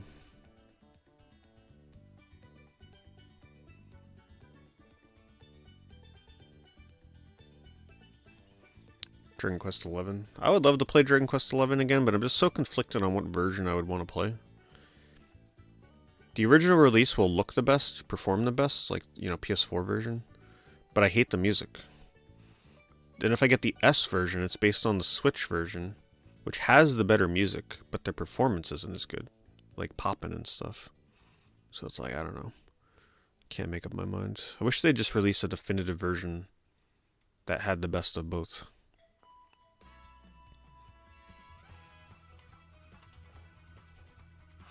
Yeah, oh, that's right. Yeah, someone told me there's a mod for the original release PC version to replace it with the music, which is probably the route I would take. Oh, thank you, Thomas. Appreciate that very much.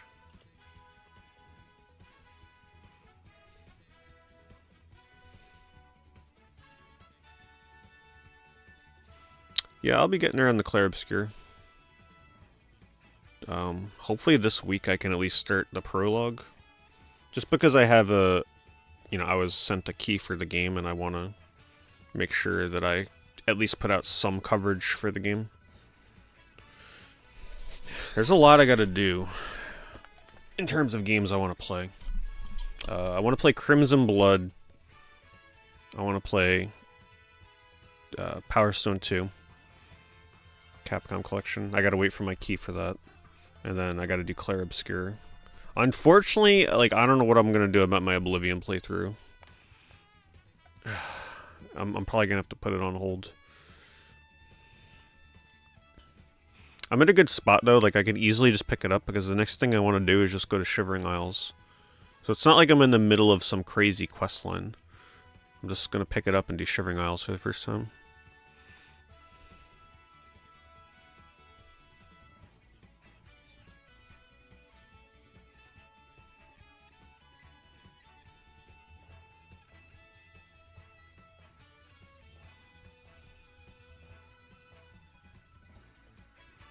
This version has a considerable amount of story content added. See, I don't care about... I'm okay with just playing the base game. I don't need even more story. So, like, PC version with the updated soundtrack may be the way to go for me.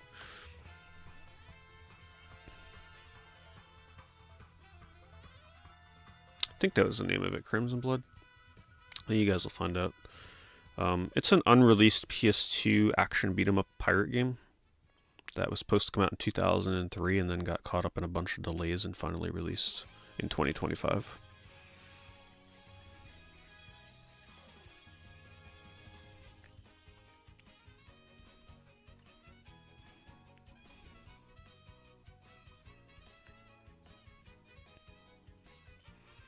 Shantae 2500. Yeah, thank you, TK.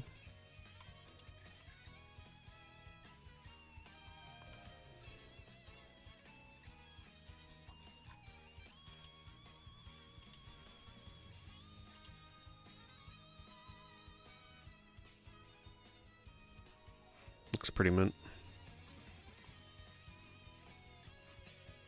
So I guess that's kind of like peak pricing for Shantae. Doesn't look like you can get a much better copy than that.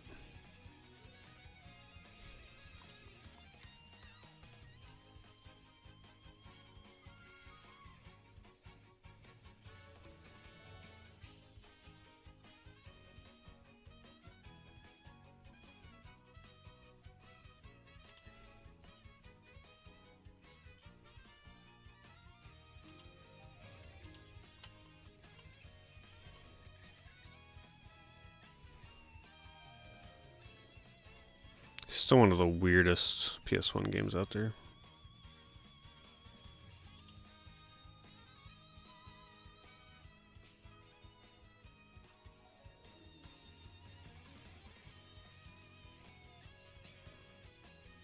She's essentially a cyborg cannibal. So when you kill enemies, they explode in the body parts, and then you run around, and like when you run over them, she like munches on them. I will never forget this game.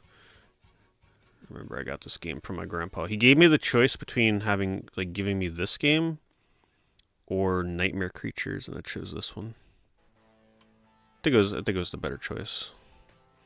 Nightmare Creatures you saw everywhere. This game, a bit more uncommon. Didn't see this one often.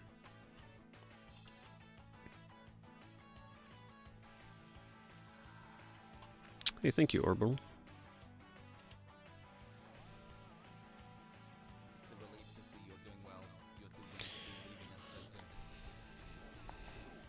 Dr. Barry on YouTube. Well, that's an easy name to remember. I'll try and remember to take a look. Thank you, Orbital. Oh, what was the tagline? Oh, kid lost in Walmart. Thank you, kid lost in Walmart. They still never found you, huh? And thank you. Appreciate that very much.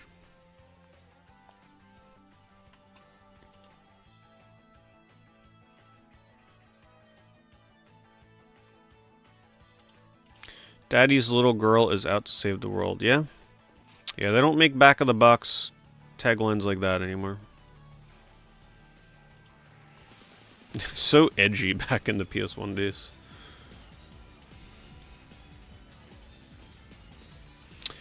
What are my thoughts on Blood Will Tell? Blood Will Tell is definitely entertaining. I wouldn't say it's worth hundreds of dollars. Like, is it worth playing? It's absolutely worth playing if you like action beat-em-up games like PS2 era. But it might be the kind of game where, like, get your hands on it, play it, and then decide if it's for you or not, and then, like, maybe let it go or something, if price is a concern. But it's definitely worth trying to play, if you like that genre.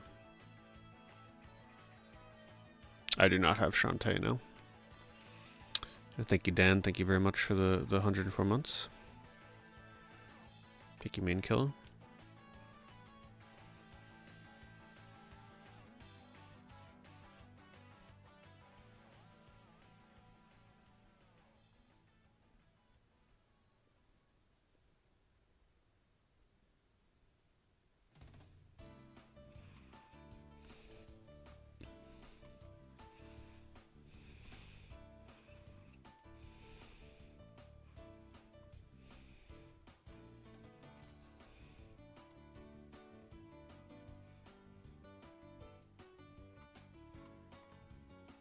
It's a good price for Twin Snakes.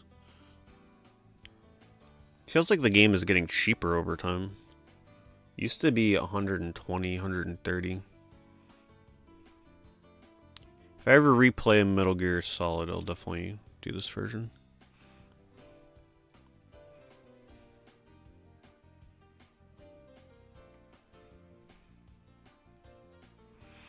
Just a reminder for any of you that maybe somehow came into possession of the Book of Unwritten Tales on Wii U.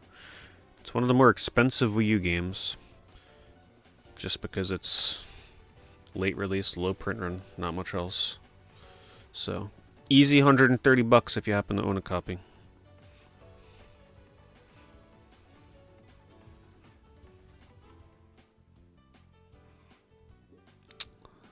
Thanks, Main Killer. Thank you for the sub gift. Hooking up pack. Thank you.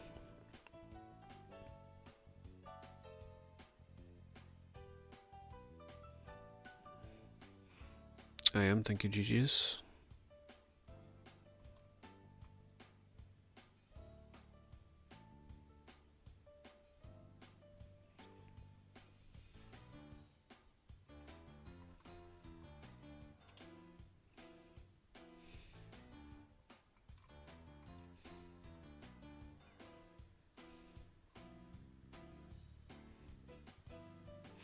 What is Claire Obscure going for on eBay right now?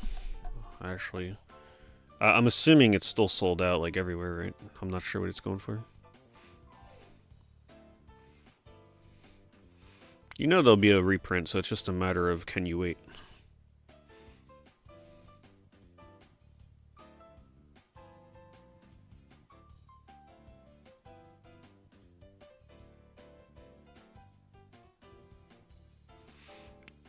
Don't need a diet you want? Well, we'll see about that.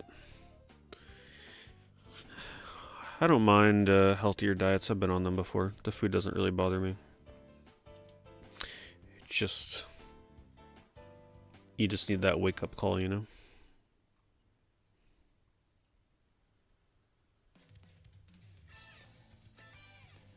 But thank you, Thomas. Appreciate it.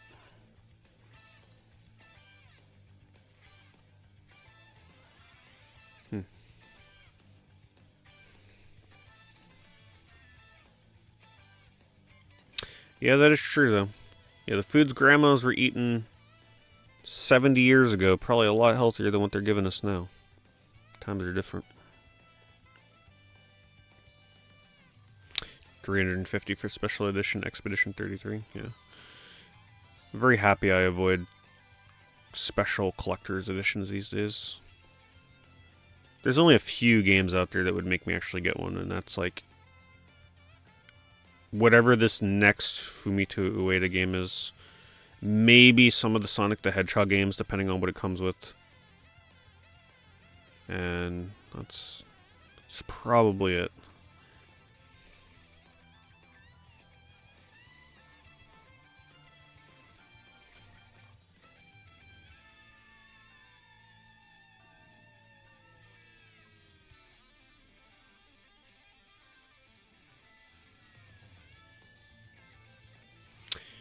Middle Eastern grocery supermarkets. Yeah, actually, that's probably not a bad idea. I'll have to look up what to look for in there. It's a good recommendation. I think there might actually be one not too far from me either.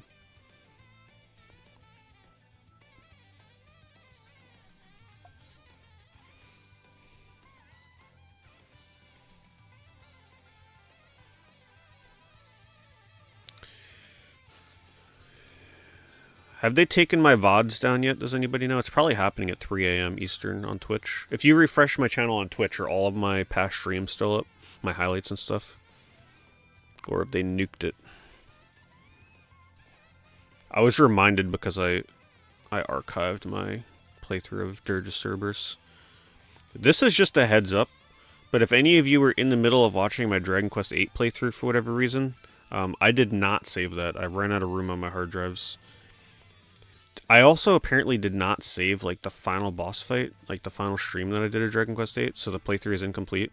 But there are going to be like 6 or 7 VODs nuked from existence. Well, I take that back. I think the first 3 streams I did of Dragon Quest VIII are on YouTube, like as one video. But everything after that is going to be gone, unless like somebody backs it up. But yeah, I don't have the room to do it.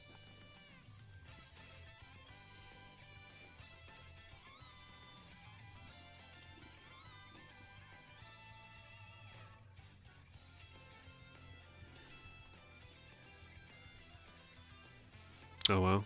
I didn't even think about like what people would be paying for Power Stone 2 with the new one.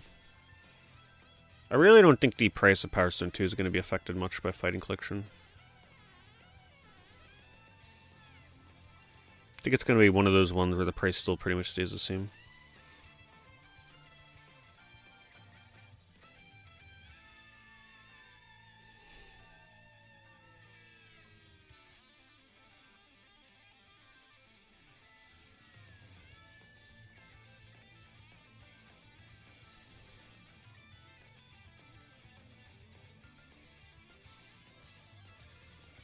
Thank you, Freddy. Did I play Area 51 on PS2? I have not. I do have it, though, I think. It seemed to happen out of the blue, Darth. I mean, I was just generally very tired. A lot. Like, there would be some days where I felt more energized than others. But, you know, there was nothing out of the ordinary leading up to it. No, it was very out of nowhere.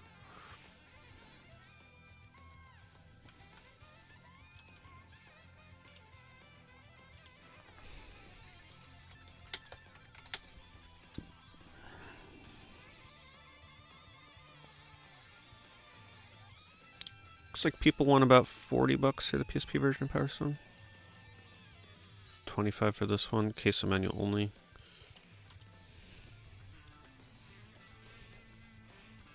$40 seems about right. Yeah, I don't think I would ever play this version of Power Stone again.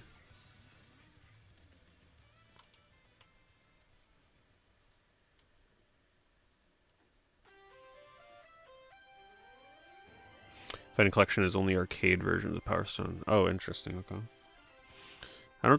I only ever played the Dreamcast version, so I'm not sure what the difference would be.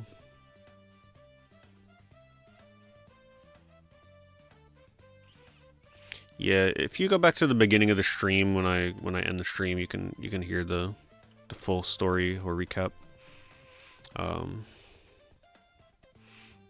Just gotta fast forward like the first 20 or 30 minutes or so.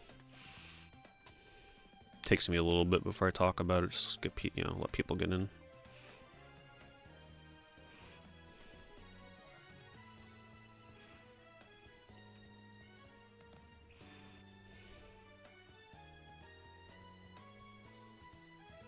I've always been interested in this Scooby-Doo, especially the DS version. The DS version actually uses a really cool graphic technique with like 2D sprites on top of 3D backgrounds. almost unheard of on the DS. This version actually visually is way different. But yeah, the DS version of this Scooby-Doo, Who's Watching Who, should look into that one. If you like, I guess you can say it's more of a 3D platformer.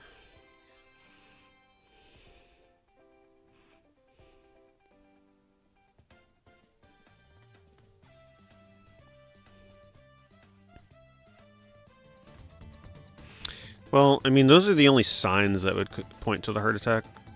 Lack of appropriate exercise and bad diet, but like, to happen at such a young age, it had to be, there had to be some other component to it. You know, just out of nowhere kind of thing.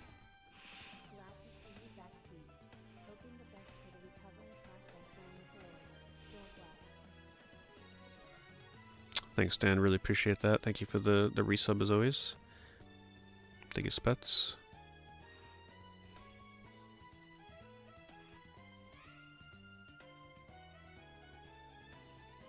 Twisted Metal Remastered.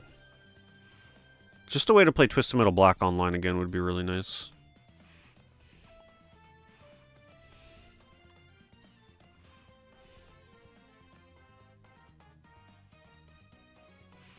Had a heart attack? Yep. How bad was it? It's probably what most people around my age, you know, that have no concern over what they're eating would probably be eating. Just a lot of salty foods. High cholesterol. It's not like I was eating McDonald's every day. It wasn't that bad. But, you know, the foods I would eat would not exactly be considered always the best options.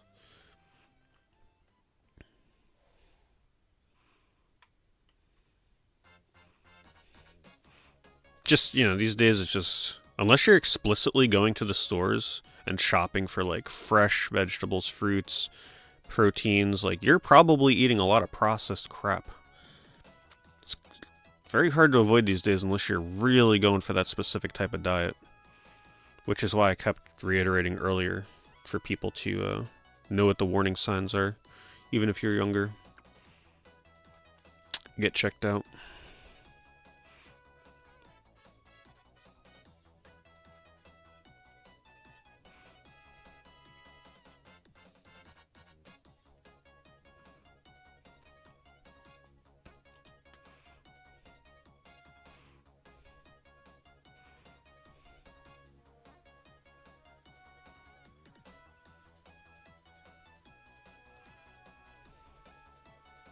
But one other thing I was doing a lot that I will say that I never used to do was I was skipping a lot of times like breakfast. No breakfast. Sometimes I'd even skip lunch practically. Like I'd starve all day and then just eat dinner. So that also could have been a factor. I'm sure that's not good at all.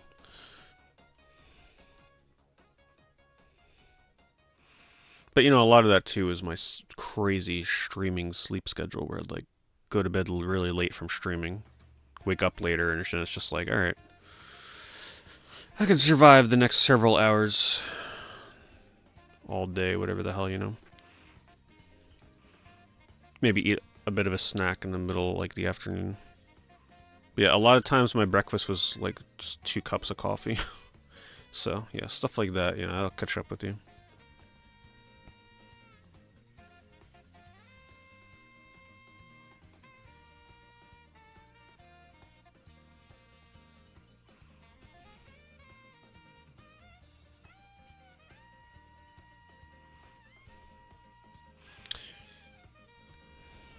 Warning signs, well, the warning signs only happen once the heart attack started. It's just sudden, out of nowhere.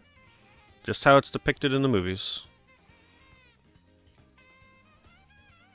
Starts with back pain. Second I went outside to start walking to try and get rid of said back pain, chest pain. Arm pain, jaw pain.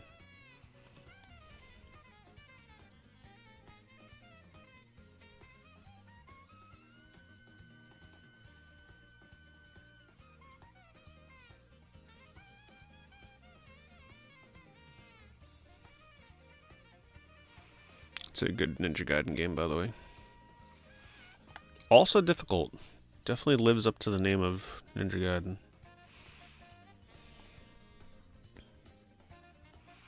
Good old Godfall. $3. Godfall is just like legendary for the fact that they released it on PS5. It performs so poorly, they had to port it backwards onto the PS4. Remember that? It was a PS5 exclusive and it sold so bad. People dropped it so quickly that they actually had to backport it to the PS4 to sell more copies. I actually kind of liked Godfall. It was okay. It was like a solid 7 out of 10 launch game. It's the kind of launch game that you want from a new console. Like, I really love those sort of like good but not amazing but not terrible, like 7 out of 10 kind of experiences on my new console. That's exactly what Godfall is.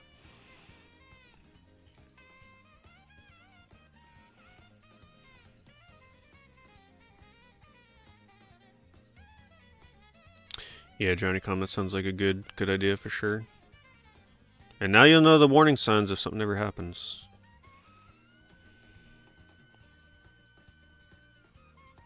Yeah, Asher's Playroom definitely eclipsed Godfall. Nah, I never make it out to any of them, Zach. Gonna be honest with you. There's like multiple video game trading post stores, but I haven't been into any of them. I only know like their old location.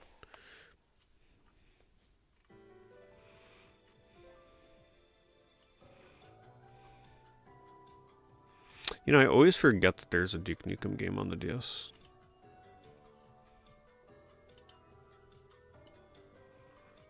I think everybody does, to be honest. Third person. It's gotta be awful, right?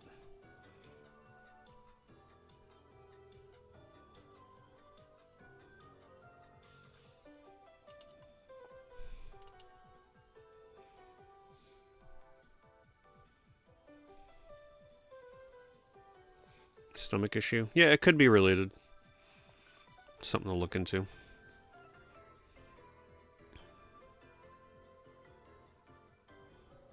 Well, I used to drink, I'd say 2 to 3 cups of coffee a day. Right now I'm not drinking any, but people are recommending that I at least try and drink decaf for the antioxidants.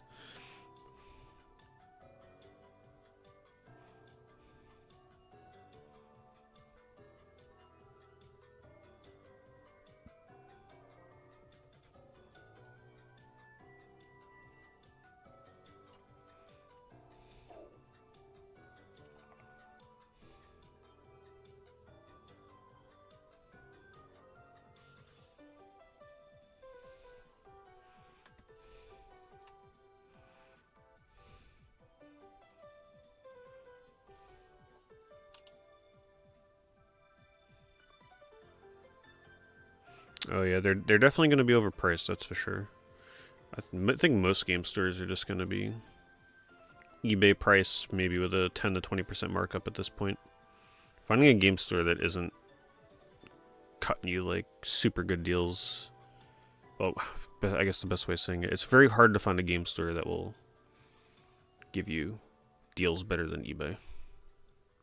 Keep in mind, the hardcore gamers are not always their target audience. They actually try and target like the casuals, the people that come in and haven't played a game since their childhood and they're just looking to pick up like an NES, Super Nintendo, N64, or Genesis and pick up like some Sonic and Mario games like that. I think that is actually the core market for a lot of retro game stores, because those customers don't really care what they're paying. They're just like, all right, we trust you, this must be what these are going for, you know, we'll pay whatever you're asking. And that's why you see a lot of these places with high markup. It's not that they're taking advantage of those kind of customers, but they know that they'll buy it regardless.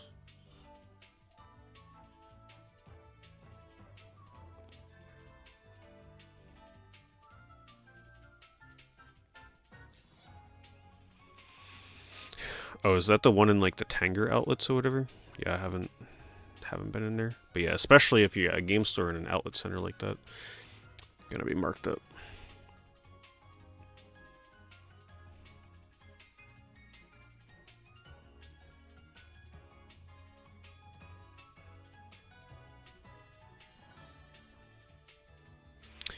Your local game store goes 10 to 20% below on eBay. Yeah, you're lucky. Cherish that game store. See, and that's the way it should be, because technically they're not paying the eBay fees to sell, right? So, like, cutting a little slack to your customers is the best thing to do. Keeps them coming back, because just the customers are paying slightly below what eBay would be charging. It's just really hard to find a store like that.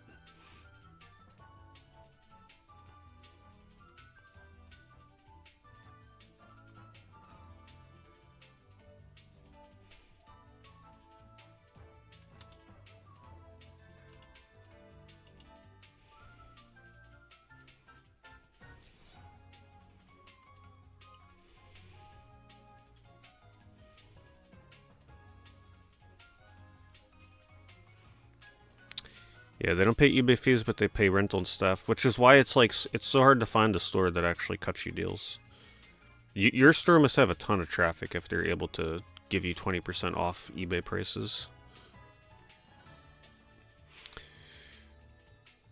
That's why a lot of game stores too, you'll usually find it's just like the one owner. They're just in there like all day, every day. Maybe one employee. You gotta have crazy traffic to be able to afford multiple employees.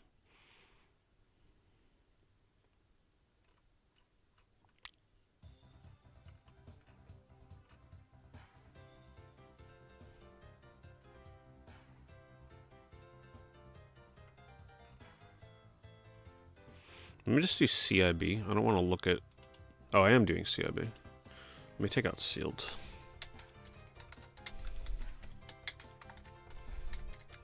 I hate looking at these graded games. See what crazy things people are... Greatest hits sealed, $7,500 for NFL Blitz 2000. Wonder if that's a real sale. I understand it's, you know, one of the rarest PS1 games in all, greatest hits, but I wonder. Wait, is this not even sealed? This is open? No. Really? Is this really what people are paying for this now? You know, these days I wouldn't even doubt it. I would not even doubt it.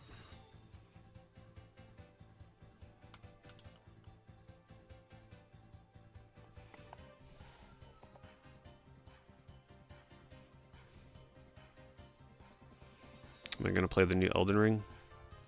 I'll look into it, but I'm not committing to actually, like, playing it. If it seems like something I'd be into, maybe. I'd probably have to, like, watch a stream or two to see how fun it looks.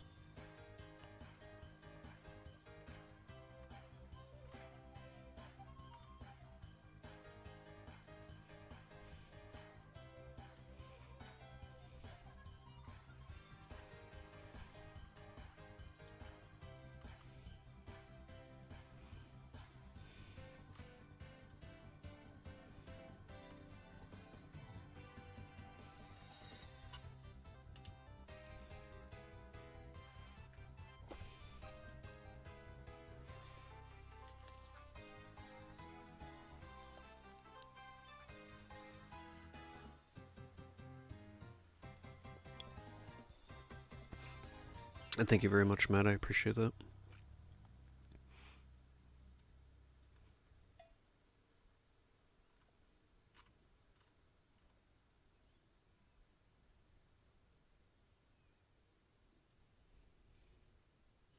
Is that the end of Mario Kart? It is. And that might be a good place, actually, for us to end it as well, since I am approaching 4.5 hours. I don't want to be doing, like... Don't want to jump in with too long streams right now. But yeah. Fun stream as always. Thank you to everybody that came out, and thank you for all the well wishes. Put a little music on there. Thank you to everybody that sent some support, whether that's just coming to the stream and saying hello and giving a kind message. That's appreciated just as much as the people that gifted subs, super chats. Appreciate everybody coming out. Thank you again. Once again, if you missed the stream and you want to hear the recap of what happened and everything, when the stream ends, you can go to YouTube. You know, it'll be on Twitch too, but you can go to YouTube and just about 20 or 30 minutes in, I think is when I start talking about it. So you can listen to the recap, how everything went down, what happened. Be sure to leave the stream a like on the way out as well. Does help spread the word on my eBay streams. Normally I do these on Saturday nights. This one obviously on a Monday. The next one, we'll try and aim for Saturday again. So yeah, thank you everybody. Bovine slipping in that resub right at the last second. Thank you, Bovine. Appreciate that. Should have took Bovine's advice. Regular checkups. Thanks, Bovine. Thank you for the tier 2.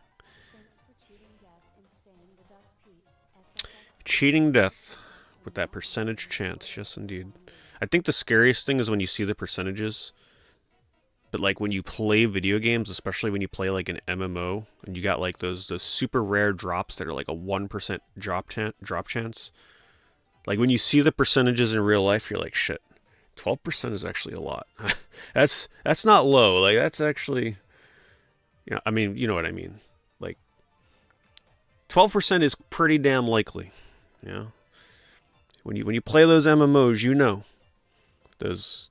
Or if you like open packs in Pokemon TCG Pocket and you hit that like alt rare 0.01% chance pull, you know what you're dealing with. Yes, get your checkups, get into your doctors, get your blood tests, have them listen to your heart, get your checkups. Don't make my mistake. And yeah, I'll see you guys. We'll see how I'm feeling tomorrow. It's going to be a little hit or miss going forward here, depending on how tired I'm feeling for the day. But yeah, I have a few games I want to start streaming. So, like I said, we'll be aiming for like 4-ish hour streams, nothing crazy. For a bit here. That's on the Twitch side. YouTube will be doing the multi-stream stuff, eBay streams. Probably try and pop up a few videos on there too or something. We'll see. We'll take it one step at a time. Anyway. Thank you again, everybody, for coming out. Really appreciate it.